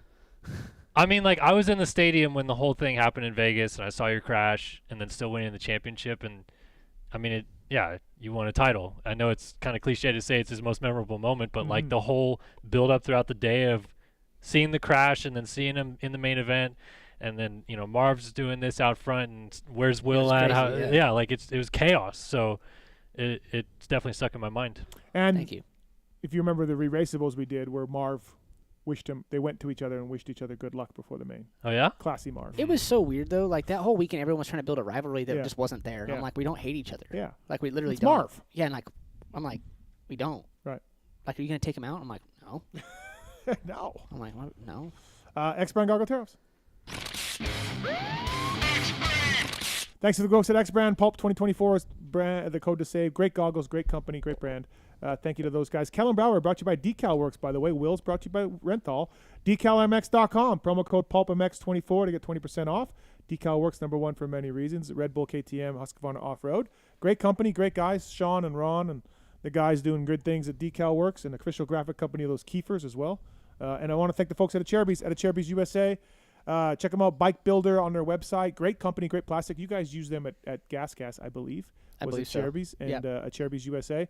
So please check those guys out, whatever color you want, from the mild to the wild. I'm a big fan of Lone Wolf. Yeah, he's a great guy. Yeah, absolutely. I was just always a big fan growing up. Yep. So. And I love the Cherubies plastic because as a guy who's built project bikes and was a mechanic for a long time, About the only aftermarket plastic I've ever used that fits perfectly as a chair piece. How big of a pet peeve is it when you go to put fork guards on and the bolts don't go? Oh my god, dude! Yeah, no, it's like yeah. You drilled a hole. Yeah, it's the wrong one. That's why chair piece is money every single time. Make me mad. Speaking of Troy Lee and you, Will, so let's talk a little bit about you. Troll training for you. Yep. You're working with Colt Nichols still. Going to work with those brothers. The Yep. Revan. Yep. What? Randon and Levin, is that what you just said? Yeah. Landon and Revan, my bad. Landon and Revan. I said that backwards. That. Oh, no, okay. no. I said said I was like, wait. yeah. And then troll training as well. You're going to help out Yep. troll training. Now we know Westling's helped out Jason Anderson. Yep. Is that going to continue to happen? Yeah, for sure. So you and John are going to kind of work together a little bit. Essentially, yeah. Like, I mean, long story short, when we talked about this, it's been kind of premeditated, I feel like, for a couple years, and it's been talked about. Obviously, the team wanted me to keep my focus on what they paid me to do, and that was to keep an eye on the team and keep my focus there. Fast forward to what transitioned and how it happened, the team going away for now and dissolving, it was basically you're on your own. It was a perfect time to kind of put me on against my back against the wall a little bit and be like, okay, make it happen. And so sat down with John and Alex at Vegas Supercross this year, and I was just honest with them. I'm like, I want to do the same thing. I don't want to compete against you. I want to work with you guys. And to be quite honest, it's nice to be able to lean on someone that you trust. And, we all have a trust in this. We also have Bajorn on board, too. So there's 4 of us that you can choose online. It's really simple. But the reality is it felt good to be – and John and Alex were the guys I leaned on anyway if I had questions. Or if I was doubting something, I called John most of the time. So the relationship was already there. He works with Jason and Garrett. That's awesome, right? So that gives us more chances to ride with them. Colt has someone to ride with. Gordon Boyce has someone to ride with. I'm also helping – Max Miller, and then Nick Romano as well. So I have a couple of my guys and some more amateurs coming in as we speak. So you piece together troll training income and your own guys. Correct. Yeah. And then, I hope that I can build this online clientele to where it's successful enough that where that is also a good source of revenue as well. But also it's extremely gratifying. It's extremely gratifying to have people that are willing to spend their hard money to be a little bit better shape just on the weekends. And it's not – yeah, I mean, you can be a vet guy. You can be an amateur 80 kid. Yeah, whatever you want to do. Totally. Trolltraining.com. And we're going to lay out the guidance for you of what we believe is healthy, especially whether you're 13, whether you're 40. It doesn't really matter. Everybody has some sort of goals. intake program, right, where they're going to tell you what they do and what they want. Correct. There's a full bio that you fill out. What are your goals? What have you been doing? Do you run currently? What's your average week look like? So we know. So it's not like we're not going to put you in a 15-hour week 1. Yeah.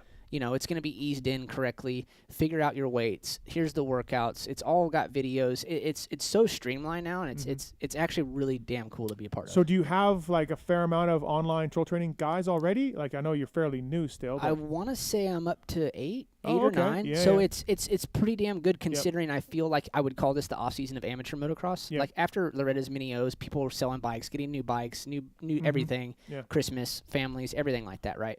So. And it's just word of mouth. I feel like a lot of that's come from the show. It's been great plugging, everything like that. And then also social media is helping. And I think just word of mouth, the more it goes around. And obviously, you got to get results too, right? So it's going to help if guys I'm working with are getting results, whether it's amateur or pro level. Yeah, and I think what's going to be good for you is, the TLD team going away is a push you need to start something, right? Yep. And maybe financially it might be not quite as good, but I think you'll find out you're going to start doing better that way.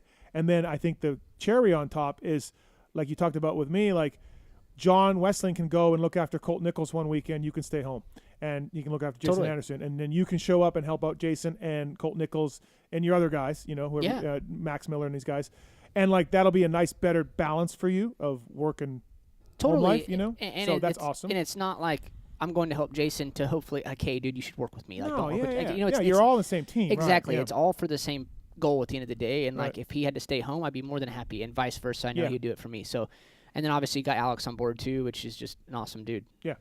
Trolltraining.com. Please check it out. You can request anybody you want for a trainer, or they'll send you one or whatever. And it's been good for our show too. As far as I've gotten great feedback from people that have listened and done it. So it seems like it, and it's pretty cool because as dumb as this is going to sound, the first guy I had was in I want to say he was in Indonesia. So on Training Peaks, how it works is it's a full calendar setup, and he's always a day ahead.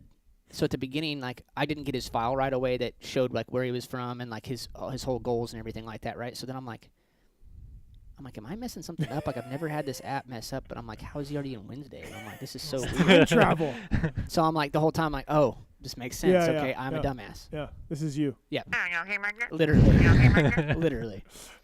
No, that's great. Yeah. But no, it's honestly, it's been really cool. It's been exciting, and I think, like what you said, like, do I feel a certain amount of happiness kind of being in control of my own destiny? A little bit. Yeah. Because, like, I feel like I've always kind of had to work for everything I've had, and I think that's a good thing. I think it's a healthy. Yeah.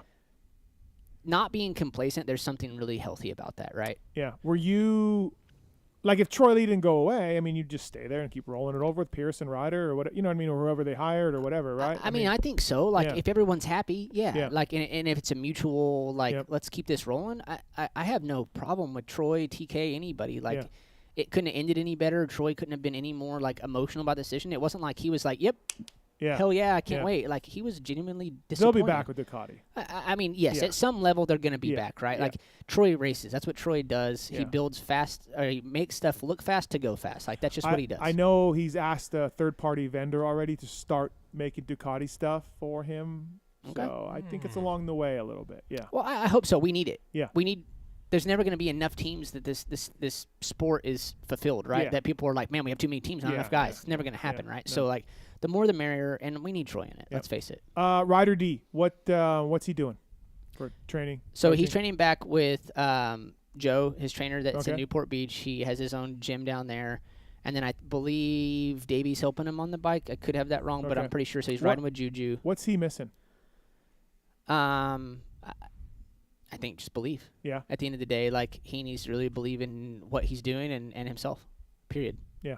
Hasn't quite come together for him. Some really good rides here and there, but Yep. probably hasn't done as well as I thought he would do. Or Oh, maybe- and I'm sure yeah. he didn't have these expectations either, right? Like, he came out of amateurs, I would say highly touted. Yeah. You know, very similar to AC, maybe not quite Yeah. that level, but I would say similar to Jet, similar to him, Reynolds, that is, coming in from the amateur scene and stuff like that. And I've had this discussion, and it's pretty tough to learn how to win. It's really hard to learn how to lose. Mm-hmm. And understand that, right? And I Yeah. think that's been kind of something that's difficult. Like, I didn't know what it was like to win every amateur race. I barely won any. So Right. it's like, Yeah. I didn't really know what that was like. Second place was cool. Yeah. I was like, sick, I did pretty good, you know? So Yeah. to come in with that expectation Yeah, into Jet the Reynolds pros, and Ryder D like never lost, right? right? Like, Yeah. ever, hardly. So that, to me, that would be different, and he's going to be fine. He has too much talent. He's going to come through with this. He'll be okay. All right. Barsha's an interesting guy. You worked with him a couple years back. Yep. I have a lot of respect for Barsha. I've called him out on the show for dumb moves that he makes on the track, but ultimately I have a lot of respect for Barsha because of how hard he tries. Yep. And that dude will give you his all. And yes, he makes some dumb mistakes, but he's getting rid of those a little bit as he gets older. I just got a lot of respect for Barsha. There's a lot of like, for a guy who's won so many races like he has, I don't know. I feel like he's still like just a grinder, and he likes that part of it, right? No, he does. Yeah. And like, if anything, he's the kind of guy that you got to pull back a little bit, Yeah. where you're like, hey, that's enough. Yeah. Like, you've done enough Yeah. today. Or you just know every time he hits the track, it's 100%. Whether Yeah. the result, whatever it Yeah. is, you just know you're getting everything you can Yeah. out of that guy, and there's no bullshit. Yeah. Like, and that's nice to be around. Curious why he went with Sorby though, last year. I mean, now he's fired. They didn't work out. But like, what did you think he saw in that? A comfort, an old friend, local to Florida. I think that was a lot of it. Okay. It was easy, Yeah. I would say. But yeah, at the end of the day, I don't know. Yeah, I don't know why these guys sometimes, and it's not just Barsha, but some of these guys that some of the guys surround themselves with. I'm like, what? You know, I just don't get it. Well, sometimes the 'cause guy's saying the right thing in the right moment. I think that's it. Yeah. In that position with a guy of Barsha's status, like, is it more Barsha seeking out what he's really looking for, or is Sorby coming to him and saying, hey, I think I can help you here, here, and here? Like, how does that balance work between who finds who? Probably all the above, to be quite honest. What do you make of his move to Baker's? I think it's cool. Yeah. I think in some ways I was Him and like, Malcolm together again. I was like kind of shocked in some ways, but then at the same time I'm like, he wants to check that box. Like, part of me gets that. Like, there's part of me that wishes when I was at Cowie I would have just done it for a year just to see. Do I think it would have changed anything? Yeah. Probably not. 100% chance that from what I know, he's doing less at Baker's than he did on his own.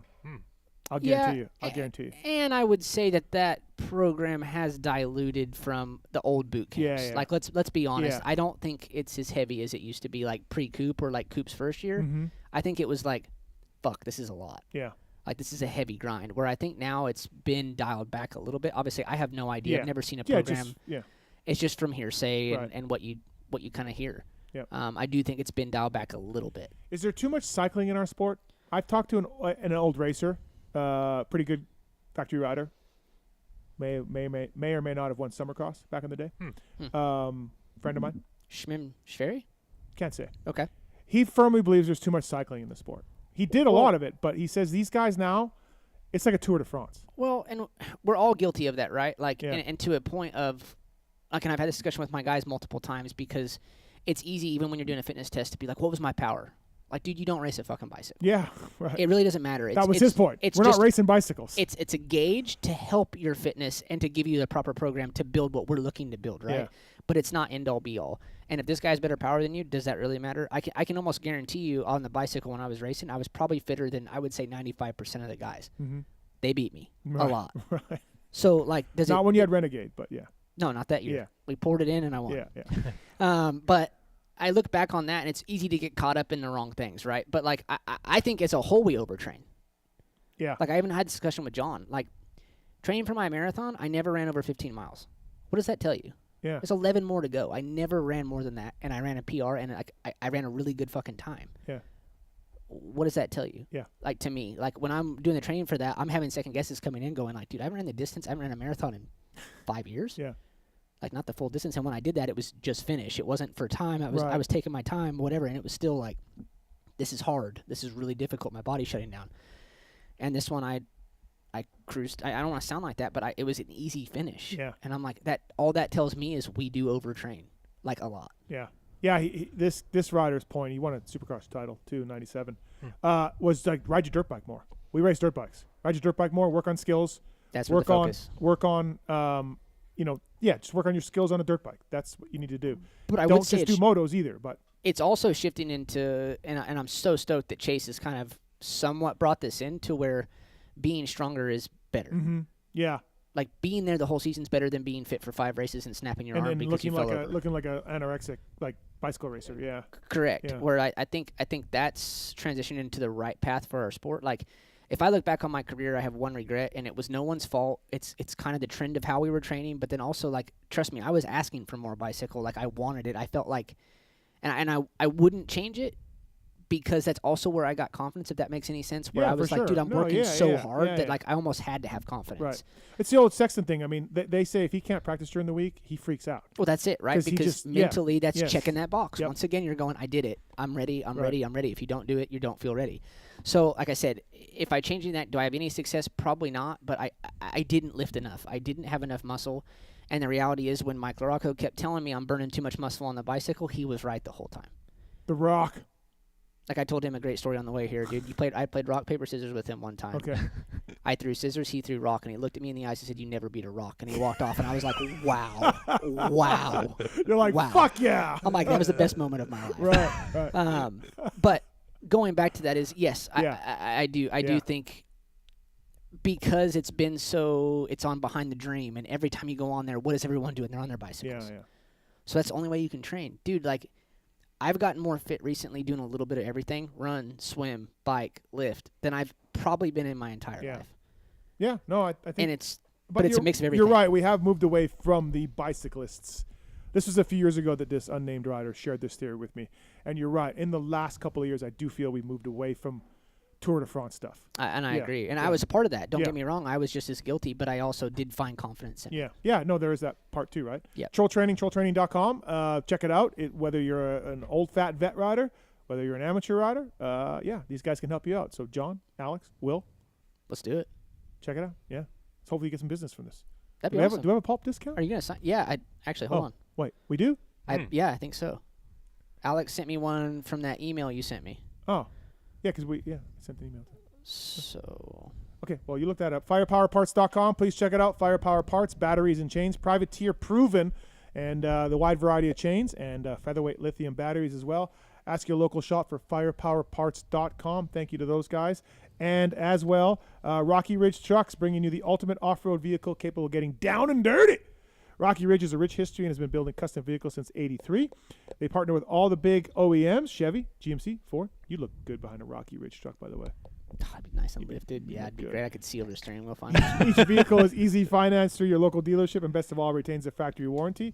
Say goodbye to the hassles of do-it-yourself customization. Join the Built for the Bold family at RockyRidgeTrucks.com. Pulp 10. Pulp 10. Trolltraining.com. Great. 10% off your first month. That's awesome. Thank you for that. Yeah, that'll be great. All right. Kellen, on to you. Sir. Start your systems. Rolling along. Yep. Getting it back to where it was. Getting back to really where it what was. Yeah. You're no longer at Moto Online. No. We'll get into that later. Yep. But we have an announcement. Perhaps. Would you like to announce it? I wouldn't say it's like, 100% done deal, but it's done. It's done. All right. Well, yeah, next year, 2025, it looks like I'll be part of the swap crew. Taking your talents to swap moto. Let's give it. That's cool. No, that's good. I mean, Anton left, and there's an opening for you, and Don swooped in. Don Maeda swooped in, a guy I've known forever. Same with you, Wilbur. And so, yeah, swap moto, you'll do a good job there for sure. Yeah. I mean, I was already kind of talking to Don anyway. Yeah. They were maybe looking for a little bit of help next year, and obviously I was kind of looking around. No proof to the rumor that you planted a large amount of cocaine with Anton. No. Okay. No. All right. And honestly, like, I love Anton a lot. Yeah, you've talked to him. He's one of my best friends in the pits, I would say, for sure. And we definitely have talked. And I'm stoked for what's next for him, for sure. I think he's going to do a great job with that. And I by no means do I want to be the guy that's like stepping on his toes or anything as he leaves or anything like that. But I'm excited for the opportunity to work with Don, and I've always kind of like looked up to Don a little bit, especially being out here in California and seeing him here over the years and stuff. So it's kind of cool to finally make it happen, because it almost happened a little while back when he was still at Transworld. I interviewed, got pretty deep in the process there, and they went a different way. But yeah, no, it's good. Congratulations, that'd be great. You'll do big things for that, and gotta get into mountain biking now. Is that a prerequisite? I mean, don't you kind of have to? It is part of it, yeah. It seems like that, at least on Don's feed. Like, it seems like you don't have a choice. Yeah, pretty much. So you've been going to a lot of the races. Not all of them, but a lot of the races. And a decent amount, They obviously still have their crew, Don and Chase Curtis and A-Ray. Like, I think we're going to kind of – it's going to be a split team of everyone going to races and stuff like that. So I'm not going to be, like, at all 31 rounds or anything crazy like that. But well, it's good. Yeah, it's awesome. Good for you. And, those guys are awesome. And Anton's got something coming up, too, as well. So good things for Kellen Brauer there. It's awesome. Also, too, I want to announce some Moto Media news from me as well. No, I'm not retiring. Not quitting. Still got to go to these fucking races. But Daniel Blair and I will be doing a weekly show. Looking forward to that. It'll be like there's this LVK show that's super popular. It's awesome. Climbing the charts, and we just want to copy that. So it'll be sort of that formula. It'll be myself and Daniel Blair on YouTube and in a podcast form as well. And we're going to do like an hour-long weekly show. And it will not be D versus S. It will not be that. We'll figure out something else. But he's not going to talk about the Cowboys, is he? No, he said he was over the Cowboys. And then then in the last show, he went into like a 15-minute. That's what I mean. He's not over it. Right. He's deep. Yeah, he's deep. Yeah. We may do that. I don't know. Please no. But yeah, Daniel and I will be doing a weekly show. Looking forward to that. And we don't even quite know the format yet. We don't quite know what it's going to be about. But honestly, him and I have a good rapport together, and he's a good dude, and I think we'll have a lot of fun and we'll laugh. So look for that 2025 as well. We need a name for it, though. We don't have a name. We've been kicking around some names, and nothing really sticks. I don't know. I have to think a little bit. DM me if you got a name for Blair and I's show. This could get good. Maybe send me the DMs too. I want to see some of them. DM me on Instagram if you got a name for the show. And if we choose your name, you win a prize. I don't know what it is. Maybe a full year of training at Chol Training. For free. From who? You. No. But you'll win a prize. Something. Maybe a Swap Moto t-shirt. I don't know. We'll get something. Give us a name idea for Daniel Blair and I's new hour-long moto show that we're going to come out with. And the LVK show will be going. Rave reviews. We get awesome support every week. People hate Kellen, then people hate Lewis, and then people. It's life happens. Yeah, it's ebbs and flows. Yeah, it's a lot of ups and downs. Yep, that's the way it goes. Lewis has his usual stories that They're fucking bizarre. Evicted, brother getting rent while he's living. It's parking the car being parked. And then they melted Jolly Ranchers or something on the car, and it's a whole thing. Yeah, it's a lot going on with Lewis. Yeah, besides moto. Listen in. Yeah. Please check it out. Listen into that, and Daniel Blair and I will be doing a show as well. Looking forward to that. Okay, so Swap Motos, Kellen Brauer here in the studio. One or two things you're looking forward to in Supercross. Can't wait to disappoint. Kellen, do you want me to start? We'll start with you. Give me a couple. I said this a few shows ago. I'm kind of just aping off what I was saying. The number one thing that I was saying was, can Sexton get back? And I don't mean win the championship. I mean, that would be great, but he just needs to be like battling Jet. And I firmly believe, maybe this is a crazy take, Honda Chase Sexton battles Jet Lawrence of 2024. I really believe that. So Chase of 2023, I'm not saying he beats him. Yeah. But he battles Jet. Am I crazy? I might be. I don't think so. No. Really? No, I mean. Oh, you don't think I'm crazy, or you don't think he battles I him? don't think you're crazy. Right. So it needs to happen. My number one thing I'm looking forward to, the biggest thing I have to think about is, can Chase of 2023 appear in 2025? And if he does, it's on. Not saying he's going to beat Jet, but just more competitive. That's my number one thing that I was like looking forward to seeing. Yeah. So, Kellen, go ahead. So for mine, it's kind of like the idea that you never really know what the good old days are until they're not there anymore, Okay, right? sure, yeah. You don't know what you got till it's gone. Classic. Dark Side would know the words. So he doesn't even know the song. I do know the song. I thought you wanted me to talk about this. No, but you didn't even chime in. Okay. You just Will jumped Sorry, in. gosh. Fucking good song. It's a good song. It is a good song. Okay. But the fact that this coming season, it seems like there's much less question marks about Eli Tomac, about Cooper Webb getting back on that Yamaha, about Chase Sexton and how he's dealing with the KTM. Like, those are kind of washed away. Yep. And we finally get to see these guys that have all battled for won championships in the past really go at it with Jet Lawrence, which we thought maybe would never happen for Tomac or things like that. And it could be the last time it happens, obviously, because Tomac is looking on, moving on after this year. So I feel like we almost have to soak up this last 17 rounds that we get of Eli in this zone with these guys. No getting used to a new bike, and no getting used to a new team. Right. And Tomac's had a clean off season. He looked great at WSX. There's a lot of hype around how well he's going to do, and the fact that he gets all this momentum rolling in while, Jet, he's trying to learn a new bike still a little bit as well. So there's even maybe a bit of a hiccup for the defending champ. It kind of, I feel like, leaves the playing field a little bit more open. But on the side of the guys that we want to see battle Jet, there's less question marks in general, which means that it should be a better fight from day one, I feel like. Yeah, I'm worried. I don't take too much stock in Paris and these off-season races. I've learned that over years, but I broke this down last show. Like, dude, they took some time off. They had 6 rides on the new bike. It didn't go well in Paris, as good as it could have. Then they rode production bikes in Australia. That didn't go well for Jet. And now they come back from Australia. They got a month. They got a month to get these new bikes up to speed. I'm not worried, but concerned. I still look at Jet as my favorite for sure. Oh, yeah, me too. Yeah. But like I said, I just generally think that, like, we'll look back on this year as like, man, that was freaking cool. We got to see great Eli, great Jet, all going at it. I like that. That's really interesting. My hot take was almost. I didn't go there. So don't radio me, everybody. But my hot take was almost Tomac doesn't win a race. That was almost my hot take. You'd be getting hate. Yeah, it's not my hot take, but it was almost. All right, that's a great start. It's a great start. And from there, we're just going to elevate to the next one, Will. I don't know if we're going to elevate.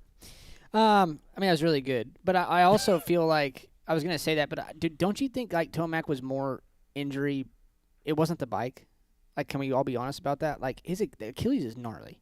Mm-hmm. The fact that he came back to that and then did your thumb, which is probably almost equally as gnarly, like the joint of your thumb and, like, how Jesse Nelson rode without it, I'll never understand. Like, I cracked my thumb one time, and it was like I was useless. I couldn't do anything. You can't pick up anything. So, like, to me, I feel like that was almost rebuilding himself in a sense. Like, even when he got hurt at Geico, it took him a little bit to get back to Eli. Mm-hmm. And I think that's also part of his long game. I think he understands that, right? And then you count Coop out, and he's going to prove you wrong 10 out of 10 times. But moving on from that. So, My two for the year that I'm curious to see, one was what we touched on earlier, was like, do we see the Mookie that we saw the first couple rounds in 23? Before he crashed Anaheim, I think he maybe hurt his knee or something like that. It was something weird where he hurt his knee midseason. But, dude, he was really good the first year on the Husky. Like, he was going to be a podium guy, I felt like, every weekend it seemed like. And then how much more does Hunter progress?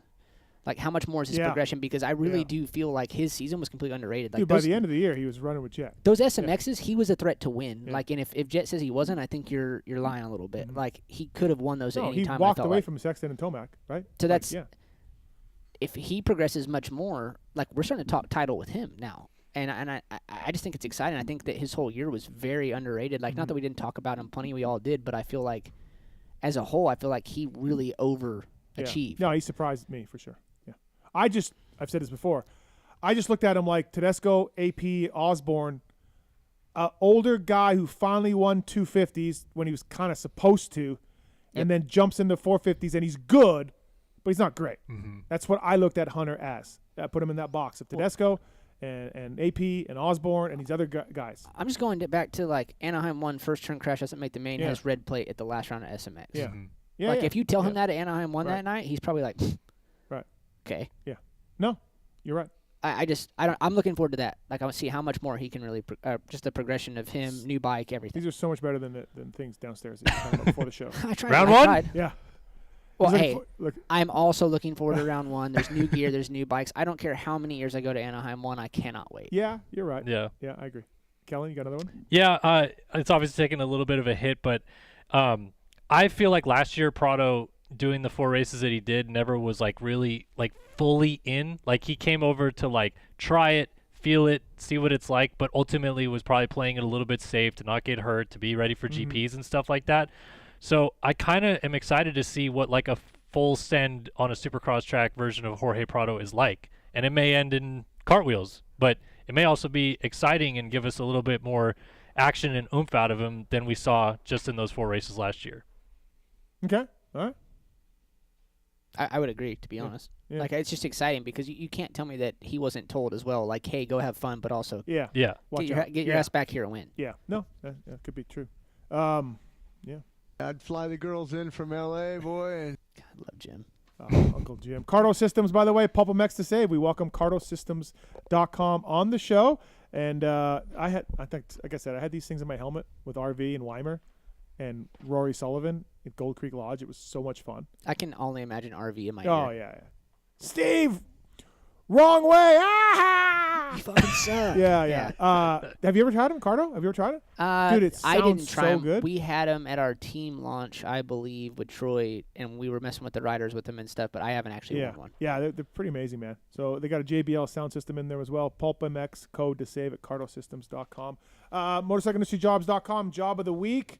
Look here. Swap Moto's looking for somebody. Already. That was quick. Oh, damn. Yeah. No, MotorcycleIndustryJobs.com. Please check it out. Job of the week, dealer developer for Alpine Stars. Full-time job, multiple territories. They're seeking enthusiastic, energetic, sports-minded people. That's you, Will. That's all of you. To fill a dealer development position in the motorcycle division, you will work different territories. You will make personal sales calls at established account bases on regular basis. So this is like a rep job. It's like a dealer rep job. Alpine Stars, check it out. Dealer developer, full-time job, MotorcycleIndustryJobs.com. Job of the week. Upload your resume for free today. And if you're a company out there looking for some of the best people out there, what about anal bleaching? Go to MotorcycleIndustryJobs.com and check them out. Thanks to those guys for coming on board with us. Great company, great guys. All right. It's next on the sheet. Did that. Kellen, Wilbur, Barsha Talk. Great radio, bros. Tommy Hahn. Does he still hate me? Most likely. Okay. All right. That was on my topic. Kellen, let's see if anything else for you. Oh, MXGP video game. We talked about that. Yep. That's gonna be briefly. You said no more video games. No more video game talk. All right. Motorsport.com. Tweet at Talon segment. Let's do it. No, that's my mom. It's the Motorsport.com tweets at Talon segment. I got an update from Noof about the story that Gauldy told. Noof said it was 8 p.m. when I came back. I went to dinner with my wife and kids and 2 other adults. not my buddies. I don't think I cried, but for sure I felt like it. Anyways, have a nice vacation, Gauldy. So that was the update from Noof. But he did not deny that he came back hammered. No, there was no denial of that. Yeah, so he definitely came back hammered and being like, bro, I don't know. I just went and got some cheese sticks. Like, I don't know. Doesn't sound like Noof at all. No, not the guy that we know. No, not at all. I don't think they'd get a blowjob before the main event. Have you ever got a BJ before a main for a moto? No, it's been attempted to get it done. Oh, it has been? Yeah. Bobby was wild in the heyday, dude. Really? I had a good result the last time I had. Oh, wow. Had pleasure. So he was thinking that was... Line him up. Wow. Okay. Wow. Just embarrassed me when I'm 17 or 18, but Jimmy got one in Buffalo 84 and got last in the main. It would probably relax you in the wrong direction, correct? Right. Yeah. Okay. Motorsport.com, tweet at Talent segment. Love the guys at Motorsport. And go through the banner on PulpMX to help us out. Dirt bike parts, street bike parts, e-bikes as well. They got it all. UTV stuff, motorsport.com. Great prices, dedicated team of gearheads there to help you out, and free shipping on anything over $79 or $69? $79. And, I ordered a bunch of OEM parts from them 2 days ago. Great company, great guys. And whatever it is, they've got it for you at great prices. So these questions are submitted to @PulpMX Show on the Twitter, and the guy in the corner there picks the best ones. Let's do this. All right, first one from Nature Hold. Will, are starts the number one most difficult aspect of racing to perfect, and or the most difficult to become great at for someone who normally isn't? See, this is so tricky for me to relate to because I'm like, times with Chase on the show where I'm like, I don't understand like how you can be that good and not understand the clutch. But at certain points, like Phil's story of Chase saying, "Watch my starts," and he's honestly, it ruined me. And Phil was like, "That ain't it, dude." No. Hold on, I could do it again. Let me show you. But I think going back to that, maybe it's difficult, but dude, there is way gnarlier stuff in Supercross that you face than a starting. Yeah. Like I think it honestly comes down to confidence. Dude, like, I'm totally with you. The confident guys in their starts or confidence in their racing totally are gonna pull starts. I watched this with Tim Ferry, man. He just knew he couldn't win. He knew, in my mind, he's not beating Carmichael. He's not beating Wyndham and Chad. And like, I don't want the pressure of trying to win. I don't want that. And it comes back to what you said about Ricky. It comes to a point of where you're not like the winning becomes numb, right? Where it's the fear of losing that keeps you up there, or it's the fear of having to repeat, right? Yeah. Where like now if I go out front, I'm expected to win. Where for me, most of the time, it was like, dude, my only chance of getting on the podium was whole shot this motherfucker and hold on as long as I can, and hopefully I just win, or maybe one or two people passes me, right? So it was like, that was my mindset, was like, put yourself in best position. And my dad, my whole life, and every time I had a crash or an injury at a race when I was little, was because I started mid-pack and someone less caliber. Your dad's like, that's where you're going to get. That's where dumb shit happens, in the back of the pack, where people make dumb decisions. And 9 times out of 10, where does bad stuff happen on the track? It's in the back of the pack. And then if you're Vince or Mike Alessi, you're just like, I'm the king of starts. Like, I will get this. I will get this. Is it, so I was gonna ask, because like I don't know the confidence behind how you feel with that or whatever, but like why is someone like Andrew Short in his last year's ripping starts no problem, or why was Kyle Lewis always so good at starts when they knew they kind of weren't gonna win? Well, and I think it goes back to the fact that like it is a confidence. It might not be confidence to win, but like all the whole shots of my career, I can promise you I did not practice a start during the week. Like the year I won those outdoor championship whole shot things, and like I was whole shotting every Supercross, I didn't practice any starts. Yeah. I went to the gate. Yeah. And I just did my muscle memory, did what I knew I could do. And yeah, you mess them up from time to time, you're human, right? But at the same time, like once you get something that works, especially with the great now, it's not that hard. Or you got Lars with the button. I really wanted in on that because I feel like I could outstart you on anything. Oh, really? Well, we're still supposed to do it. But I'm in. Yeah. Like it. I got a lot of people lining up for this. I'm ready. You think on a production bike? No doubt. No start hook, no nothing. Yeah, I got you. Me on a factory Honda. Yeah, I got you. No. I'm gonna grab the shift too quick. Okay. All right. Next question. All right, this one is from Yep. More likely, Prado gets a podium, or Prado fails to make the main without a crash. Prado fails to make the main. What? That's more likely? Yeah. I mean, Hunter Lawrence missed the main. We've seen guys miss mains. Hunter But without Hunter a crash? was in a first turn crash. I don't think Prado's straight up getting like crashing and just not making the Yeah, main. like Yeah, I just don't see You're that. right. Without a crash is okay. That's tough. Maybe He's just not going to DNQ at Anaheim and be like, man. I'm going to backtrack on that one. Yeah, I just don't see it. Okay, podium. Yeah, podium. All right, from Sugar Shane for Will. What's the hardest Supercross obstacle now that they shortened the whoops? On table has to be up there?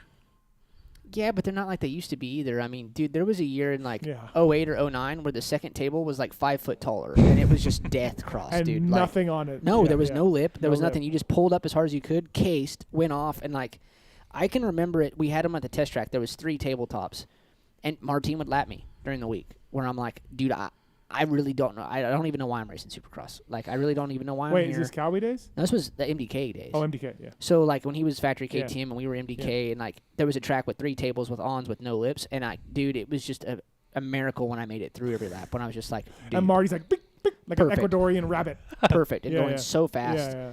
But, probably the ons, they're difficult, but now they got lips. It's really not that hard. I mean, to me, dude, the tracks are the fucking same, dude. 3-footer, 5-footer, and a tabletop. Once you get the gist of it. Hey, look at this. We're going to come around and do this. Like, it's fuck. The harder thing now is pulling a quad on a 250. Yeah. Like, you got to find those quads that 450s are doing, and you probably got to be top 3 to be able to do that. And that, I would say, is the harder thing. I mean, it's once you kind of learn it, it's really not that bad. All right. CJC059, any signs of Michael Mosman at media days or word from the team? Checked in. I saw this question, and I checked in. He's riding, but my source said it's not going great. But he's back riding, but it's not going great. That's all we can ask for. Yep. He's alive. Back riding now. So he's alive. It's good to hear. Yep. And he's riding. Yep. But it's not going great. Okay. All right. Sportin' Wood 303. Will, when it comes to fitness, what is the first thing someone should start on if they plan to compete in the moto world? I mean, that's such a loaded question. I mean, it's I mean, the very first thing would it goes back to, again, it's going to sound like I'm just saying the same thing, but just a structure, a routine, a weekly routine that you can stick to. Almost of anything, right? Like literally sit-ups, like push-ups. Dude, Jake and I used to talk about this. Yeah. Like, Jake and I were battling for a title, or 1 and 2, and he's like giving me advice, right? Like life advice. And I'm kind of thinking the whole time, like, why is this guy my friend? Like, no, I'm probably not going to beat you, and I haven't ever, but like, I'm the only one that can right now. Yeah. So it was weird, but like, he would always tell me, like, dude, like, I'm a believer in, if you truly believe that 20 minutes on the day on the elliptical is going to get you where you want to go, that's what you need to do. Mm-hmm. But it is truly consistency at the end of the day, where, I mean, I see it all the time. Guys are like, oh, I'm all in, and it's 2 weeks, but you don't see results, and it's, Yeah. But it doesn't, nothing happens like that. Yep. And again, like, you don't need a carbon fiber bicycle or an e-bike or anything to get started. Push-ups, sit-ups. You can do running, everything at home. I mean, you can do air squats. You can literally run a pair of shoes. Just to get started, I'm saying, like, you can literally just do the very basics. And if you do it every day, correct, you'll get better. Yep. All right, the big runner guy over here. I'm gonna just creep his Strava hard. I'm gonna follow, see if I can get a request. Yeah. It might be, but I'm gonna try. Yeah. Lewis wants some running advice also. He's been running now, Lewis. I hit him up. I said, "Dude, you've been running. Let me know." Yeah. He said something about his knees. What did he say about his knees? Let me look. He said something about his knees. Go ahead and go to the next question. Well, it's for you, Kellen. Okay. Cody Shields 92. Can you host a Moto Academy style riding school for MX bikes? This game is hard. Hey, that's a fair question. So actually, MX Bikes has a group of people that are like kind of MX Bikes coaches, more or less, that you can go to and ask for advice. So I don't know that they're still like kind of doing it full time, but they were for a little bit. And I'm not going to pretend to be the best guy at MX Bikes that could teach you the whole world or whatever. I will answer any questions that you have if you DM me, but those guys certainly will be your better options because they're much better at the game than me. Kellen's taking $50 an hour, class of 20. It's like what AJ say. If he had a factory bike, Hunter Lawrence told me he could be a champion or 3 something. years. 3 years. That's all it takes. Kellen's going to be doing that, yeah. There you go. 3 years. It's a great sales pitch. I'll have you start your systems. Number 1, start your systems rider. What are you looking at, Kellen? I'm trying to find this Lewis question for that he had for Will. Did he say it in our group text or maybe thought somewhere it else? was. No. I don't know. Anyway. Yeah, I don't know. Shane J. Borden, outside of Jet, Tomac, Sexton, Webb, who has the best chance of winning a Supercross in 25? Okay, what was that list again? Jet, Tomac, Sexton, Webb. Hunter.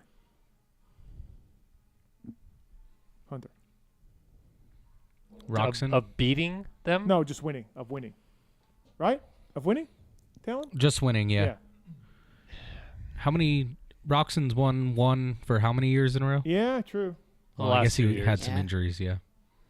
I can only think of Jason or Ken. Be cool if Chiz won. Yeah, I love Chiz, but it's no. Yeah. It'd be cool to see Chiz win. It would be cool, but yeah, it's. Plessinger? I mean, he did win last year. I'll still go Hunter. I'll stand by Hunter. Yeah. The one I'll thing say in our Hunter. sport that's undefeated is age. And Roxon's creeping up there, and Tomac's there, and Jason's a year older, and age, man. I'll go AP. Well, no different. on the topic of AP, if either of you had to put money on the table right now, he wins another race in his career. Are you putting money on that or yes. not? Yeah. Putting money on it. Putting money on that. By the way, Lewis asked Will how to loosen my knees up. Oh, yeah. Thanks. Foam roller. It's most likely anything that's tight is always going to be rolling. It stems from your back, right? Goes down your glutes and your hamstrings. Like typically if your knees are tight like that, it's high back. Roll yourself down all the way down your quads. I got a guy. He has this purple and yellow hematoma on the side of his stomach area. Did this person torso. fall on a rock? Yes. Okay. And it's fucking hurts. Yep. And it's disgusting. Also, he looks like Quasimodo. What does he do? Cryotherapy. You do any kind of ice you can do. Heat's But also he heard good. it like over a week ago. Is ice still going to do anything? It's still going to help get some of the information out because regardless, there's information in there, right? Yeah, like yeah. it's blood pockets, Yeah. edema, everything like that. So I mean, do I get this that you lube? you could put some of this rig on. Okay. It's gonna. No, it's no. a recovery cream. Sorry, I'll tell my buddy. Oh yeah, yes, yeah. Sorry, Yeah, you're gonna tell your buddy Yeah. to put some of this Yeah. on his hip. Okay. I would do it for him, but he's obviously not here. Yeah. So not weird. here. I'll pass it on. Yeah, you pass it on to Yeah, him because it's. There's too many good ways right now. Like there's creams like that. There's I would say almost in every big city like around here, you got to have a recovery place that's gonna have some kind of salt pool, some kind of muscle stim, anything's good. PEMF therapy would be awesome for that. Peeing? PEMF therapy. Peeing, like pissing on your athlete's Pulse foot. electronic magnetic field, I believe. Okay. So it's like a magnet. He hurt his elbow one Yep. time, and then he did dry needling. Yep. And that really worked, and that was awesome. I heard that's awesome. Anything to relieve the inflammation. Okay. So All right. I'll pass it magnesium on. salt bath. I'll pass it on. Okay. You let him know. Yeah. Greg Wilcox, any rumors on how Dax Benick is getting on? Hoping for a better season from him. So is he. Yeah. I haven't heard any. I Well, you just don't haven't. hear anything No. really back there. All quiet on the western front, eastern front. Another from Sugar Shane 79. Steve, what's the plan for live shows during next season? Right now, booked Seattle and Indy, but working on some more. But we should get Will Hahn out. Dude, I'm in for Indy. That's gonna be East-West shootout again, right? Yeah. No, I'm in. I know that you didn't like the spot you did for A1, but the turnout I thought was pretty good. So there's no plans to try to find something there? No. Dude, A1's too chaotic. Yeah, it The last thing you need is more. From H.E. Pennypacker, we went into what Kellen's doing next, but he wants to know what happened with Moto Online. Yeah, I mean it's probably a long story that we don't need to really get too much into, but it wasn't my decision. I thought doing like a pretty good job and put my head down, was working pretty hard, and he ultimately decided it wasn't working and just chose to separate. Like I was saying like, hey, well, can we make it work? Can we try something different? And they're just like, no, let's move along. And it was kind of my biggest thing with that, and I like Alex, and Moto Online's cool and all that, but like Alex wanted to start a U.S. side of it, got you to leave Racer X, which is a great job and a great company, and then he hires you, and he's not happy or it's not working. Okay, cool, he's the boss. That's life sucks sometimes. But to let you go, what, June? Yeah, it was pretty much exactly 3 months in. 3 months? Yeah, because I started in March. Oh, you did? Oh, okay. So, yeah, to let you go 3 months in is fucked. Like, even if you're like, holy shit, I made a big mistake. I don't like Kellen. I got to give him he left Racer X for me. I got to give him, You at least go years in, dude, right? I got to at least let this dude Yeah. go a year. and then I can make a change because I hate his guts or I don't like the way he's working or whatever the reason is. Whatever the reason is. Whatever the case is, Like, your budget should have been laid yeah, out like for you. I went through that with Gibbs, like my old 2 phone guys again. It wasn't working, and I wasn't stoked. But I'm like, dude, I can't let the guy go. I just hired him. Like, I'm not gonna do that. Like, we'll make a change at the end of the year. That's how I was thinking because, and then I never mind like coming from Racer X. Like, I didn't like how Gobert did that. Like, dude, you got this guy to leave Racer X, and 3 months in, you're like, nah, it ain't working. You can't do that. That's fucked. Yeah, I mean, like, that's my race tech. He was nice enough to like kind of keep me on with some contract work and all that throughout the year, but yeah, it just didn't. It didn't go out how I expected. So it didn't go out he wanted it, which is fine. Shit happens. Like I said, but I think he owes it. He owes it a longer term because of what you gave up to go to him. In my mind, I didn't like that. That wasn't cool. All right, we got a few more we can get through here. What about anal bleaching? Let me see. Pick a good one. Brop Crew, what's everyone's thoughts on the 25 track maps? Did any stand out that you're looking forward to watching? I didn't even look at them. I haven't enough to. No, I haven't either. And I like the Dirtworks guys, but the fucking the imagination is gone, and partly because of Feld and the 9 whoops and don't dragon backs, and it's not all on Dirtworks guys. But dude, like I said, do we need another? Hey, it's a 3 to a 5 footer to a table. Like, do we need that? Like, I mean, what about rollers? What about 6 footers? What about? I liked the new obstacle in the first turn that they did a lot this year. The single onto the table, like it created something different. Yeah, yeah, but I wish they would have done that like once, and then a couple singles, another one, a couple singles, like actually have so it was part of the rhythm too. I would agree. I mean, dragons, dude. I'll be honest. It's not so much the racing; it's when you have to practice them. The practice track is so shittily maintained; it's not the same. And then you're dealing with that with fatigue at the end of the week, and like, it's just it's a dumbass place. Like Coop came on the show and said, would have been great to tell us no dragons. I've been riding them all off season. Preseason, and we show up in Anaheim and we did the same thing. And I'm like, we get there, then they have one, and I'm like, ha! Yeah. I'm glad we had it. Like I told you, they weren't gonna take dragons back out. And Saturday morning, it's gone. I know. It's just fucking guys. Like, can we figure this out a little bit better? Like. Or sooner. Yeah. Just like if you're not gonna put dragon backs in, you need to tell everybody. Yeah, of course. Like that is the most dangerous obstacle before this year. Do you remember Dragons to Dragons? Bro, I brought this up. Were they around when you were? Dude, 09 Travis Pastrana track. That'll be locked into my brain my whole life because I watched Izzy and Stroop in front of me do it because it wasn't dragon to dragon. It was dragon single to dragon. It was a triple. It was a triple length. It was the same size as the triple. It was huge. Dragon. And then single in between. Single, and then you would downside the next dragon. So it was literally triple length. So you're going. Oh, so you'd go down the backside of a dragon. Yes. To go up a dragon's over, like he said, a huge gap, and then down a back of dragons. Well, like, dude, I'm not good at him. I see Stroop skim it so fast that he jumped to the next one, and I'm like, well, I can't do that, so I got to jump in and jump it. So I just got to jump and commit wide open. And then, and it was. And then you clip, and I save it, and I'm like, never again will I jump that. And it was fucked in the main, and James started doing it behind Chad to catch him, and he, like, this close to dying. I remember that track being awesome, but I need every lap going, please, dude, please, just let's make it. All right. I did want to say though, why can't they do what they did in 09 again and say, Travis, Mike LaRocco built the track. Like, can we get a little bit more creativity of just some ex-riders to come in, put a little input on some of this, because those tracks are legendary. You show up and you're like, oh look, it's the Indy lane and this is the Dallas lane, and let's go. Here we are in fucking like St. Louis. Like you're just like that St. Louis track that Travis designed gets a lot of credit for sure. But I loved Indy that year that LaRocco made. I liked Pontiac. DV's Pontiac. DV's was really good. Yeah, it was Pontiac. That was great. Yeah. And it's just like it was Detroit. Yeah.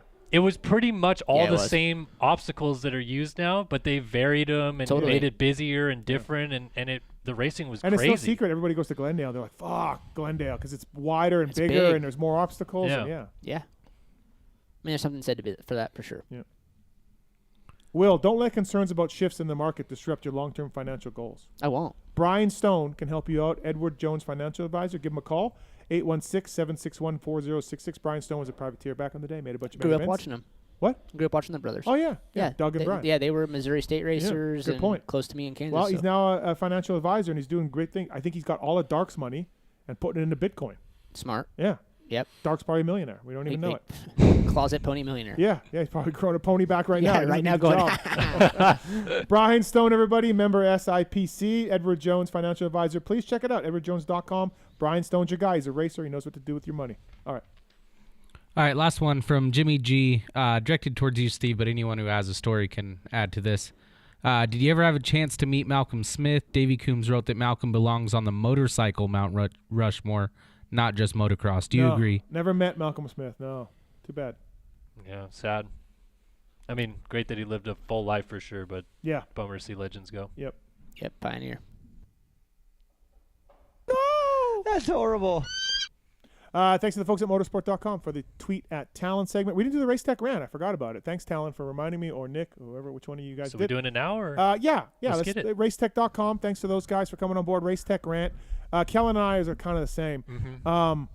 This is something that is absolutely insanity in our sport, and we touched on it with Max Vohland. Like, Max dislocated his hip, and then, like, I don't think there was ever a press release. Was there ever a press release? The only thing Cowie officially put out was Max Vohland crashed this week, will miss the San Diego Supercross. Yeah. And then we get to Seattle, and nothing has been updated, and it was like, hey, man, what's going on? So Max himself made a post to say, like, not racing Seattle, going through all this. So we got media days. All the riders are there. All the top riders are there at Anaheim Stadium over 3 days. The media is there, everything else. No Jorge Prado. Nothing. And no press release. So we got an MXGP champion, one of the most interesting guys of the 25 Supercross season. Now, he crashed and hit his head from what I believe, and he didn't break anything. He didn't hurt anything. He, like we mentioned, he'll be off the bike a bit, and then Cowie just puts out nothing. You just, like, if you don't want to if he crashes on a Monday and there's nothing going on, then you don't have to put anything out because nobody knows and nobody cares. Right. I get it. Don't do that. But again, Will, you know someone that saw him getting some treatment, so like you can't even keep that secret. Like if you really like, if Cowie's like, hey, let's not tell anybody. It's really fucking tough to keep secrets. It's just it's small world. Like regardless. So the problem is it leaks out regardless, and then rumors get started. Yeah. So Prado doesn't show, and no one knows why. And we got to do some digging. And like I said, turns out he was concussed. I don't think he broke anything and all that. But guess what happened? Broken arm, I heard. Broken wrist, I heard. Like, it's a media day, Cowie. Fucking put it up. You don't need to tell us exactly what happened or if the bike broke or whatever. You just need to say, Jorge Prado sustained a crash at the test track. He will be fine. However, he can't make media days. That's it. That's what you need to put out. Instead, nothing. And like that just leads to more speculation and more rumors, and then you're putting out fires, and I don't fucking get it. Whether it's the Max Vohland thing or this Jorge Prado thing, Cowie's got a history of this kind of stuff, and I don't get it. Well, obviously because of betting, but betting's coming. We have Bet Online, and there's supposedly coming more for our sport. But in the NFL, you know everything about everybody. NHL's upper and lower body. They don't quite specify, but they do. Like other real sports tell you. NASCAR guys missing a race, they tell you. Our sport, nothing, dude. The guy could be dead. You wouldn't even know. Like it's such BS. I know someone last year who contacted a factory team PR person and asked for an interview, and the PR person told them, "Yeah, good luck, ha ha." This is what happened. Like the PR person said, "Good luck, ha ha." What's your fucking job? What is your job then to get interviews for the media? And if they don't want to do it, they don't have to do it.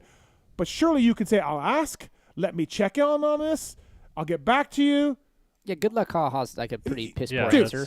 Dude, like let's face it. Like, and it sucks. I was telling Kellen about this on the way here, and it's like it's so frustrating, like as a rider, because I try to put myself back in that position. But you want to be open, but there's two things against you, right? Where it's like there's this belief that if you say that your wrist hurts, that someone's going to hit you in that turn. Well, guess what? Vince is going to hit you in that turn no matter what. Yeah. So, like, get used I've to never it. believed that. I've heard that theory, and I'm like, stop it. I've never been on the gate and been like, dude, I hurt his ankles weak. I'm gonna aim for that. Yeah. It's pretty dumb. Yeah. Like, let's face it. Is there guys that would do it?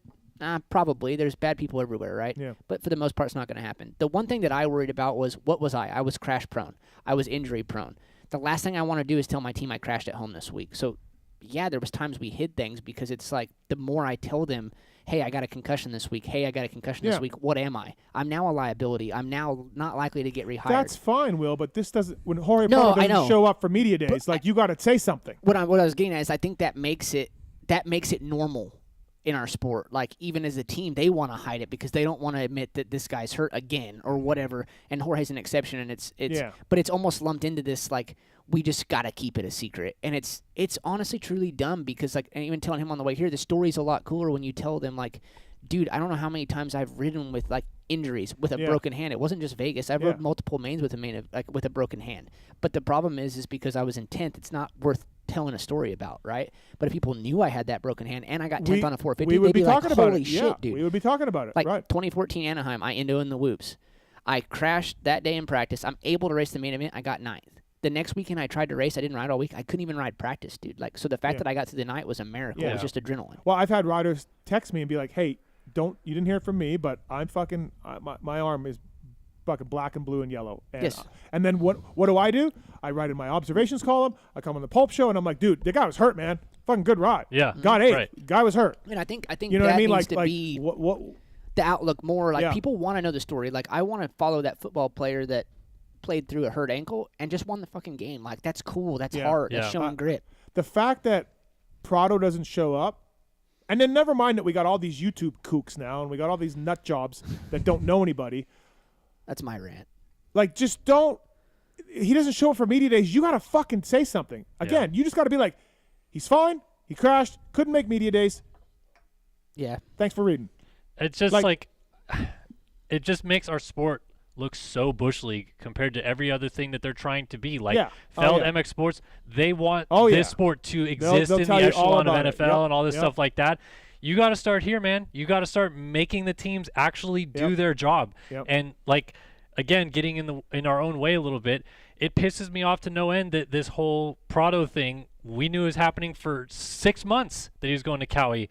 And then we have to act like it's a big deal when it actually happens, where in every other sport, including motorsports, they'd be like, that Look at guy. Lewis Hamilton's moved to Ferrari, dude. Yeah. Before the 24 season even started. They've already impersonated him on a suit. Yeah. Like, and it looks real. And it happens in NASCAR. It happens in MotoGP. This guy's going to Ducati. He's on an Aprilia right now. It doesn't matter. We're not hurting the sales of Aprilia because he's going to this bike or whatever. Yeah. It's just a race series. Like, people take that stuff too seriously, and I think if they realize for the bigger picture of the sport that would make more intrigue overall, then they could actually see the growth develop out of that instead of just trying to be like, shh, no, we can't do that because it might hurt one sale of a 450 for us or something. It goes back to any press is good press, let's face it. Well, and then again, like, we in the media are not perfect, but we have flaws and we can be better for sure. But when I go to the rider's agent or the team PR person and be like, hey, man, do we have a problem here with me and this rider? Or hey, this happened?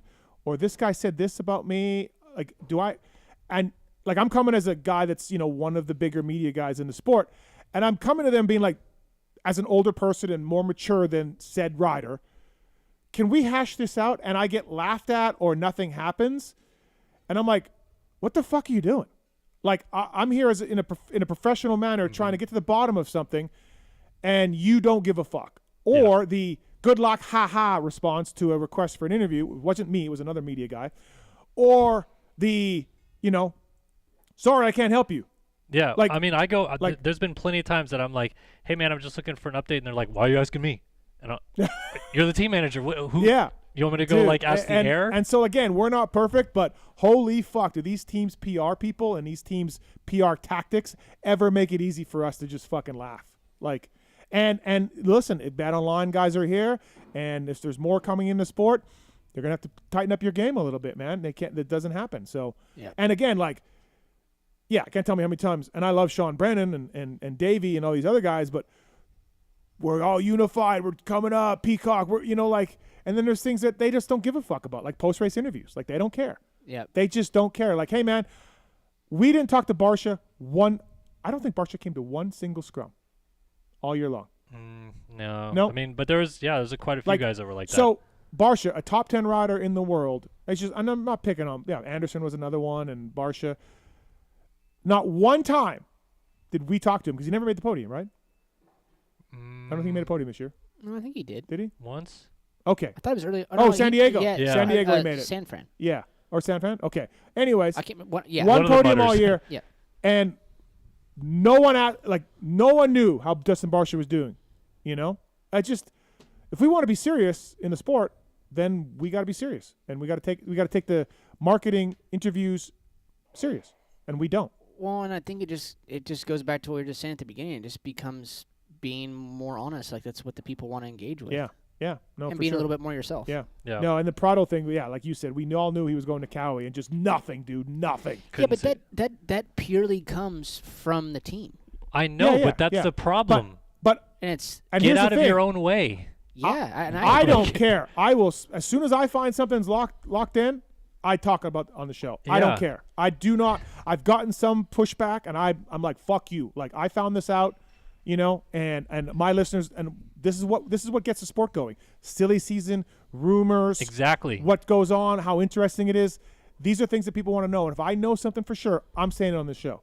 Mm-hmm. Like Phil says, if you want something to get out, you tell Matt this. But I don't care. Like, that's the way I roll. And that's what I think makes this sport more interesting. I've run across so many more fans that are so into the sport because of that stuff. Yeah. And I'm going to give it to them. Yep. And I'm going to try to give it to them anyways, So that's my race tech rant. Kellen, it's kind of yours too. Yep. Yeah. I mean, I think we could overall have a better look about how our sport operates with that stuff. And it to be honest, it starts with the teams. Yeah. Like, the teams need to kind of buy into the idea of actually Good going luck, that way. ha. Yep. Can I get an interview with this guy, or is this guy speaking? Good luck, ha. It's just, I don't know. Yeah, it just, to me, one of those deals where we need to evolve in so many ways, but until we can almost realize that there's not one bike for all of us either, like, it's not a set platform. There's other issues that we need to get through as well, like, as a whole, and, like, the evolution is we're not getting there. And I believe that's a turnover as well that's coming with the higher-ups that need to be rolled over into a younger generation. I hate to be like that, but it's the truth, right? Yeah, no, some of it's just old school. A lot of it's the old school mentality that's been here for 35 years that's not going to change. And under their power, it's not going to change. Whether that's the bike belief, whether that's the contract belief and how we go about things, that's just – it's kind of a tough shit deal with it. And do I think that's right? No. I think our salary should be posted. I think we should have a union. I think we should have a voice most of the time. Yeah. Like, there's obstacles that none of us want to ride at times. Like, let's be honest, but there's always one guy that will, so it doesn't matter at the end of the day if you speak up. Yeah, the fact that they just decided no dragon backs on 9 whoops and just didn't tell anybody and didn't tell a rider, didn't ask a rider, didn't poll anybody, just said, we noticed injuries, we're down. And if they only understood the risk of the offseason by hitting a dragon back, so you ride 4 days a week, so you're typically doing 60 laps a day. Do the math on that, how many times you can get hurt per day, per lap on a Supercross track during the week, and then you don't even have to race them all year. Yeah, you're going the like, fact that bro. that was never communicated and it was never decided. It's just mind blowing. It's wild, right? But that's what we're working with when we're not. Yes, we're when unified, no one's organized, but we're not. Yeah, no, we're really not. No, union's a big word. That won't ever happen, I don't believe. But there should be some sort of association. Correct. A rider you know what I'm association. saying? Yeah, there needs to a be rider something group where we with have some a voice. rider being like, I'm the guy, and I have everybody on a text message, and we're going to talk to you, and we want a voice at the table, whether it's a voting voice or whatever. We want a voice at the table. You guys don't even have that. Well, riders don't. You're not a rider anymore. Although you did win with Renegade. But I mean, like, even in the riders' meeting, like you say, because someone is always going to do an obstacle or something, I feel like, generally speaking, no rider will speak up because they're like, well, dude, I'm in a group what test. am I going to do? What am I going to accomplish? I'm in a group test with like 25 privateers. And on a race day, every single one of them have a different opinion about some track obstacle. Yep. Some guy will be like, that's fucking sketch. Other guy will be like, that's fucking sweet. Like, it's just like, and yes, it's just a racer mentality. You're going to have that as well, Yeah, where, yeah. like, dude, let's face it, obstacles going to suit certain guys better than the other. Yeah. But there is certain jumps or certain Yeah, things that happen on race day where you're like, I don't agree with Yeah. this. Or, just, hey, the inside gate goes straight into a tough block. And Feld goes, sorry. You're like, cool, man, I'll pay my $270, make the night show, and then just get absolutely rammed up the ass because I have the inside gate. 0% chance of me getting a start. Yeah. Even if I get the jump, there's no chance. Yeah. Things like that. And they just go, oh, sorry. It should never happen. So, Race Tech Rant, racetech.com. Man, I want it to be a shorter show tonight. I really did. It's all right, man. I swear to God. We're good. Kailub, Russell, Max Vohland, Gauldy. Best interview, Kellen. Come on. You don't even have to ask me. So, Max Vohland. All right. Best interview. Goldie, I'm still fucked up that he put up banners up by himself and then Noof was there crying. It blows my mind. Yeah. All right. Or sobbing. I'm maybe not crying. Nick, what do you think? Best interview. Gauldy's always entertaining. Talon? Off-road life, Blue Crew. Oh, yeah. Caleb Russell. The off-road guy. Yeah. The off-road guy. GNCC, not his thing, but off-road guys stick together. Yeah. Exactly. Yeah. I get it. All right. First thing that comes to your mind. You ready, Will? Yes. Oh, boy. Motorsport.com. Tweets at Travis. Or tweets at Talon, sorry. I'm an idiot. Fly racing. Oh, we're going back and forth? Yeah. Oh, sorry. Fuck Wil Hahn. Cooper Webb. That's right. Cooper Webb. That's right. He took my money, though, for the cool team. Decal Works. Kiefer. What? Kiefer. Kiefer what? You said Decal Works. Oh, I thought you were talking about the cool Sorry, team. I locked in. No, I was just I was still laughing at your joke because the cool team completely fucks me up. The cool team was going to be... No, it was a great idea. I was on board. I felt like I was going to be a part of it in some way. I know you were. I was going to clean something. Yeah, whatever. I know, for sure. Mop the floors. Yeah, whatever. Yeah. All right, Race Tech. Suspension.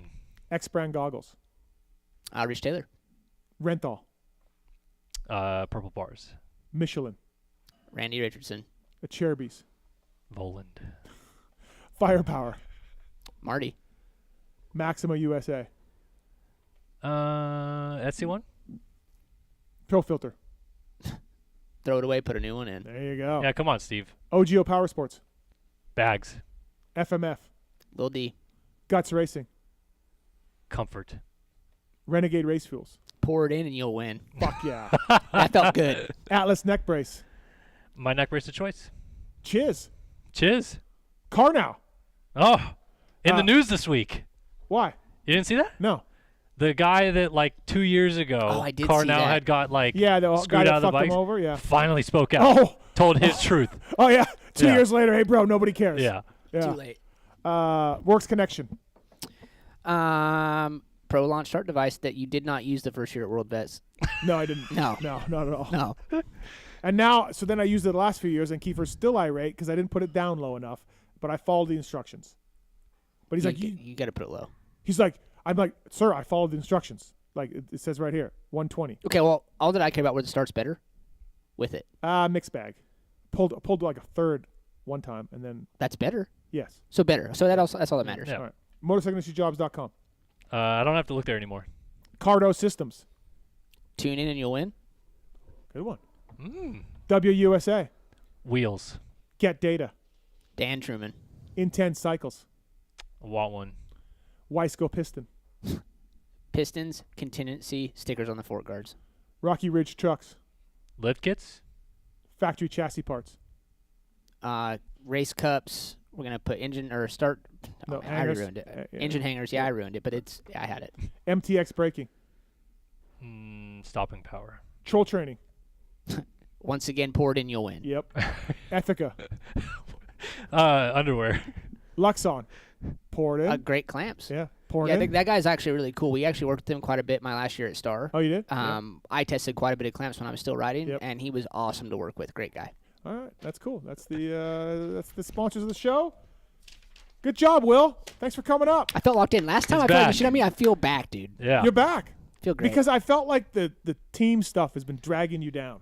Well, like just busy, stressed. You're busy. You're stressed. You don't want to say the wrong thing. You got to be very politically correct. You got to walk this line of being Yeah, fuck yourself, that. but also Fuck like that, Will. that's where I'm at. Bring it back. Can we get the flip-off war back next year, too? He does, dude. That's up to him. Oh, did I get He in broke trouble? free now. Did I get in trouble for San Diego because that photo went viral? Which photo? Dude, when I was like jumped across the track like that and like verb. Remember that? No, like it 3 was a years photo? ago. Yes, dude. There was like a picture of me that like it blew up and like I actually did get in like a little bit of heat, but like I had to. From KTM? Yeah. Where I understand it didn't look great when I'm in full gas Yeah. material, like, and I looked serious. Yeah. So if you don't know Did you the tell them context, what it was? Yes, and it was understood, but also like Yes. maybe not do it in front of every camera. Yeah. But I So was I like, don't even remember this photo. dude, I don't blacked remember. out every time I saw you, and it was my time. I Yeah. blacked out and got it done. Yeah, That's yeah. all I knew. Yeah, was like, no, you get were it really done. good at it. It was fucking very.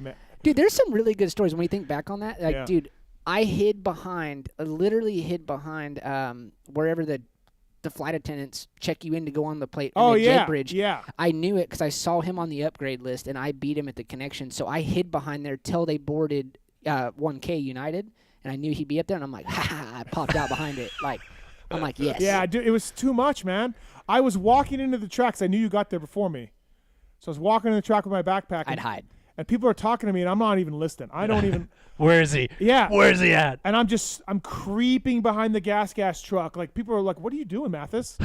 You know, because people know who I am, and I'm just like, fuck, shut up. and I'm waiting for you. Like, no, man, I don't want to ruin my life. There was like three really good ones. The escalator, I don't remember what airport that was in, but I literally laid on an escalator, and I saw him talking to the Cowie guy, so I just laid on the escalator that was like going across the airport until I popped up right behind him and went like that. And I was down on the track, and you were in the stands, and then you radioed to somebody, and they tapped me on the shoulder. Yeah, you looked up, and I you was were just like this in the stands. Yeah, that was good. That one felt good. But so great. But my Starbucks one was the best too. Oh, dude, that the was odds, awesome. The odds. What of are the that, odds of that? Because we stay like if you stay in different cities at Budds Creek, like you're like an hour away. Yeah, no, I stayed in D.C. Literally, right? Yeah. So then I stopped at a Starbucks on the way to the track. It's like 5:30 in the morning. Dude, I'm like barely awake. I'm in the drive-thru, and this fucker walks in front of my car out from the Starbucks with Pierce. And he honks. So I'm like, I'm about to do a real flip off and like not spill coffee on me too. Yeah. Right? I'm like, the fuck's this guy's problem? I turn around, I'm like, no and I way, just go, dude. like he's in front of my car at 6 o'clock in the morning in Waldorf, Maryland. Like literally, I probably had like an aura around me. Oh It was my like, God, it was An angel descended. Yeah, Yes. so like you talk like that was one of the greatest days of my life. Yeah. Yeah. And when it would work out like that, there was nothing better. It was There was nothing organically. Where better. like there was so many races where I went in like with my guard up, like okay, be ready. And as soon as I let it down, you'd either get me or it would work out like that where I'm like, no fucking way. I'm like, this is happening. Definitely, you got me more than I got you, and your ways were way more unique. I might have like taken it a little too seriously. Yeah. There was one race where I snuck into the press box to watch, and I was texting JT to find out where you were in the text box or in the press box, and I looked over at him, and he was like, "Remember, we were like separated. It was two different rooms. I went to like a not the industry press box. I went to another one beside it, and I like knocked on the window and went, and I ran back down to where I was doing my work. Yeah, it's too much, man. I actually thought we lost Thor because you were having like a serious conversation with Hilton when I was at Star. Oh yeah. And I just walked up between you two and just put it between, and then I left and went to the airport. And I was like, then you got me at the airport because it was different. It was different states. Oh, different states, yeah. So I got him at Redbud. Then we flew out of Chicago, and he got me. And I was like, damn. It was too much, man. It did become too much. Yeah, I was too stressed. That's all I was thinking about. I was sneaking around. I wasn't doing my job because I was like, no, fucking. Dude, that was me in the morning where I'm like trying to make breakfast for the guys and like get them all ready for the day, but I'm also like trying to hide in the semi in case you walk in. Yeah. Yeah, it's too much, man. Yeah, it was aggressive. So no, Kellen, no. Sad. End of an era. It was. It was fine though, because it made my life so much better. I did go to races with a lot more enjoyment because it sucked losing too. Yeah, oh yeah. Because you put a lot of effort in. Hey, do you remember that one year? You were up 7 or 6 on me. Yeah, and you I came got back. it to within 1 or came something. back. Like I was fucking on a roll. Yeah, like I fully let my guard down. Like I was already cashing the championship check. And I was just bam, bam, bam, bam every week. I could do nothing, dude. Nothing to say. And then, but I think once I got to 1 or tied, you got me back, and then it was over. I locked back in. I was like, dude, you gotta get your shit together. Because I remember you're like, fuck, man. I just can't do it. Yeah. That was a good time. It's too good, man. I was on a roll. It was great. Life was so good then. It was. Yeah. It feels good. Maybe you guys should pick like 3 rounds, like a triple crown flip off. And those are the 3 rounds every year or whatever. Yeah. And maybe. just to bring it back for old time's sake. I'll totally forget. Yeah. Good times. All right. Well, thanks for coming up. Good job on the show. And good luck with troll training and your clients, Thank you. Max Miller and Colt Nichols and these Revan kids. The Gordon brothers. The Revan kids. Yep. We got, did you say Colt? Yeah, I said Colt. Yep. Okay. I just, Romano. I set up Oh, Romano. Yeah, Romano's Phoenix? Yep. I don't know Romano. Good kid. Yeah. Didn't he call him and be like, yeah, he been him a and prank? LeBlanc were like telling me to fuck off. Yes. Sugma or something like suck that. My dicks. So, yeah. Suck my dicks. Yeah, something like that. Yeah. That's classic. Right. But I don't never talk to him other than that. Great kid. Is he? Yeah, he comes from a really good family. Okay. He's really nice. Let's hope he pulls it together, right? Like, yeah, hope so. I'm rooting for him. I mean, by the end of the year, he wasn't even riding a Star anymore, right? He was riding it. Now he's back in Claremont at his house, from what I understand. Yeah, like he has a nice facility that's just down the road from Baker's and all that. Right. Yeah. Interesting to see, because you just don't. We had Fry, and then we had LeBlanc and Fry. Bailey. Like you just like let's. Anyways, all right. So good job. Thank you for coming up. Let's do it again. Thank you, boys. Yeah, let's do it again. Kellen, thank you. Thanks, man. Congrats on the Swap Moto. Thank you, sir. Start your systems as well. Mm-hmm. And more coming for you as well. So thanks for coming up. Appreciate it. Yeah. You drove him, right? Yeah. He drove you? No, I drove him, but No, he drove. We, made it happen. Yeah. Yeah. You know what I mean? You kept it busy, bud. That's what I'm saying. Thanks to Pookie. Thanks to Moser. Thanks to Swisscore. Thanks to Roto. Nick, thank you, buddy. Appreciate it. Thank you, sir. Yep, appreciate it. And Talon? Last show of the year. Yeah, because Tits is in next week. Did say that. Yeah, and then we're off for a couple weeks. And then we got Parabinos and Kiefer at studio next week. Big Renthal show. That's going to be a good Big one. announcement of that. I'm calling in. You guys can, on the show, talk about how you come down right by me and Will and ride mountain bikes and just don't even call anybody nothing. Honestly, the That's disrespect that's is Paul high. Parabinos' department. Okay. I was just a passenger. That- I don't Would know I where. most I likely don't even know where flake? Vale Lake. Do you want to know how I didn't know where Vale Lake was? I'm like, hey, is this like Big Bear? Like that's what I was What do asking. you think? Are we going to Colorado? Yeah, no, I knew it wasn't Colorado, but I'm Okay. like, is this up by Big Bear? Like I had fucking no idea where Vale Lake is. It's really cool, right? Yeah, it's awesome. Like Yeah. the bike Although park is cool. I pushed out and didn't jump very much and didn't ride. It's all right. I walked down a couple of rock Well, stuff and I was Let's like, face it, dude. Going with Paul. yeah, Paul is really, really good on a bike. Like I Yeah. can't stress that enough. Like Yeah. I can handle a mountain bike. Like I'm okay, right? yeah, I am terrible compared to yeah. him. So I'd like to go again and maybe I'd be a little bit better, right? The first You time gotta down. know the trails there, Yeah, too. Right, but anyways, it was still fun. Well, and possibly we're a little sore from talking to your friend about the hip. Yeah, Maybe no, didn't come in there rested. that was 2 days before that. Okay. So it has nothing to do with it. He Okay. was. No, He was still fresh then. Wait. He was sore. It was 2 days before that. No. Oh, it you happened 2 days crashed before it. that. He crashed 2 days before that. Oh, and then you're trying to bring him around. And Yeah. it's just dragging Yeah, you down. yeah. I get So it. how did your friend feel when he got on a Stark the day after it happened? Yeah, not good. Yeah, okay. Yeah, no. The friend was Okay. friend was sore, but it was he already had that appointment to ride the Stark, so he had to do it. Get it? Yeah. Yep. Yeah, Keeper's got to stop looping yeah, out. yeah. He really does. Yeah. Yep. No, he actually the friend brought didn't need a bigger size pant in case Leg was too swollen. the leg was everything was too swollen to get into the regular size. Smart to So think the ahead, friend though. was thinking about that. Yeah. Yeah. All right. So thanks for coming up. Appreciate it, you guys, and good stuff. Can't wait for my hot takes to happen. We rub it in your guys' face if that happens, and if Juju wins, then Yep. Kellen Lighting the candles. Kellen Brauer. All right, everybody. Thanks for listening. Support the sponsors. Use the codes. Thanks for listening. See you next week. I was in control of all those wieners. There's something I want to get off my chest, and it's about that summer when you went away to community college. I got an offer to do Playgirl magazine, and I did it. I did a full spread for Playgirl magazine. I mean spread, man. I pulled my butt apart and stuff, and I was totally nude, and it was weird. I mean, you probably didn't hear about it because I went under the name of Mike Honcho, but I just wanted you to know that.